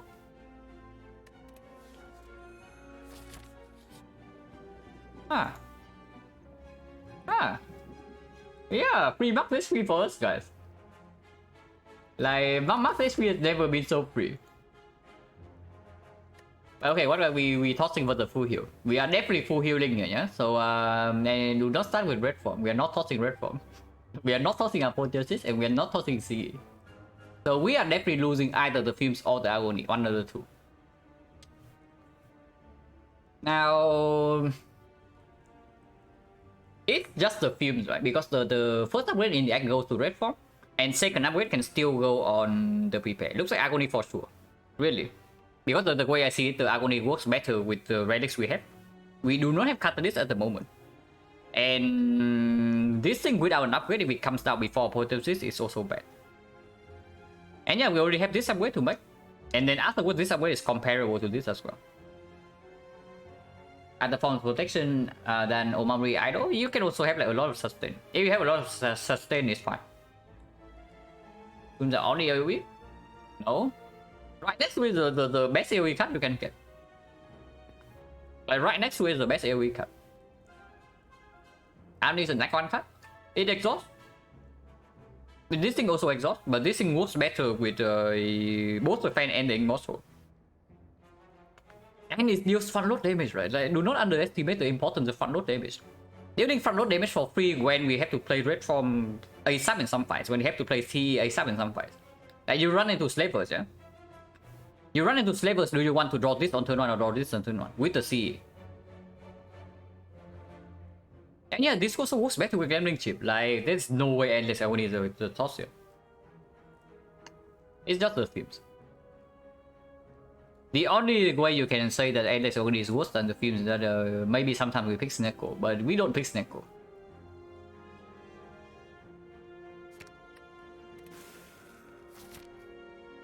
Full HP, so we can evaluate what happened by this point, and then we can go here, or we take one elite anyway.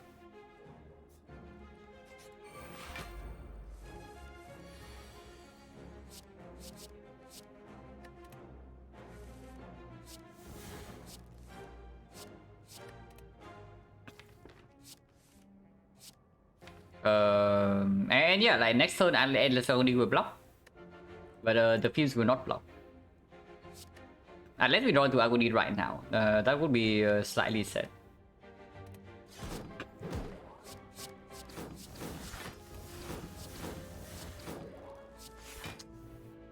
Okay, whatever. Maybe we can kill next turn. Maybe we can kill next turn though. How much damage do we have? It's 16, 27, 27, 45. 45, 57. 57 is at 27 right now. We cannot kill next turn, but we can kill 2 turns from now. And that's fine, because next turn we have at least 8 block from the fan.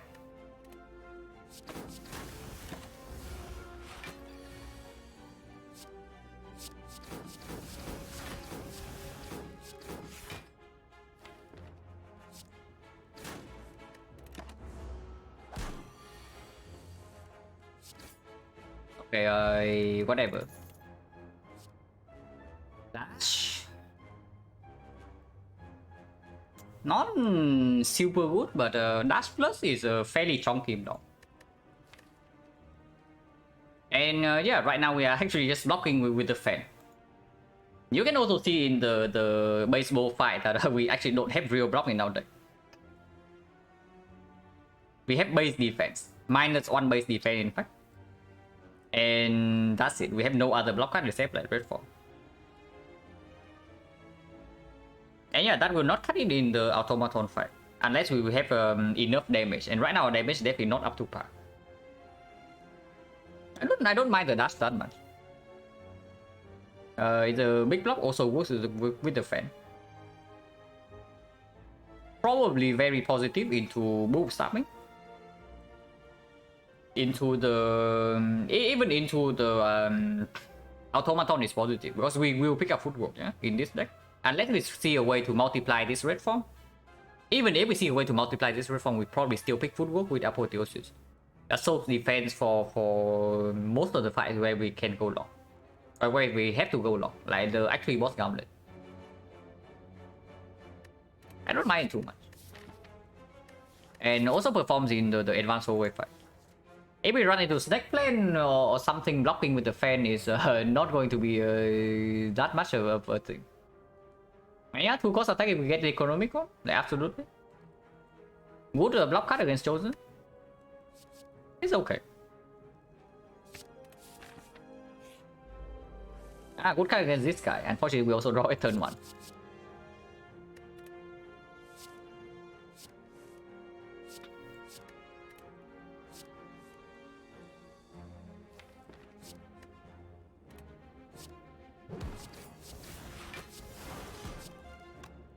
I'll do this first in case we draw into apotheosis with the Immortal, then we can still play it.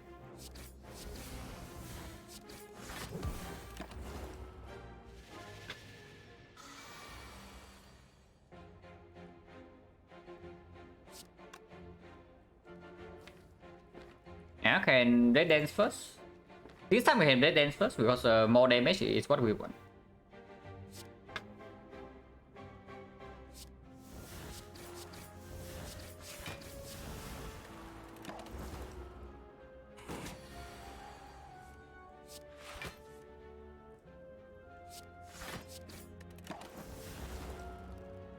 Try to set bottle up with possible. And we can. We are full HP with a fire potion.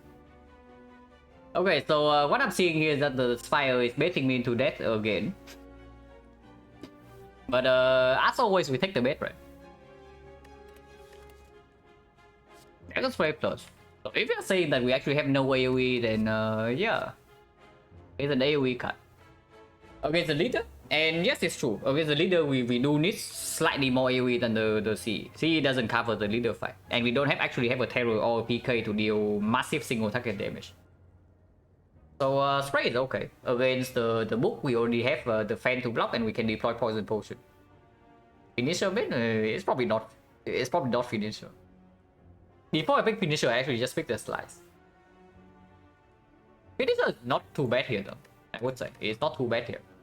With agony and double blade dance and upgraded with apotheosis, damage is decent.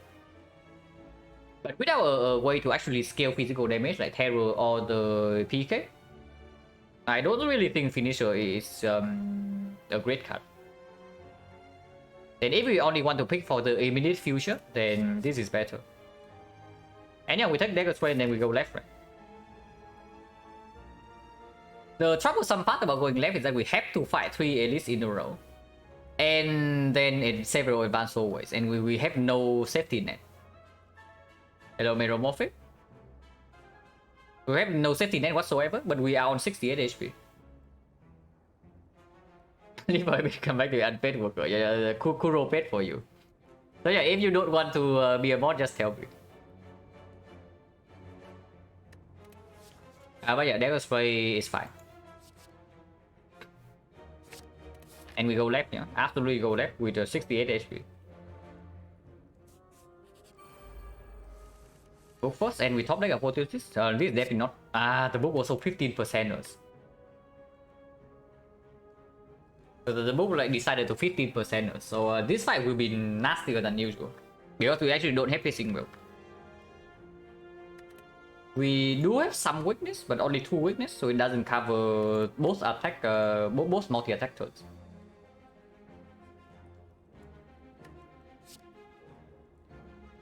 Now, if he deals for 24 on turn 1, then can we play CE? Because this CE will cost us HP.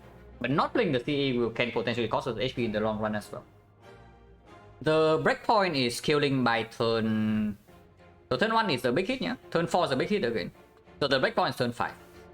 If the C gives us a kill on turn 5, then we should use it right now even at the HP cost. But if not, then we never play C and just preserve HP. My design was having enough for idea. The one more on pet worker. I joined the right.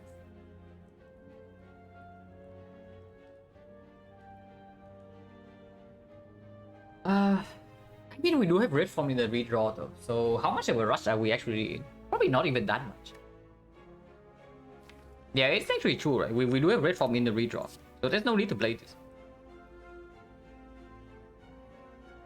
Yeah, there's really no need to play this.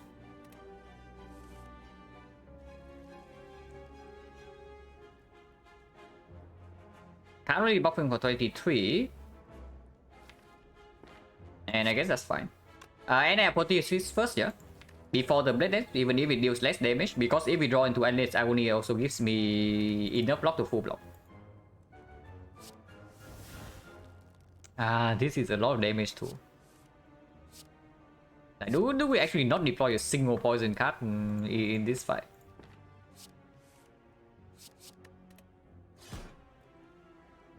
Now that definitely sounds super weird.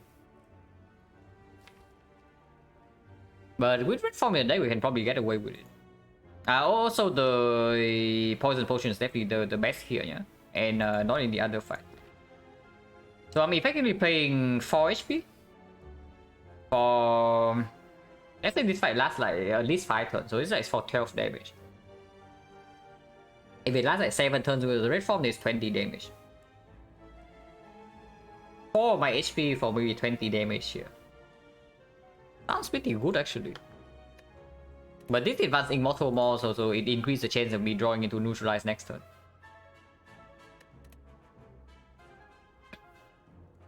Yeah, there's no need to rush, right? With the red form in the redraw. There's no need to rush here.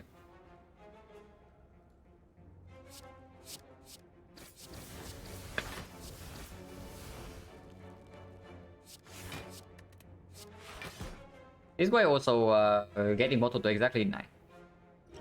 But this I can see being played. Just for 21 damage.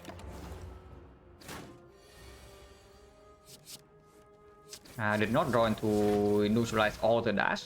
But at least we know that we have a lot of block next turn.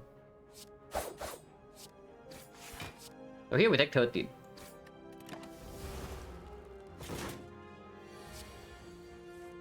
He 15 us again. He 15% us again. So next turn is not the big hit. Okay, this is problematic then. But at least we have weakness now.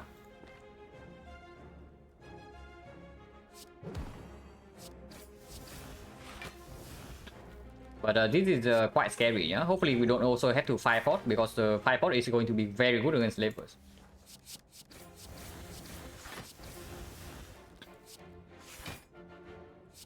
Advanced boss one?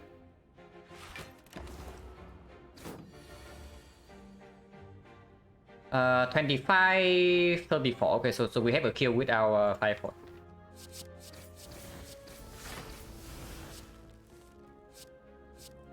And we can even block this hit. But we do have a kill.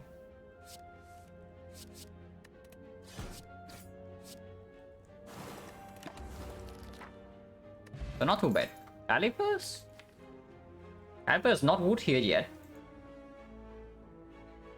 Every time I say funding comment become a comment yet. Report is good though. So potion chains 1, 2, 3, 4. 4 fights and we got 3 potions, yeah?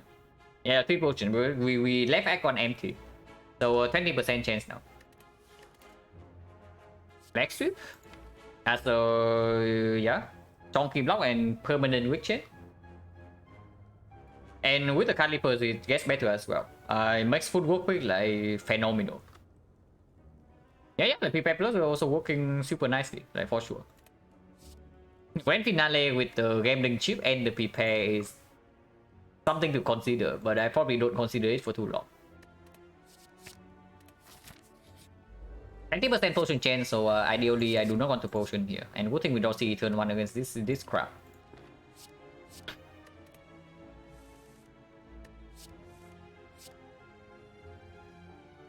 Can never play leg sweep here. See on the cultist is fine.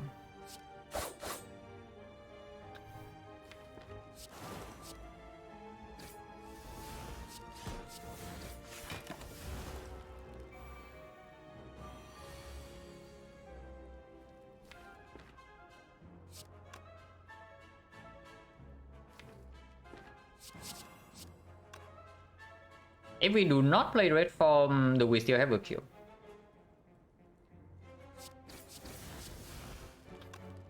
That is only wasted damage. So damage definitely goes here because we have full block this turn. 15, 15, 28, 28, 32. So it is a kill, it is a kill.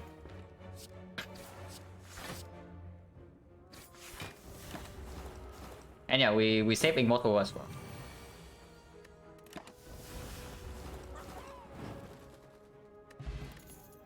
Acro, piercing will. Well, they have to come together, but we can only pick one of them. So which one is it?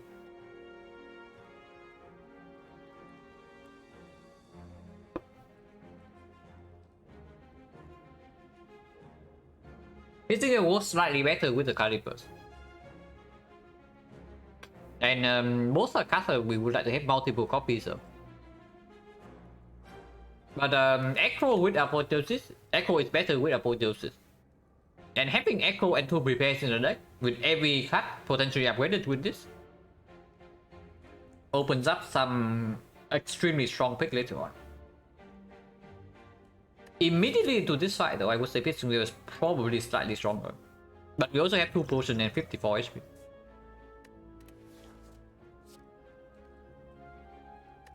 And yeah, we don't have a single backflip yet, and this is not real card draw at the moment.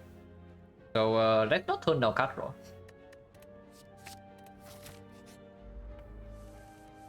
And Piercing Wheel will be good here. Who's the boss? Automaton. But yeah, Piercing Wheel will be good here, guys, instead of this aggro. So instant punish, but it's only a punish if we don't run to see it right now. If we have CE right now, we can instant kill with Fire Potion. So, if I got CE is 29, so we need to deal 19 afterwards. So I can see this. I can see this as well, actually. And this is okay too. But, okay, if we don't draw to CE, then we draw to red form. So honestly, discarding 07 is probably just good.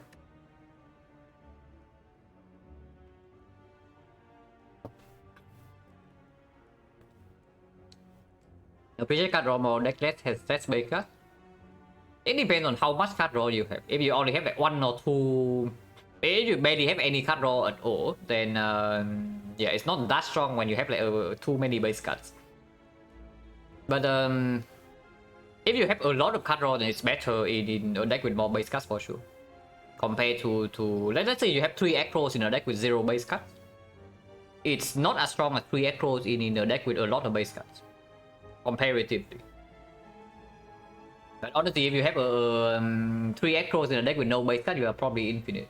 So it doesn't matter.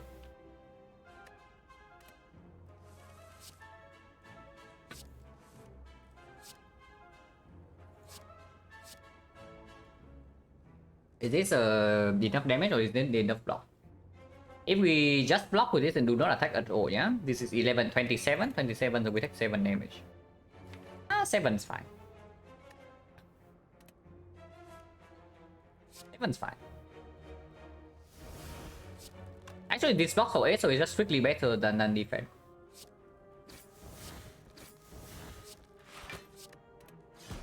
It's just strictly better. If we draw to see of the wing water, we 5 pot right now.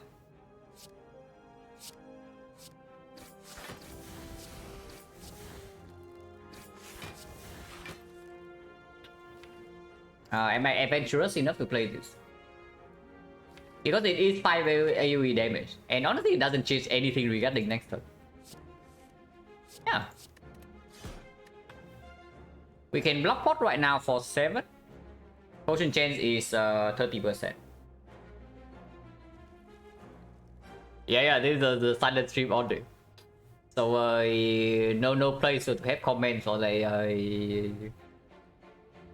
the fake characters. Potential is only 30%, right? So Blockport was 7 a little bit weird, considering this can still be biased operation. And immediately after is the elite fight. If the next fight is advanced always, I can see I can see block porting. Yeah, if we draw C of the Immortal, then we fight port immediately. But here we just have C next turn, we kill with that. Sorry, I do not potion here for 7. I do not potion here for 7.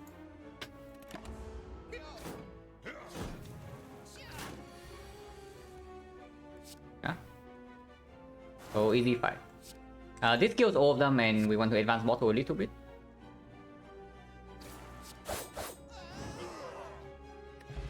You take it. Okay, some sustain. Second acro.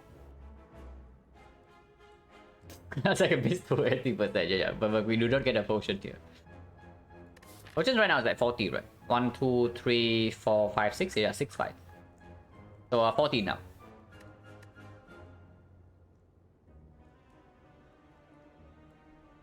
Acro literally lights energy on fire. No, that's not how it goes. Like, do not think about it like that. You think about Acro as advancing you by 0.6 turns. Do not think about Acro as burning on energy. You think about Acro as advancing the fight by 0.6 turns. And then you will see how valuable it is even with a lot of base cards. Of course, if your whole turn is like Acro into Acro into Acro into Acro and then end turn, then of course it is bad. But it's not like that. Because they are definitely like no matter what, yeah. If you build your deck like reasonably well, then there are cards you definitely want to draw into. Like there are some key cards for sure. And drawing into them like one turn faster is a huge deal. And you play you play 2 Acros, you draw into them one turn faster. So even if it doesn't give you immediate output, like the payoff is usually worth it. In most fights at least, because in whole fights, if you continuously do that, you just bleed to death. But in most fights, you definitely can pay some HP to get the key cards in play and then win the fight. But yeah, here's second acro over second repair, right? And with 2 acros in the deck, we actually can pick up the position now. Or if we see another concentrate, we can pick that up. More sustainable, so free energy after all, guys. So we got free max HP from the outer, and now we get like free energy from the Ripper. 70 many immediate output. Yeah, exactly. But that is why we also have something to cover for slavers already. Like both of these potions are immediate output. Which is why I talk about it. Yeah? I told you when we picked the acro already that the okay, not directly directed to you, but I was talking to everyone that the piercing wheel is better immediately, but the payoff of the acro is better later on, and then we do have front load to cover for this. Like we do have like gambling chip and 2 potions front load to cover for the slavers fight, and you saw it already. We don't even use a single potion and we lose 7 HP without the piercing wheel on turn 1. So no problem.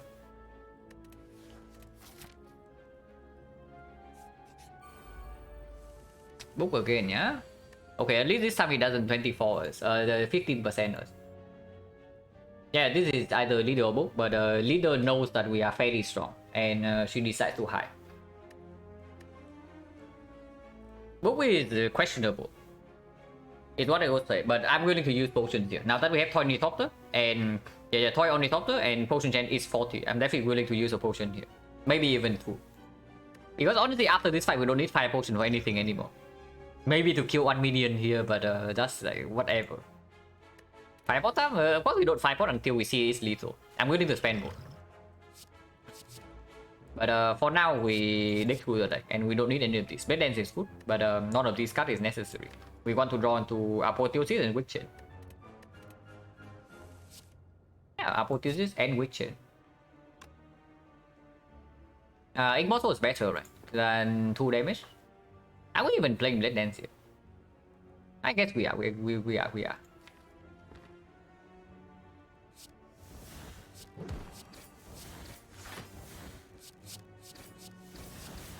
Wait, am I even playing the Witcher? Because we can also just full block here normally and deal 16 more damage. Nah, weakness is more important, yeah? Weakness is more important.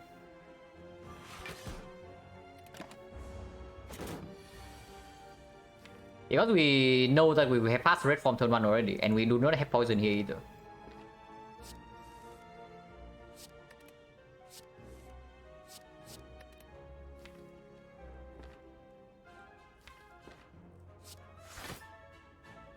Also, he 15% on turn 2 this time.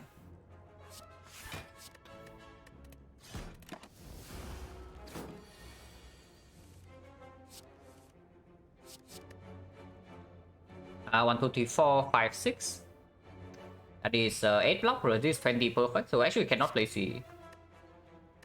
But that's fine.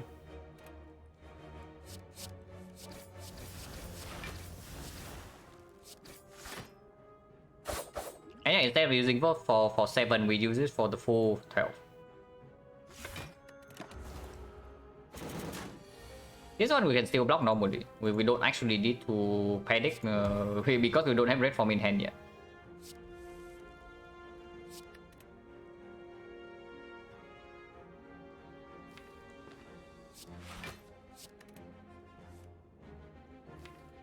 Red form coming next turn, and we take no damage.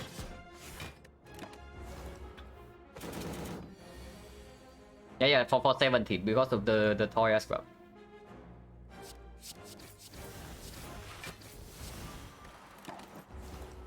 Yeah, this is the 0 damage fight.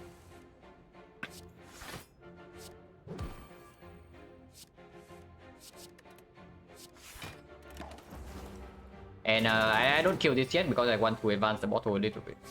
And we have like complete freedom to do so.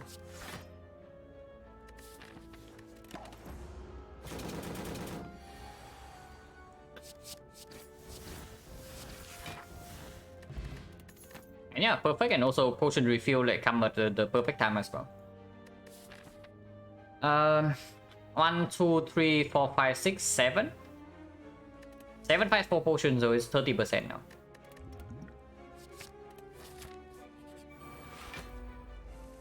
Probably nothing to talk about it.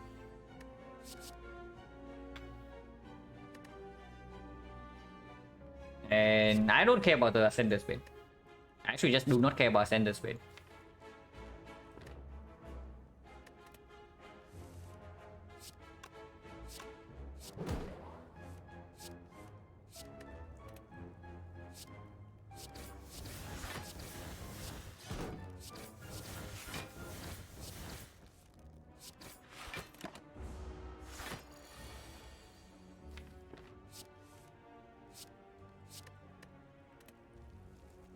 Taking 1 here.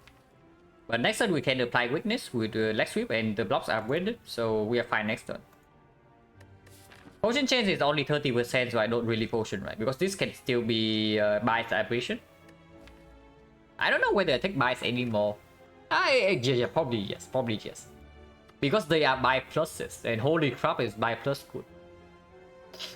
Like, if it's actually by minus, then it's a different story, but with apotheosis, like by straight is insane. And yeah, operation with the red form calipers probably fairly clear.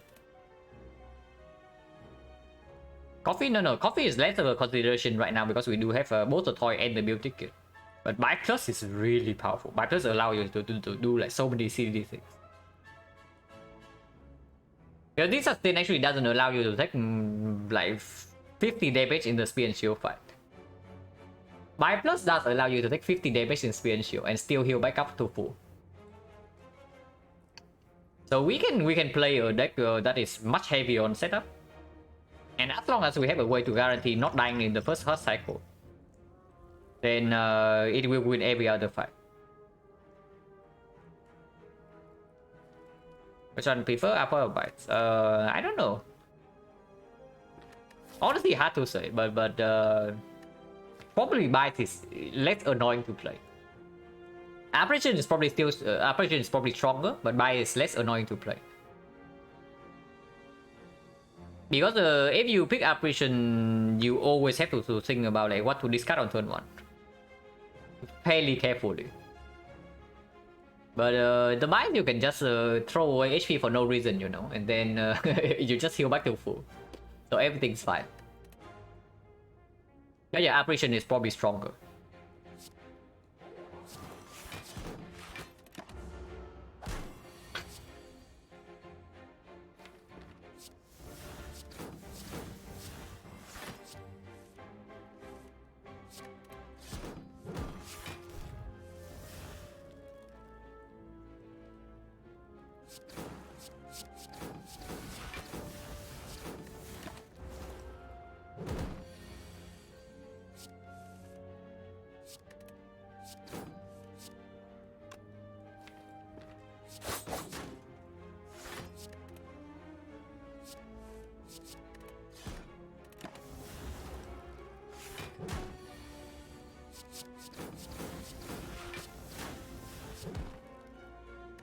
No potion, so 40%. Apotheosis make apotheosis make both stronger. Right, for sure.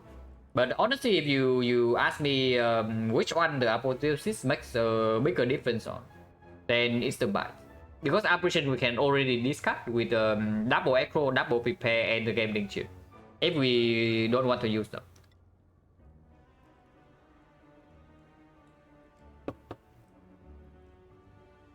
Oh yeah, we pick anything here if any. Because honestly our deck right now is well balanced, but we don't have actual scaling yet. Let's go skip. You don't think we need more damage? Because the way I see it, our damage, our output is very good, yeah? But it's very good for Act 2. Was that 3 baseball in Act 3? Okay, well, was it 3? It is at least 2, but I don't remember if it's the third one. Right. I mean, it will change in run 4, right? Just squat.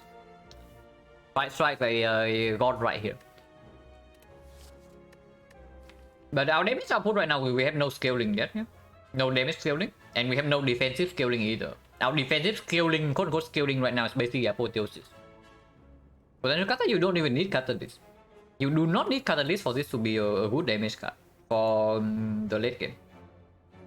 This card is dealing like 80 damage for 2 energy in the hard fight. That's not quite Caltrops, but it's very reasonable, and it can be replayed. And it's good against Time Eater for sure. Like right now, like we are not doing super harder against like Time Eater either. But of course, it's a freaking floor 28. So if you beat Time Eater on floor 28, then the run is probably super chill. But I'm just saying that this thing definitely can help us even like super later on in the run, even without Catalyst. And we already have Weakness Chain with Neutral Less with Plus. If we see a Malaise after this, we can also pick that. And if we see Nightmare Red Form, potentially the Weakness Chain doesn't even matter anymore. With Nightmare Red Form, our Apotheosis Gambling Chip. So the value of this definitely goes down, and the value of this goes up a little bit because our damage scaling is non-resistant. And without defensive scaling, you also cannot stay in this fight forever. That for sure. When Hyper Beam gets to like 70, we cannot drop. I definitely can see this. Because potential library is still here, you know. Like library, we get Catalyst instantly.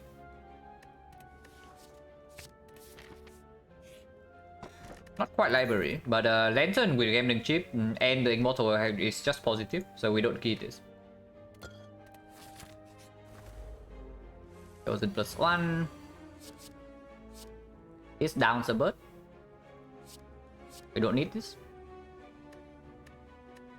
Catalyst up, second Hyper Beam. We do not full block the first Hyper Beam. Is a main problem. We definitely do not full block the first Hyper Beam without Red Form, and then we cannot get block up anymore. And that's what I'm talking about, right? Without defensive scaling, you actually need to kill the automaton at some point. Because if you have defensive scaling, you can store automaton forever. He doesn't scale that quickly. But here we don't have like kunai or anything like that. Yeah, offer pyramid hammer, which would pick hammer because free energy. I mean, I don't know. That's really hard to say. It depends a lot on the rare card I see. Yeah, it depends a lot on the rare card I see.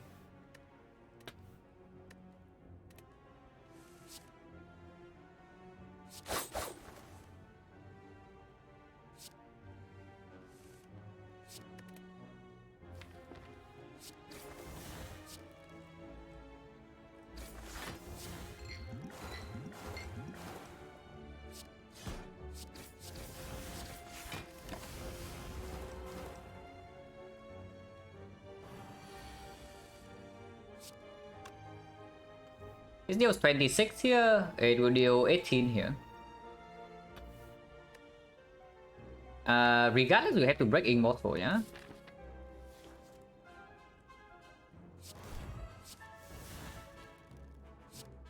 But I guess that's fine.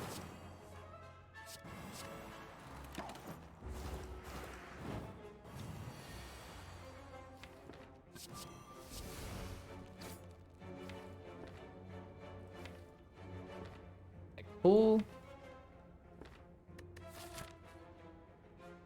Oh, just potion. No potion, yeah? No potion. I think 2 right here is probably just better because Red Form also runs out next turn, and I want to draw potential lethal here. If this guy attacks again and apply vulnerable, or a block card, we draw neither. Here I guess I can potion for 9.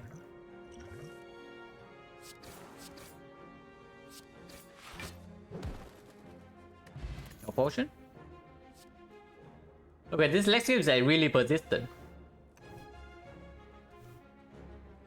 The Lexi is really persistent and it's probably still not good. I would like either a backflip or a footwork instead. But yeah, we don't need this.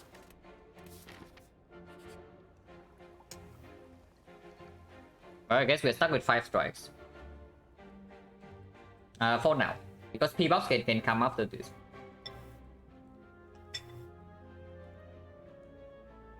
And yeah, P-Box with Apotheosis is very different from P-Box with our Apotheosis. What potion do we take? This potion shuffles in an upgraded attack. Also goes to the fan and the Immortal, but this potion probably deals more damage. This is definitely taken. The main play scenario in the Automaton 5 it does steal Apotheosis and the CE. And it slows down the fight. If that's okay, I probably want 5 potion to guarantee a burst on the one that steals the core rare card. But yeah, we will probably keep this potion over attack pop. Because I don't even want to shuffle in a random attack. I don't want to shuffle in a random attack if we had to block Hyper Beam without red form.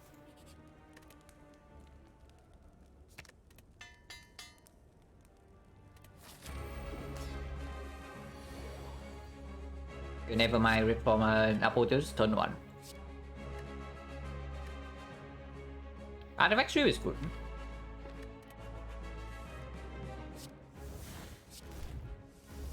Yeah, Artifact Shield is definitely very good.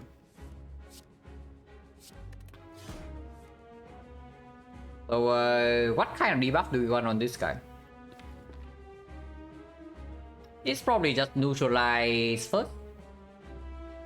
No, neutralize first into bouncing into Lex Sweep means that weakness runs out on turn 4, and that's when he attacks again. So, probably applying both weakness means that we apply 6 less poison, but I guess that's fine. Like having 5 weakness on this means that Hyper Beam is not weakened, but by Hyper Beam also redrawn to these 2. Oh, that's fine.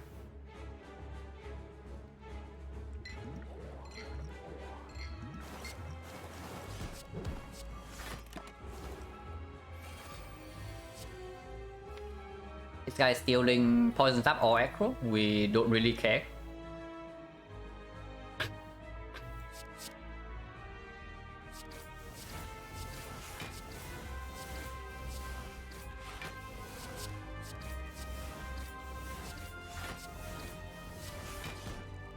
20 is full block, so we can kill this guy right now, or we can also wait for the CE redraw.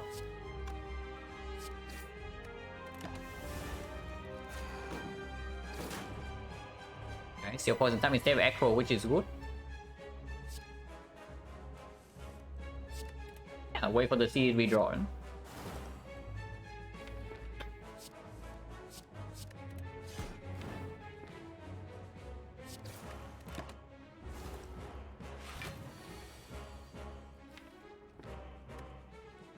We can read from this, and that also blocks Hyper Beam. Red forming this turn means we don't play Bouncing Flash, but playing Bouncing Flash either way is a little bit weird. Now maybe not that weird, because if we draw into this, we also block for 12, so we take 6. And Hyper Beam is only 43 damage, so we never die. That playing Red Form right here ever give us a chance to die. Because poison is going to go to 16, 15, 14, so 14 times 5, 70 damage.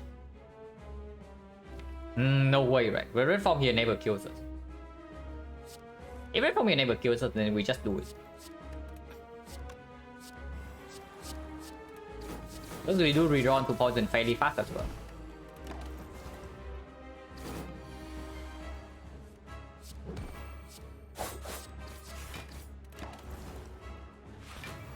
And it's Hyper Beam, we don't care.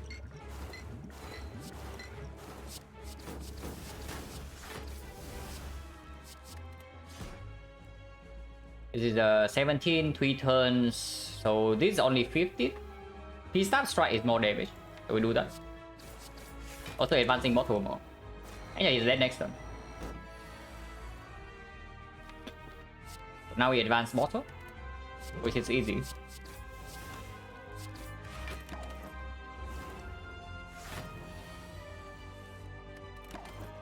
So yeah, very clean fight. Fear pot. Okay, this is not quite the rare card I'm looking for, yeah? I'm looking for either After Image, the Nightmare, the Red Fog, a second Adrenaline, or even to the Trade, or the Burst. But this is, none of this is what I'm looking for. So if we see P-Box here, or instead of nothing, we also pick that. Second C is way weaker than the first one. And loads complete trust. So the only consideration is maybe 1000 cuts for quote unquote scaling damage. Worst possible roll. Oh yeah, even picking my laser goes too. Like my laser is also extremely good.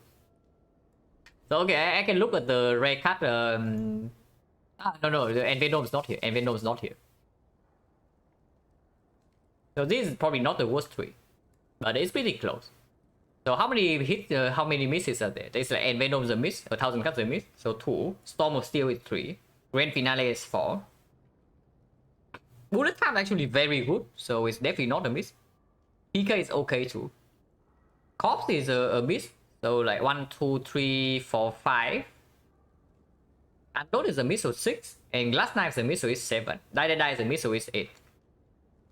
So yeah, there are 8 misses, and we see 3 of them here. Alchemize, yeah, Alchemize will be good. Like a lot of them will be good. 11 of them will be good, in fact. And 8 of them are misses, and we see 3 misses. But yeah, with the bouncing fast pickup already, we don't need 1000 cuts, yeah. Because the only quote-unquote AoE fight from now on that is relevant is Retromancer. And Retromancer... Well, Retromancer with CE killing one wave daggers, with dagger spray covering the other and let it open it. And then we have Red Form against the main Retromancer, the 1000 cuts also doesn't even perform. And we don't have a way to guarantee a strength reset against Time Eater yet. In fact, we don't have a physical build at all. So against Time Eater, like playing Blade Dance is also like not really a thing. So we just rely on playing these poison cards. The same goes for Awakened one, so 1000 cuts also occurs there. And when on 1000 cuts, most damage scaling, which I take neither, because I have this card already. Like this card is what I take so that I don't have to take this crap. Yeah, probably just a skip. I can maybe see the second CE, but in Act 3 there's only one fight where we need CE, right? So not really. Fear pot, probably slightly better than 5 pot, but not by much. But it is slightly better. Unless it's against spikers. But spikers we have poison already. So 5 pot is for the single or walker or the darkling. The fear pot. Now this is certainly not pyramid nor fusion hammer. Is what I would say. We do not have alchemize, and we don't really have a premium potion at the moment. So that immediately makes the back quite bad. We do have a lot of gold, but we also don't have free party.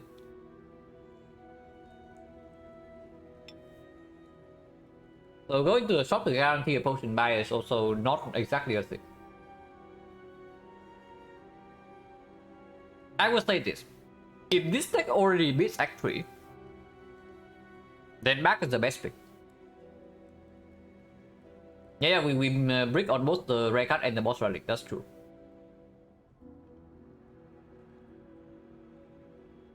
If this deck already beats Act 3, then the back is the pick. So does this deck already beat Act 3 or not? Unfortunately, the answer is no. This deck is like 1, maybe 2 removes away, and 1 full work plus away from beating Act 3. But we are not there yet. If that's the case, then it's either it's just either the Bell or the Black Star. So which one's stronger? We have no free pathing. But usually, even with force pathing in Act 3, we still get at least 2 elites. I choice yeah, exactly, because just because we don't have the key right now. If we have the key right now, then it's a clear Black Star. But we don't. How dangerous is a curse? Not that bad, because we do have a lot of card draw after apotheosis is down, and even before apotheosis is down, we still have a decent amount. And we have Gathering Chip turn 1. Same number, really speaking, Bell Black Star? No, but this thing guarantees me a rare relic. This thing guarantees me a rare relic. This thing doesn't. And you also see how strong rare relics are for us, right? We see tough bandages. Almost every problem in our deck is solved. I would say it right now. The tough bandages solve like almost every single problem that we might have right now. At least no block scaling, and we have calipers to retain the overblock. And any crowd gamble we see will become gamble plus with this.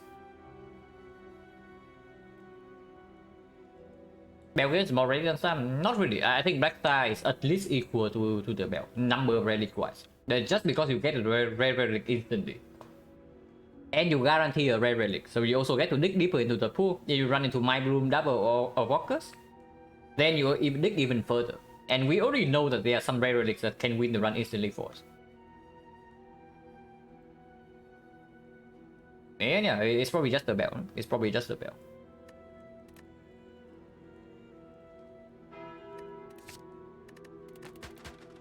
Very good. Not as good as you might think, but it's okay. And quite bad. Like the Kunai here, like this thing also advances one uncommon relic further into the pool. So Kunai is more likely as well. We can take 3 elites with even with force pathing, and we can go to a shop. So that's quite good. How important are upgrades? On upgrade is decent here. And the others are not nearly as important, right? So we only have on upgrade at most. So avoid fires. At least 1 fire here. 1 fire is force here. But only 1 fire.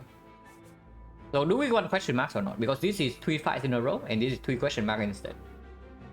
We say that we want to hunt for rare relics, right? Like we have 1, 2, 3 of them already. It'd be okay. Yeah, it would have been okay too, like for sure. But this thing also gives us more information slightly. And with the Smiling Mask, even if we run into double shop, it's fine too. So this can be a shop, but even then it's okay. And yeah, we start here, go to the shop, and then take this elite into this elite into this elite. And whether we go here or not depends on whether we get a red side relic or not, like Giria piece by shovel. Double check that this actually goes to burning elite or I lose the run. Okay, it does.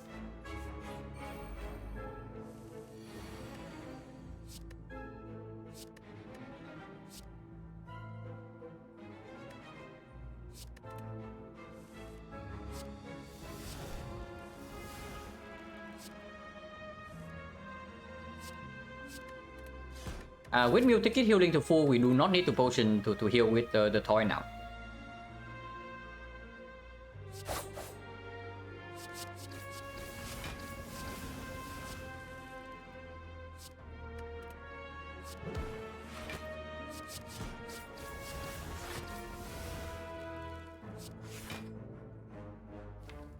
Seven is okay.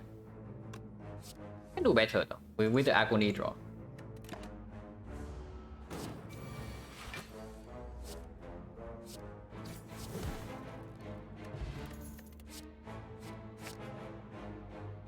Well, it's green. Transition right now gonna be Silver 6, yeah. We have enough consistent discard to use it already, and the amount of card draw we have is ridiculously high. Still don't have defensive scaling though, but hopefully we can deal with that at some point. With the bag of marbles, like the fear force is not as strong. It's a fight anyway, huh?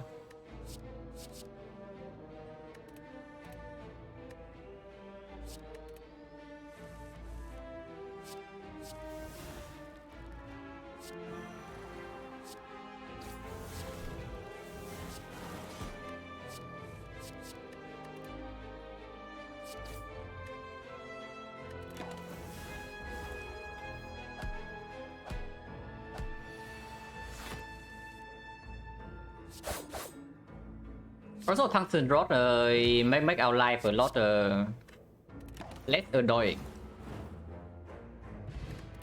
Another potion, so 20% now.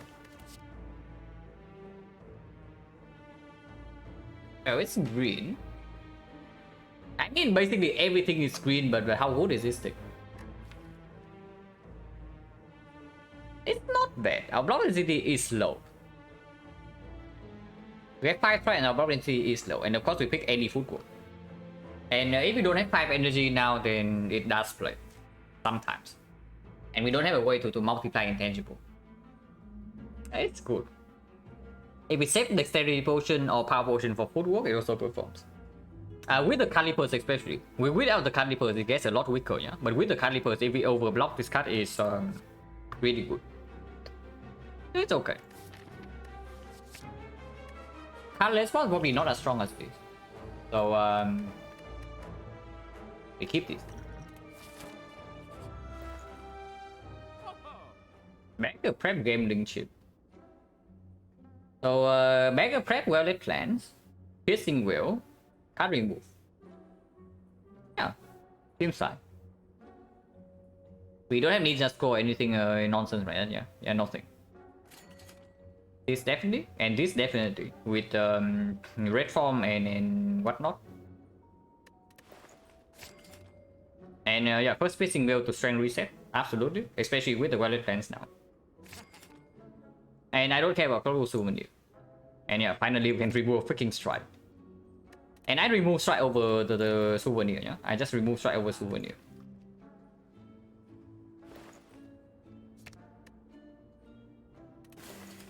Because first cycle of the heart, we already have the horn cleat. When the cable might not be bad, it's okay. It does open up the potential red mask pick. And okay. How much gold do we have if we trade for the red mask here? 1, 2, 3, 4, 5, 6, 7. But 3 elites, yeah. So 90. And 1, 2, 3, 4. 90 plus 60, 150. Not quite enough to buy a relic in Act 4, like no mirror. But if we run into red mask here, into red relic event here, we have enough. If we see more bang ceramic fish, We have enough. If we don't see red mask, we still have enough. And even if we don't have enough to buy a relic, we can still take the card remove and buy a potion in next 4. And yeah, I can definitely see buying another Acro. Man, Tactician is such an insane card right now. We take the 3rd Acro. And we probably do. Red mask for A67, I'm willing to do.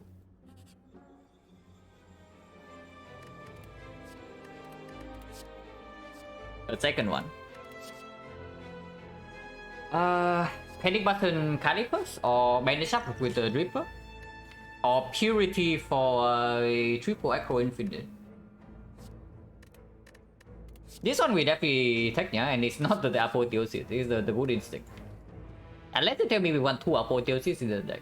But it's probably Good Instinct with the Calipers, with an insane amount of card draw, with only 4 energy, and with any footwork we will pick up on side. And yeah, honestly, having 2 Apotheosis in the deck is not that bad of an idea. But with gambling chip Mega Prep right now, we don't care about that. We just draw into our whole deck every turn. If we have energy generation, that is. This is a little bit weird. This one I don't know. But Panic Button is very good in the hard fight, is what I would say. It's already good enough with the Calipers, and in the hard fight it's phenomenal because multi-hit we can even face tank with the Tungsten Rod. And first cycle we definitely do not want to red for. Yeah, definitely Tactician. Even with only 2 is good enough already. With 2 Echoes and 2 prepare, the Tactician is already landing. And now that we're stuck on 4 energy, and we have like a Reflect Plus as well, like Tactician is premium. This one we definitely don't take it. Unless you tell me 4 Thought is something we would like at the end of the deck. And this is the deck that actually has enough draw power to use 4 Thought. Like, weird to think about, but it's true. Because 4 Thought is also 4 Thought plus. But probably not right. Because the moment we see one single energy source anywhere, Maneuver plus or Tactician, the 4 Thought is going to be quite a sad card. Before Apotheosis is down, it's also sad. Secret Weapon? Not really. If we take any secret, it's a tactic. And that is not even a good block card now. Like, it's okay, but it's not something that we would like to add to card just to pull it, like pull it out. Bandage Up is not necessary, right? With the Toy Ornithopter and the Mutikid and Act 4 fully healing us. And Panic Button is just positive. Without energy source, Purity is not as strong as it can be. Not yet at least, so probably not the Purity. And Panic Button has to be good. Panic Button has to be good here.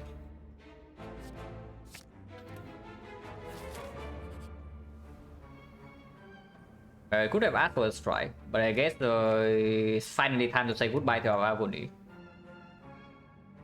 And then Phantom doesn't prevent block? Yeah, it doesn't prevent block from the Fed. Could have asked for a strike, you know.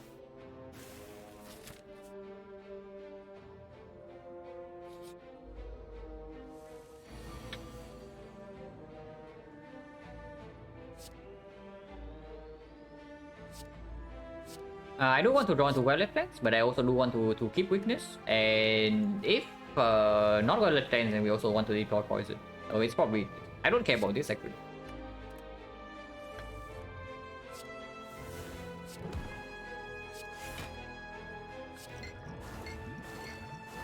Yeah, like right here we can play with Calipers. Like, let's sweep Panic Button.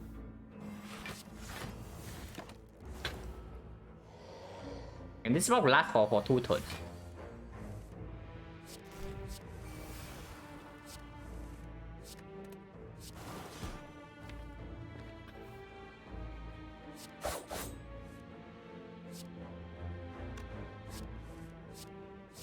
That one was burns, right? Yeah, that one was burns.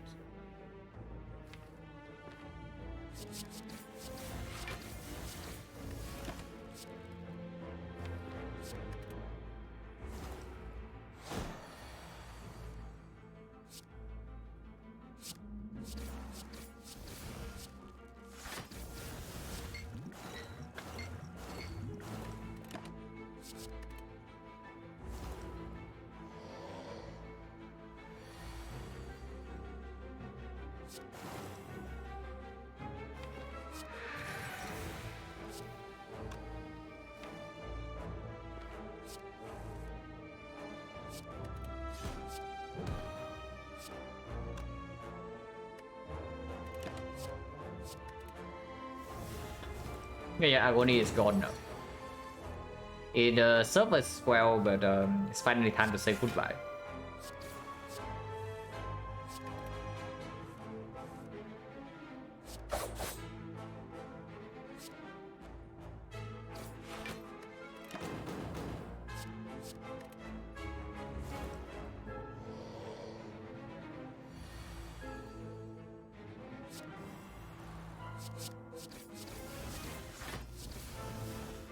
Next turn is dead no matter what, so only need to play one card.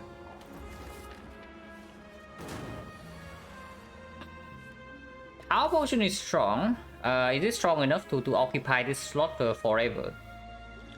But this can also give potion bell, right? And honestly, my 9 missing HP is no problem. We can play Act 3 boss scout if we don't lose a single point of HP here.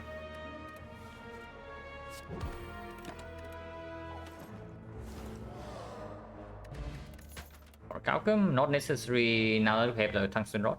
Second wheel, of course. And yeah, it's not the blade dance. Second dodge and roll is considerable too, but without dexterity yet, I don't want to pick 2 copies. Maybe if it's up against nothing, but it's up against a good card.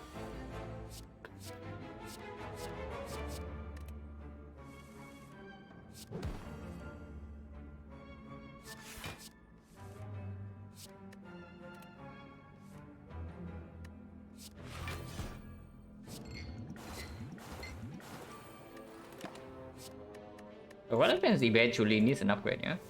Eventually. Which we can actually do right now, but we already have the upgrade for it.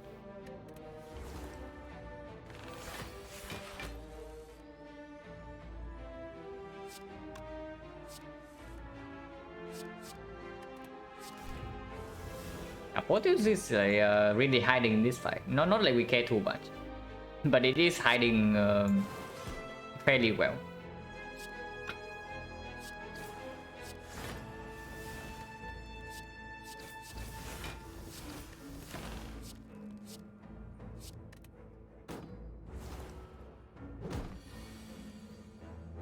Well, my thoughts on the Joust events? It depends on when the next shop is. If I do not need the high roll and the shop is not there immediately, I just take the 70% option. Usually, that is. If I cannot afford to lose the 50 gold, then of course I also take 70% option. But I usually pick the 70%.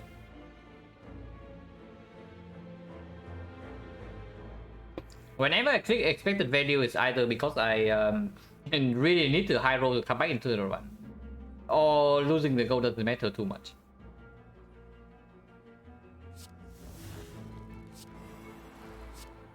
For this out because we want to draw 2 damage now.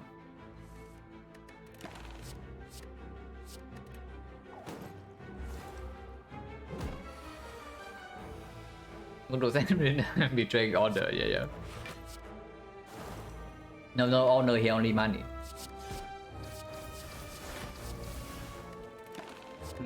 This might damage us 2 turns from now when your intangible runs out. So hopefully we can kill before that. Like we can kill this turn.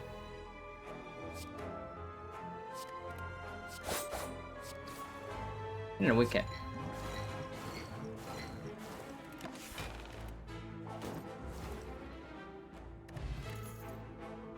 Okay, this is a little bit too much. Is it? It's too many already? With the calipers, maybe not, right? Because as long as we can fully block the multi-hit in the hard fight, we can keep stacking calipers like forever. Okay, not forever, but all the way up until 8 times 50. And if our damage is slow, that's definitely a possible plan. I should turn 1 already, so having more pressing wheel can also work in the speed and shield fight. And yeah, no ship scaling, so it's not this, but this is fine. Just fine. Can I win Relic Cleanse here or can go to 3 another card? And I want to see more cards. The only upgrade right now we might need is Well-Lit Plants.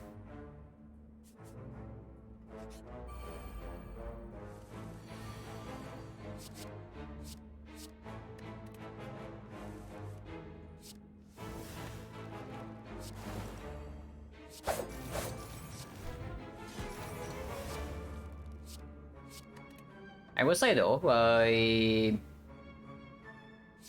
the Mystic Wheel is not so good in this fight.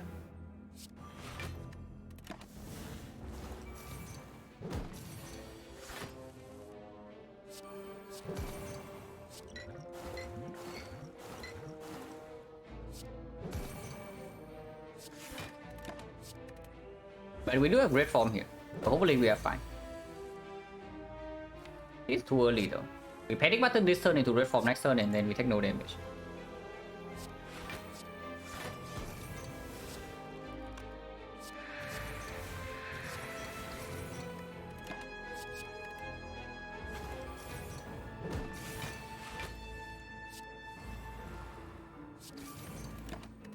Now just enter to preserve the bottle. Potion chains, we got one potion in this act so far. So 1, 2, 3. 50%. But this potion are also like pretty freaking good. I don't use it for 5 heal.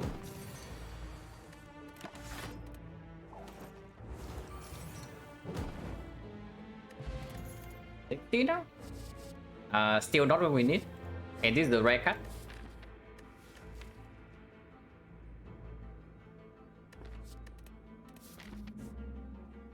Do not need more weakness.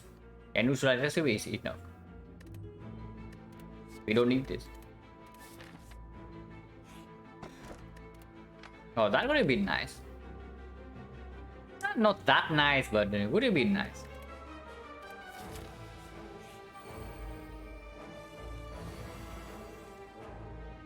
Okay, Golden Fence turn 1 is good. This is 18 AoE, so with this is a kill. So 3 energy here, 4 energy here, we cannot play Bouncing Flash. But we can play Flying Knee and keep the Bouncing Flash instead.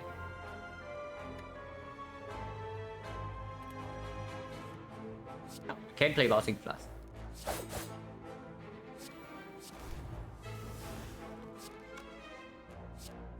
That's pretty cool.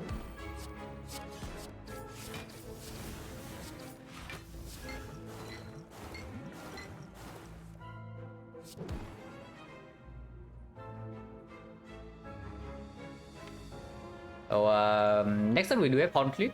So Leg Sweep or Piercing Wheel is still full block. I think I want to hold Echo Leg Sweep. Can I even do this?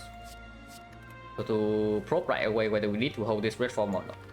And if Red Form is in hand, then we just hold Red Form Echo.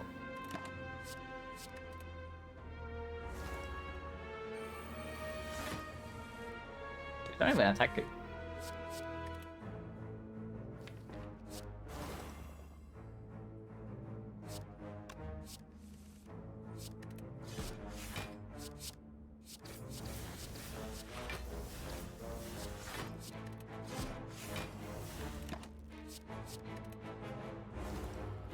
Yeah, Caliper's doing his thing here. Not that we need it.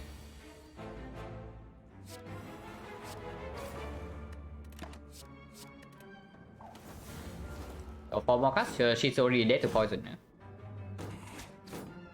Poison chain is 60% and we still don't need to potion. So unfortunately we never get to heal with this.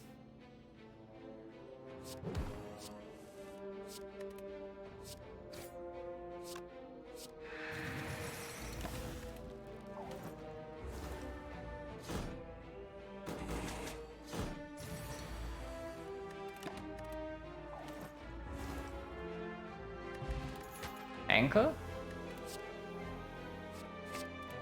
Well, I did say the Tactician would be super sick for us, and here it is. We still need defensive scaling, but now that we have 3 Piercing Wheel to strength reset, we might be able to play the Time Eater fight. And Awaken 1 fight, hopefully doable as well. This fight honestly might be the most annoying fight for us, but we'll see. Because this thing actually scales not too slowly, and we cannot control it. Can we infinite? Probably not. We still have like way too many base cards. But we can play a lot of cards per turn. In some turns. Recall here first in case this is like maybe Peace Pipe or Shovel. Randomized upgrade is nice, but it's not compulsory. More.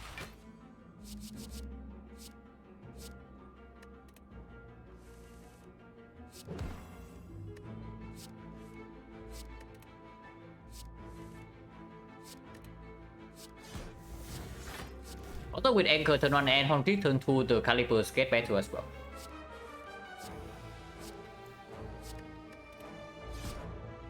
And yeah, like you can see, we can play a lot of cards per turn, but we are not infinite.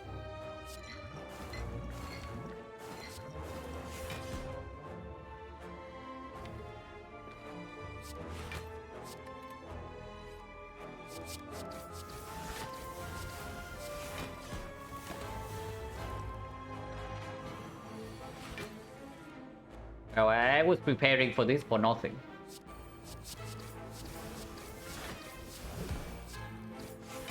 But I guess he only hits me for 3 damage.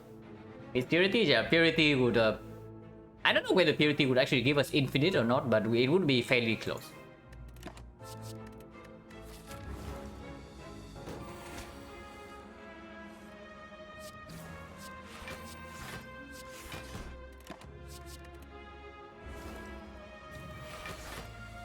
Also, you see that the bouncing fast we pick in the middle Act 2 is like really necessary, yeah? With the way our damage is going. Our defense is good, but our damage is like complete crap.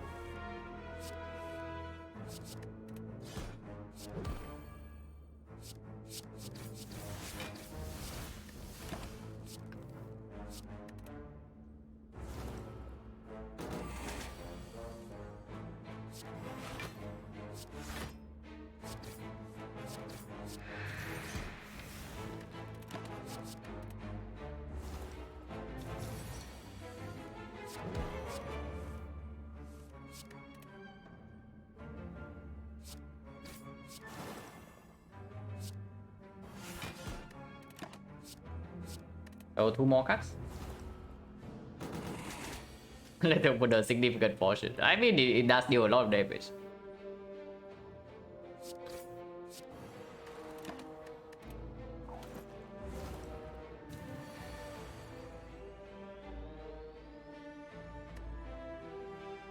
But yeah, nothing else to set up, right?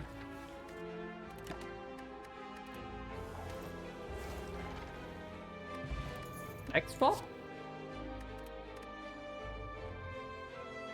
Okay, next spot we can actually take. The next spot is really strong. Is it stronger than Power Pot or is it stronger than Gameless Boost? So which one's stronger between the other two? Because if we pop the Power Potion and we get Footwork, is a hit. So next spot is of course like better than Power Potion on average. And Gameless Boost is strong, but not too necessary, right? Turn 1 we already draw a million cards. And what we are scared right now is that we lack output in the later fights, not that we lack consistency. Yeah, we have a billion card draw, just don't have enough scaling. So it's probably tossing this for the next one.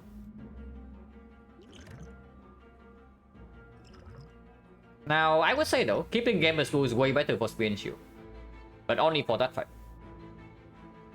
But by the time we get to Spear and Shield, we also get to buy more potions and 1 more relic at least. Potentially 2 more relics. If we see Mirror in the Act 4 shop, we are also chilling against Spear and Shield. Because double red form just wins that fight. And yeah, we don't pick any of these. 3 whales is now we don't pick 4. Have you seen Potion Bell? No.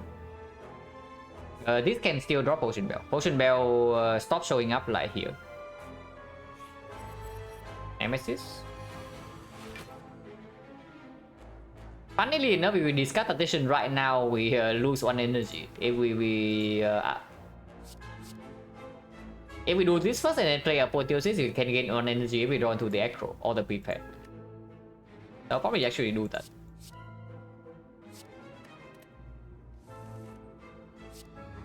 Easy every time.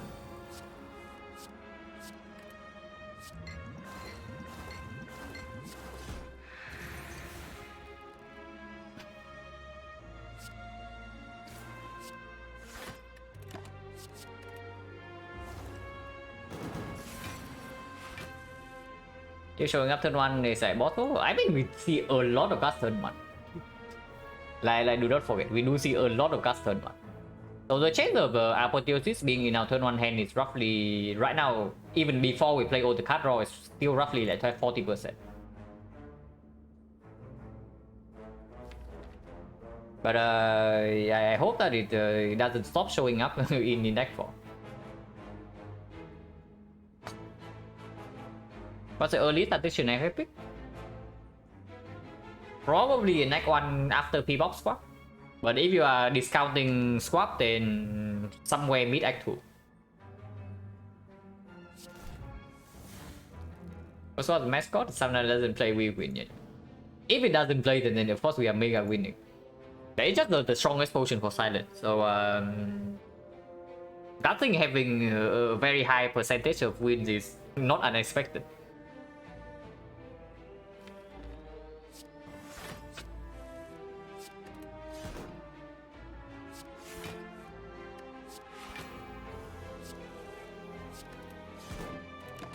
Yeah, this one we actually have not seen offensive or defensive scaling, like for real, except the Apotheosis that we bought in Act 2.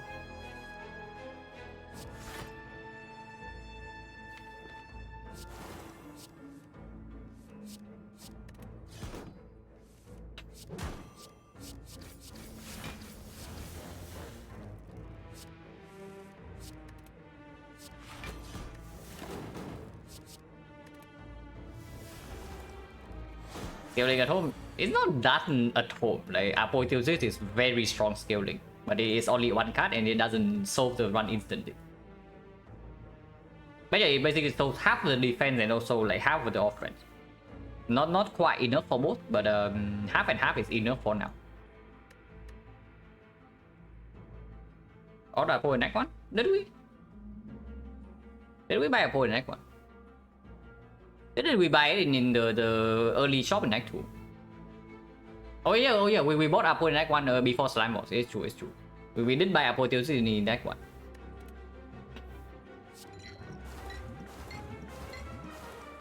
Yeah, the Slime Boss fight we already have it.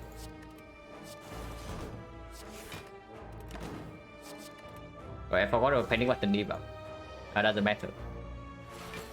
That has a lot of burns by the way, but... And then also the panic button pickup has been playing really well, yeah. This thing is basically buying us like 2 turns with the Calipers. And with Red Form we have 5 turns, and before that we also have some blocks, enough block with the hand anchor horn clip. So usually we don't take real damage in maybe like the first 7 or 8 turns in any fight that is not super explosive like in Act 4. That's very good.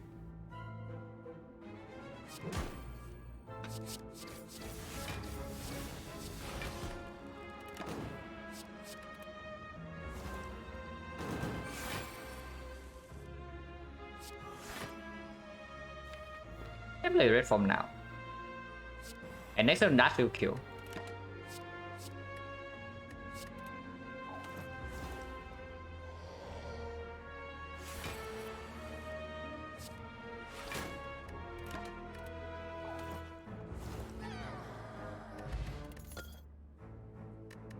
That is very late.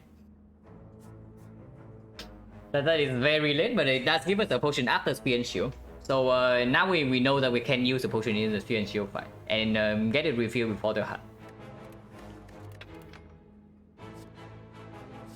Is this some damage? Or do we just pick the tools of the trade? The tools of the trade is strong as well.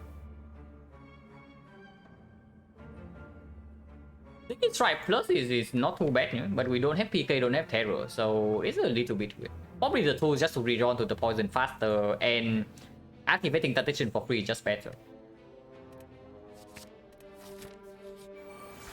Also, we get a potion for free in this fight, but these are good enough for me not to use.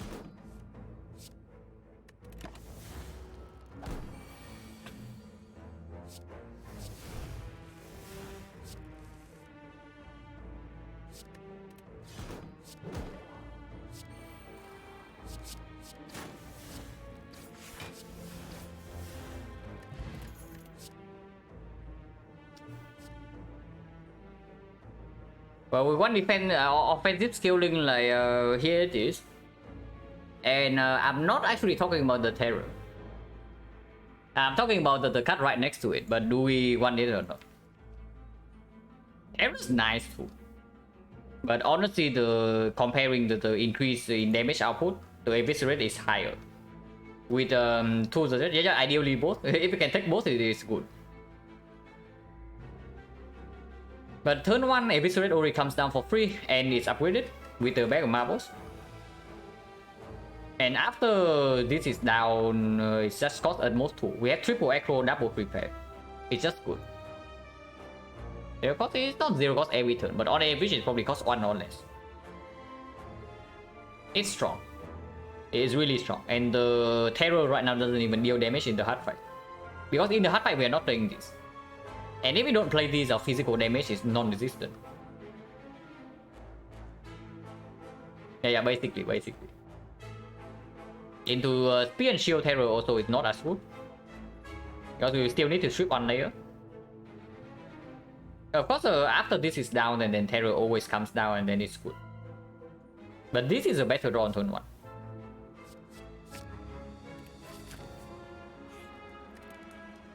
And yeah, upgrade goes on what left time? I thought upgrade probably goes on either the tools or the tradition. One of the two.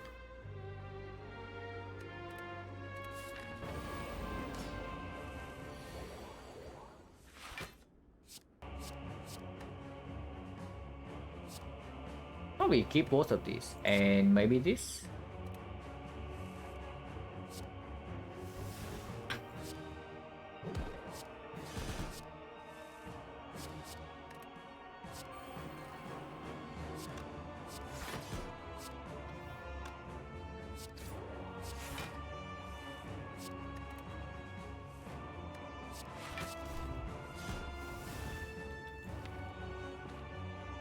Is not drawn yet, but we don't really care.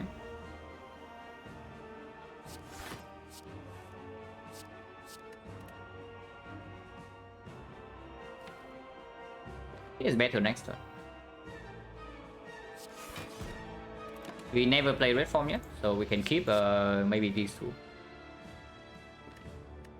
Probably this actually.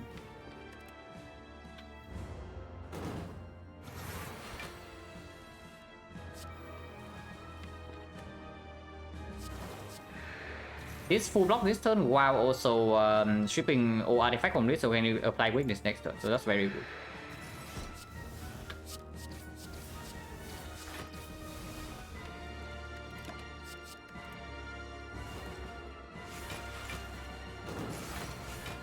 And yeah, these guys skill, but if we get our setup done on basically turn 1, then they do not scale nearly fast enough to threaten us.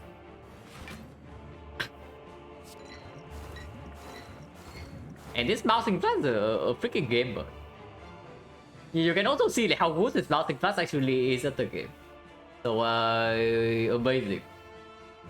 Well, like the Fumes plus, I mean the fact that we toss the Fumes away to the Bonfire Spirit in Act 2 makes me feel obligated to say no. But yes, Fumes plus would be good here. That the Fumes would be okay. But we did donate the Fumes away to the Bonfire Spirits in Act 2. Painting button not yet, yeah. We can still block like super fine. Probably this actually.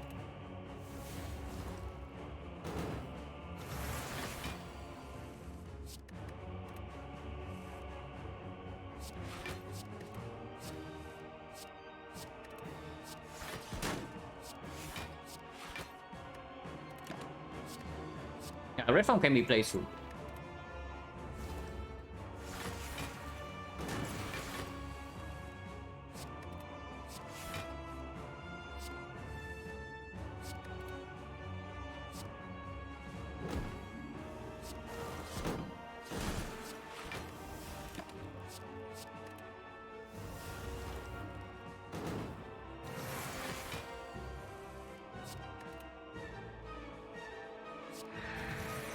Actually, we have to red form right now. We take damage, yeah, but that's fine.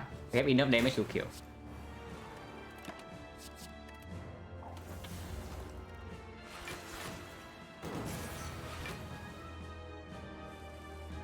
This game that's why Choco feels if without the Blade Dance, we don't even play that many cards. So the turns where we play the most cards would be on turn 1. And then every turn we play Blade Dance. So without the Blade Dances in the deck, the Choco only blocks turn 1 for this deck. It's not as bad as you might think.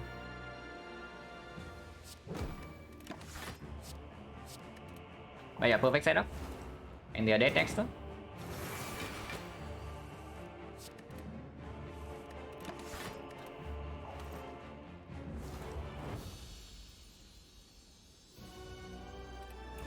Meter? I don't know whether this guy is more or less annoying, but hopefully it's not too bad. Never played this.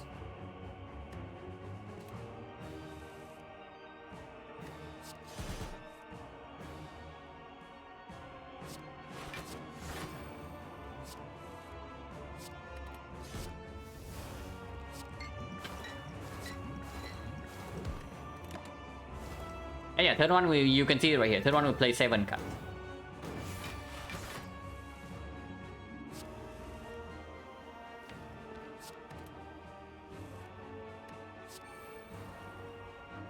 Three more.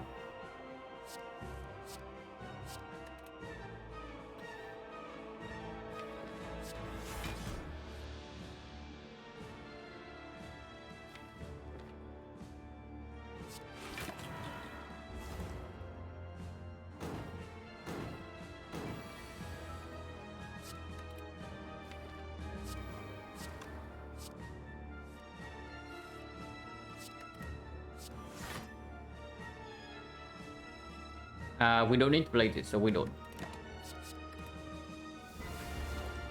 Rồi Dragon á. E-buff, huh? Okay, this is one of the turn where Joker can hurt because we would like to play 9 cards this turn.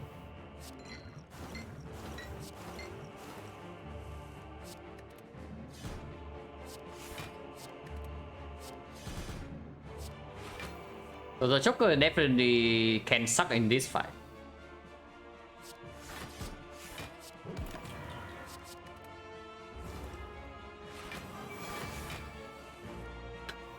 I always try to have weak chain in late game unless I'm a red form similar. Yeah, absolutely. Because weakness blocks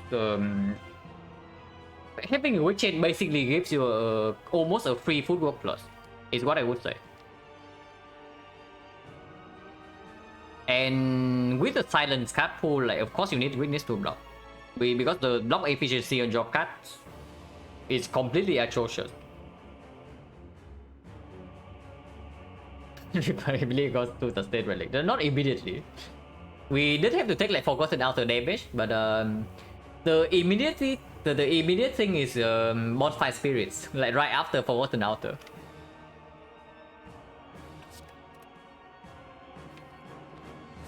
This one we still take no damage, yeah, and we can play this fight like somewhat slowly here.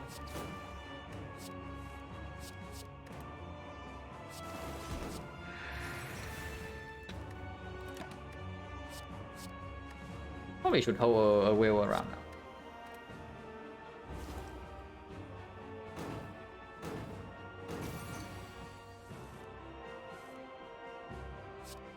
And it's silent blocking worst block card. Yeah, you just have this impression when you start playing silent because of the starter deck. Just because of the starter deck being more defensive, it gives you a like false impression that silent is good at blocking. But silent block card that freaking sucks.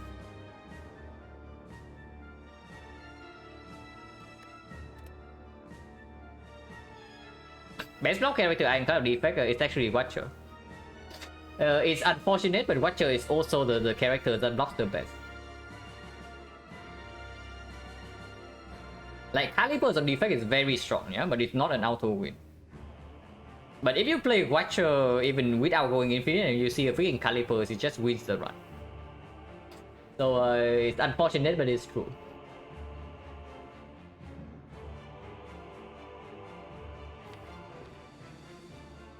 And yeah, we have strong reset next turn, so we just set this to the 11 and then play on Fishing Well next turn.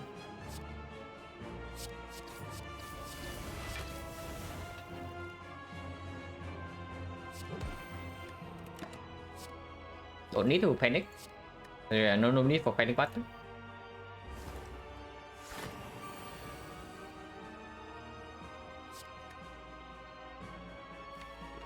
This guy also gains block after purging, so we do not need to hold Eviscerate ever.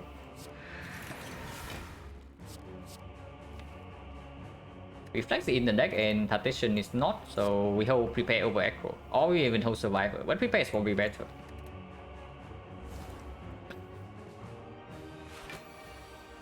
The buff here is slightly scary. But he also has 0 strength and we have on Fishing Wheel to block if it's the multi-hit.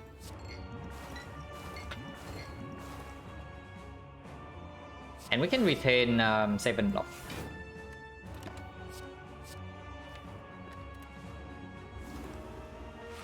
Also we have a full heal in the next act, so like HP loss here irrelevant. If possible, of course I don't want to lose HP, but HP loss is irrelevant.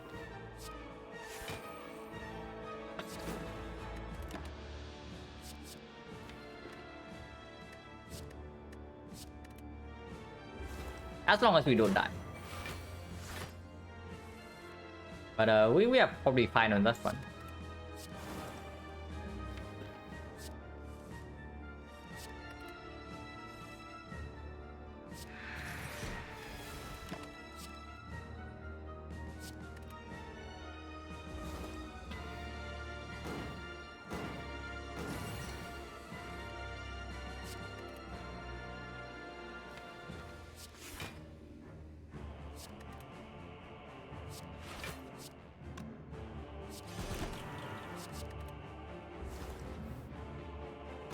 SB Assassin 5 Silent, so happy right now. Congratulations. And yeah, the initial Assassin clan is really satisfying. Because you can continuously see yourself making progress. Like, it's really nice.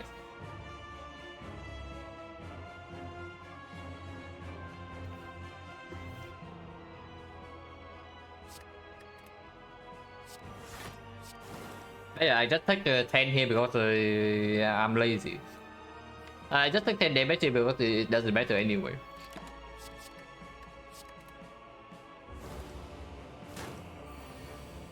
And now I can just play red form. Oh, by now I mean next turn. Want to set up burner though. No, not the burner, the bottle.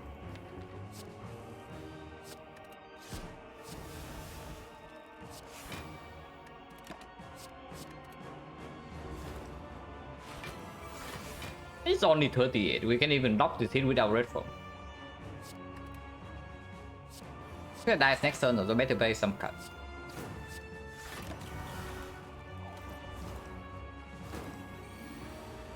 We can progress, go dying to hard boss count without understanding why. Yeah, of course. Like, I have died to a lot of things without understanding why. On Silent or on any other character really, but yeah, it takes time. It takes time and also takes like a lot of effort. And even then you might still arrive at the wrong answer. Because the game is just freaking difficult.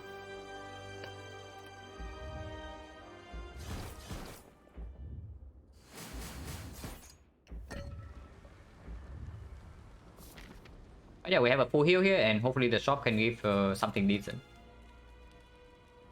Upgrade either to the trade or the tactician. Tactician is stronger, right? Because it does allow us to keep digging with the aggro on turn 1. Frustrating phase while trying to get more information. Yeah, but that is why I also say that I don't really recommend people like really slowing down until you are confident in your macro gameplay. Like you slow down to play fights, and to play fights only, and then you use the rest of the run to collect information on where you are making like major mistakes regarding to pathing, maybe deck building, maybe what you buy in the shop and boss relic and whatnot. But yeah, the fights you can slow down to play, because the fights you can actually they are limited options enough in the fight that if you take a long time in the fight, you will arrive at the correct answer eventually. But you see on floor 0 thinking about freaking Neo bonus when you have a major misunderstanding of the game, you will arrive at a wrong conclusion, and then it's just wasting time. But yeah, upgrade is on tactician because we want to dig like super deep into our deck to find apotheosis turn 1.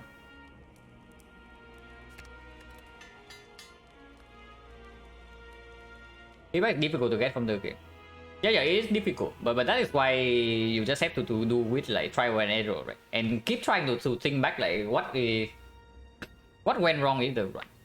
Of course, it's not easy. Like if it's easy, then people would improve like super fast, and I would probably also be much better than I am right now.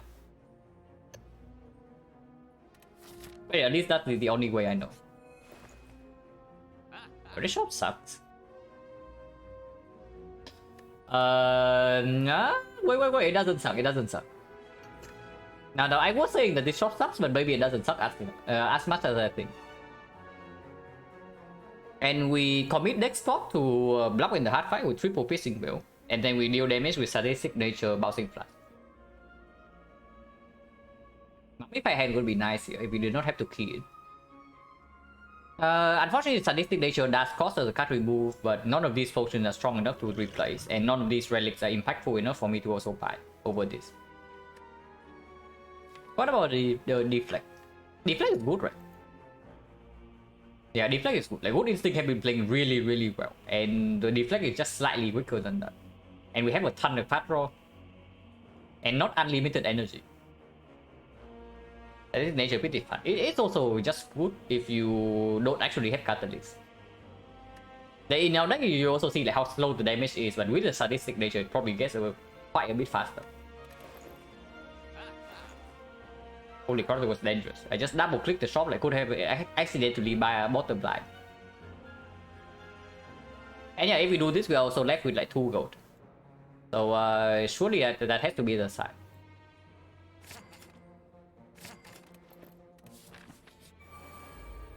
Also, if we take a lot of damage here potentially, then using power potion is okay.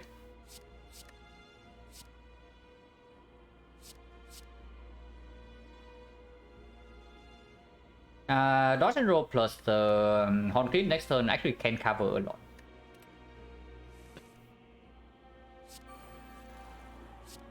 Then we're gonna get artifact strip like this. Cannot find apotheosis. But I guess that's fine.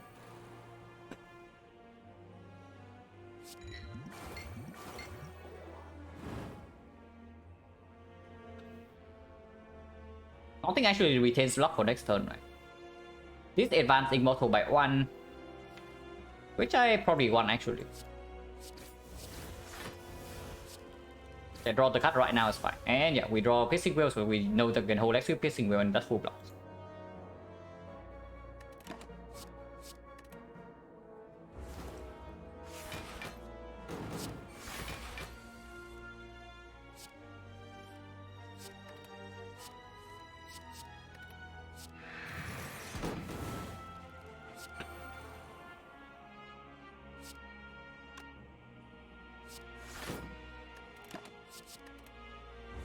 Yeah, like slow start. Yeah, we do not have the apotheosis down by turn 2, but even then we are still completely fine, which just tells me that the deck is quite strong.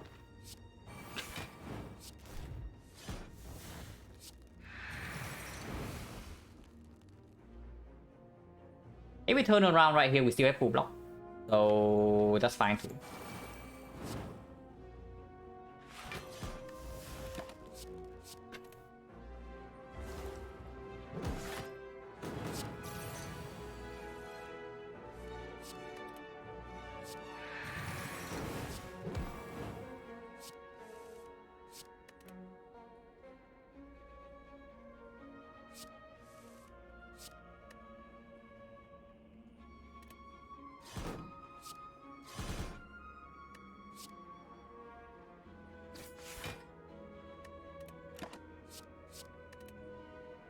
So yeah, we just play red from C here and fight's over.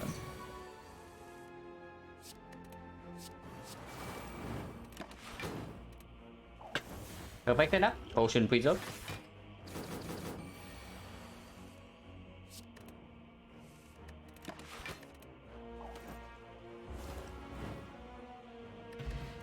Liquid memories. Malaise as well.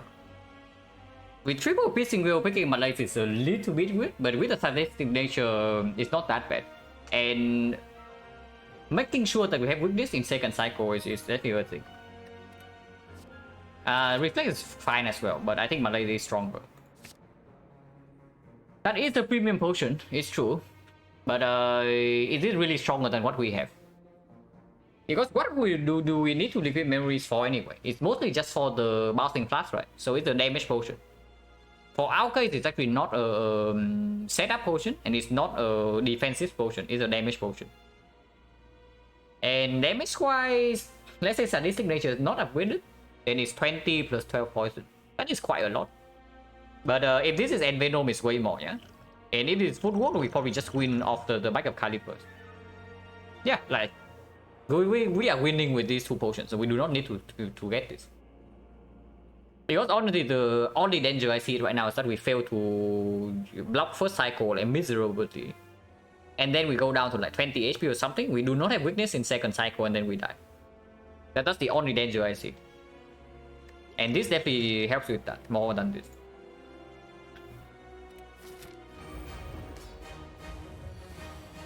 Top deck apotheosis, so it seems like we are winning.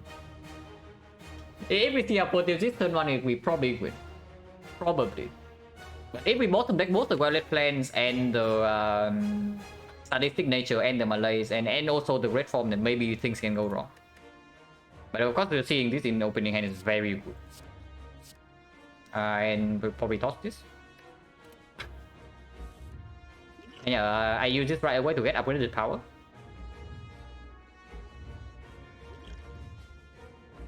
Nine cast, yeah.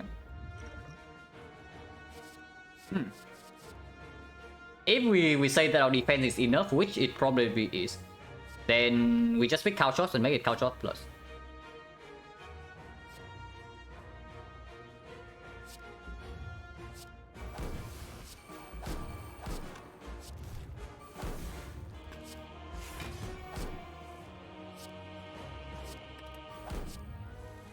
Yeah, so this nature is here. Draw first, because I don't want to lose HP here. Okay, I guess we have to lose HP. But that's fine.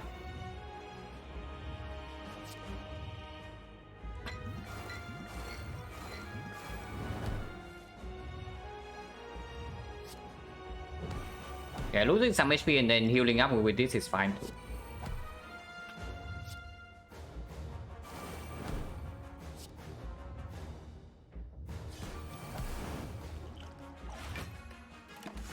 Yeah, fire is super chill from here.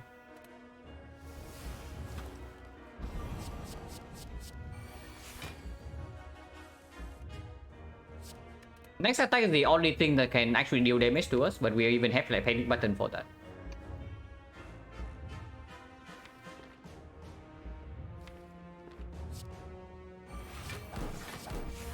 And even stack up calipers a little bit.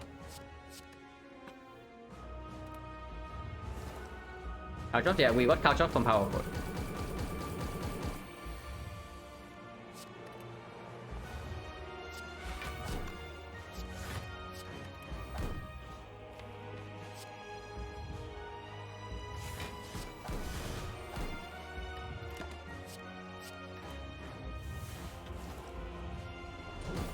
So this turn we can take a little bit of damage, but not that much.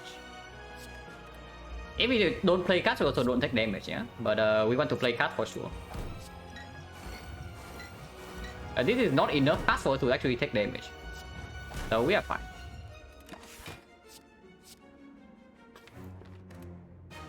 Don't have to red form yet, but we can also just red form next cycle, and I think we are winning regardless.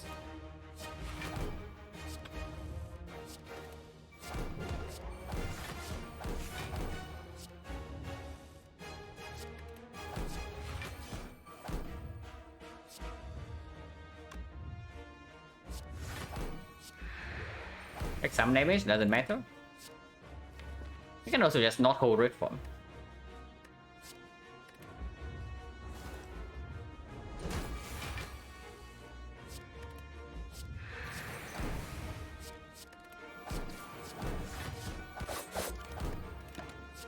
Oh yeah, fight is like super over. Unfortunately, we lost 2 HP too many. So no perfect HP for us, but I guess have to live with that.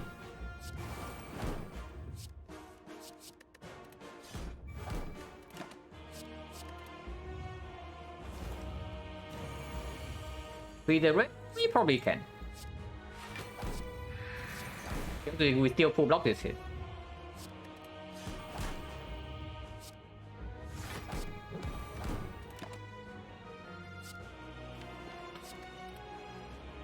And he dies next turn.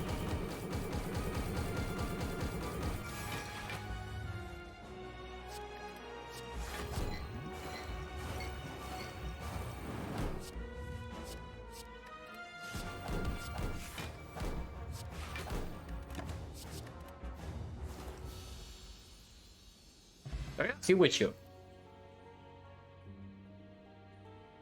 Back to 75.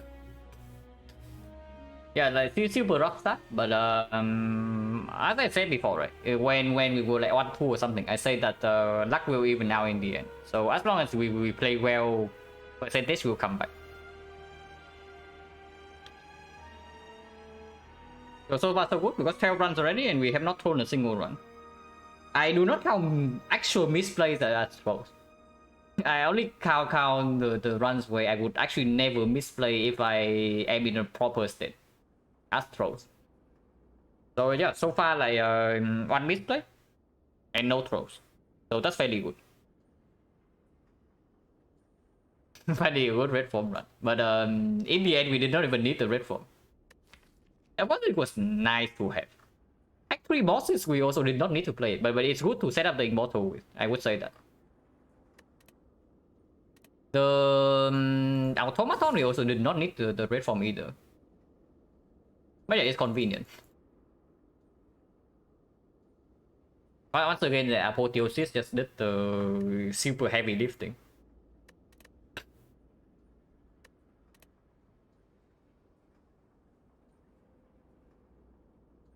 Hello, Byron. Looking like a queen. Yeah, very astute like observation as always. But yeah, pretty nice. Like 2 wins today. So we are back to 9-3 from like a 1-2 start. I mean, evaluate deflect in early game. Later on, 3 energy short evaluation went pretty weak. If I'm stuck on 3 energy, then and I actually need defense in Act 2, yeah. That I do not have super insane fat load damage. Or I do not have red form. Then deflect is a very good pick on 3 energy. Yeah, game the chipping first railing is good, but Act 1 in this one was not easy. Act 1 in this one as always not easy because we did not get a potion or a damage card. Like even until here. And we ran into the Lagavulin with basically not a deck. This deck takes like 30 damage to the knock, but we already know that before we run into this fight. So this was a risk, but calculated beforehand. And then we rest here, and then we get apotheosis from the shop, so we have to upgrade. And then the run looks upwards. True Chef, thank you very much for the prime and the 5 months. Appreciate it a lot. When do you feel it's okay to be stuck on 2 energy after need for pixels in Act 2?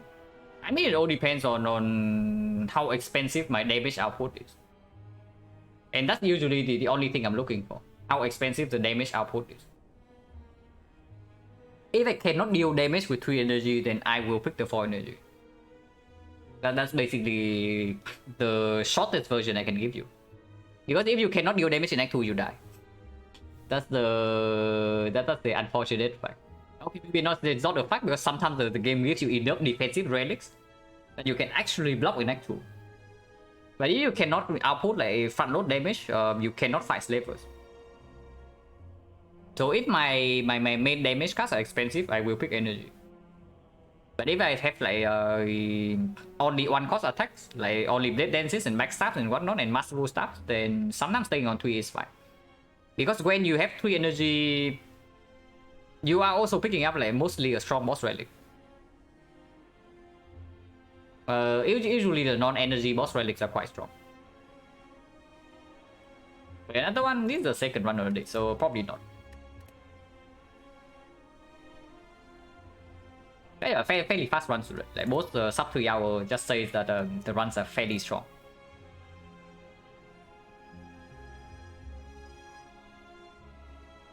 Jelly77, thank you very much for the sub for 3 months in advance.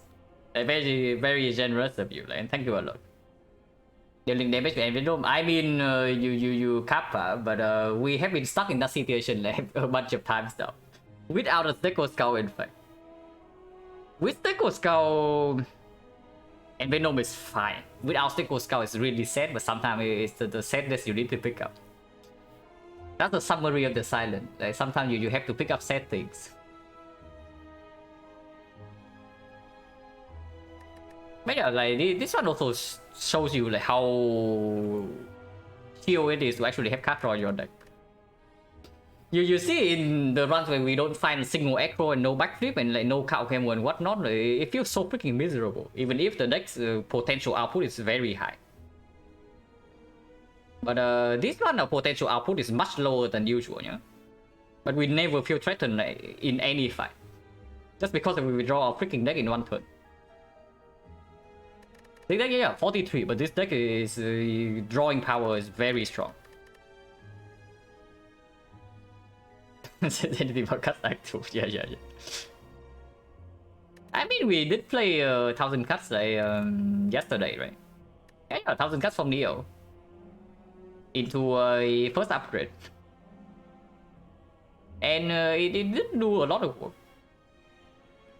Honestly, I don't think 1000 cuts is that bad of a cut. It's the unfortunate fact that having to commit an upgrade on a card that is still terrible in hallway fight is not a luxury that Silent can usually afford.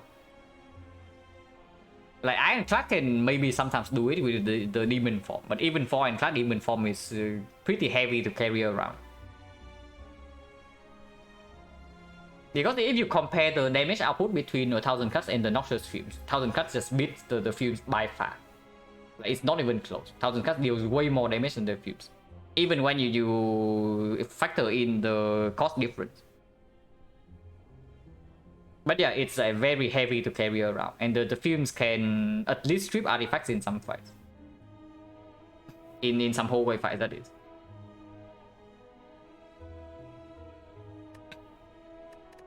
Yeah, this card is not that bad. And 1000 cuts, Fox and Window both are run. That would be pretty overpowered. If this thing Fox and Venom, it would be like really... Okay, I would not say that it's really strong, but the combo is really strong.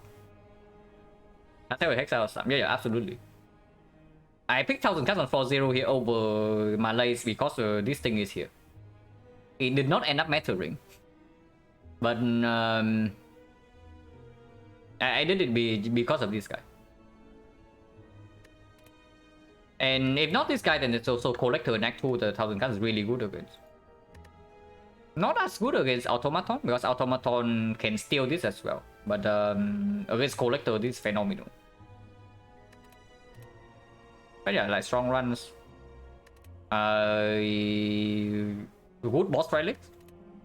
Decent boss relics into a lot of card draw. So anytime you have either good boss relics or you have a lot of card draw, the run is just super chill. Current 6-5, yeah, current 6 is 5. At 80%, no, we are at 75. We are at 75. Going for the record? No, I mean, I always keep track.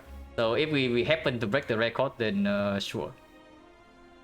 But I always say this, yeah? If we play well enough, the streak will eventually come, because it's just a probability game.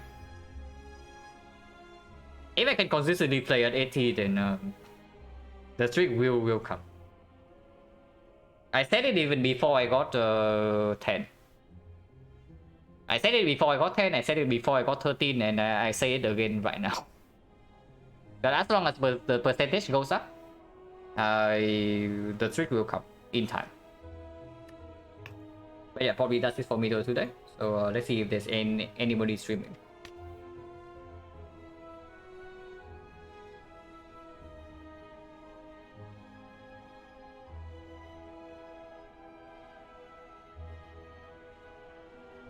We did Papa yesterday, so I'll send you tomorrow.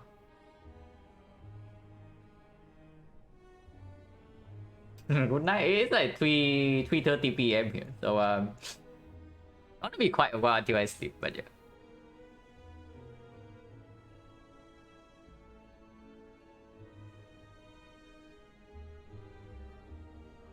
Yeah, thanks for watching, guys, and see you later. It's 5 a.m. here. Okay. Well, staying up quite late, yeah. So don't miss anything important because you watched my stream. That would make me feel really bad. But yeah, see you later.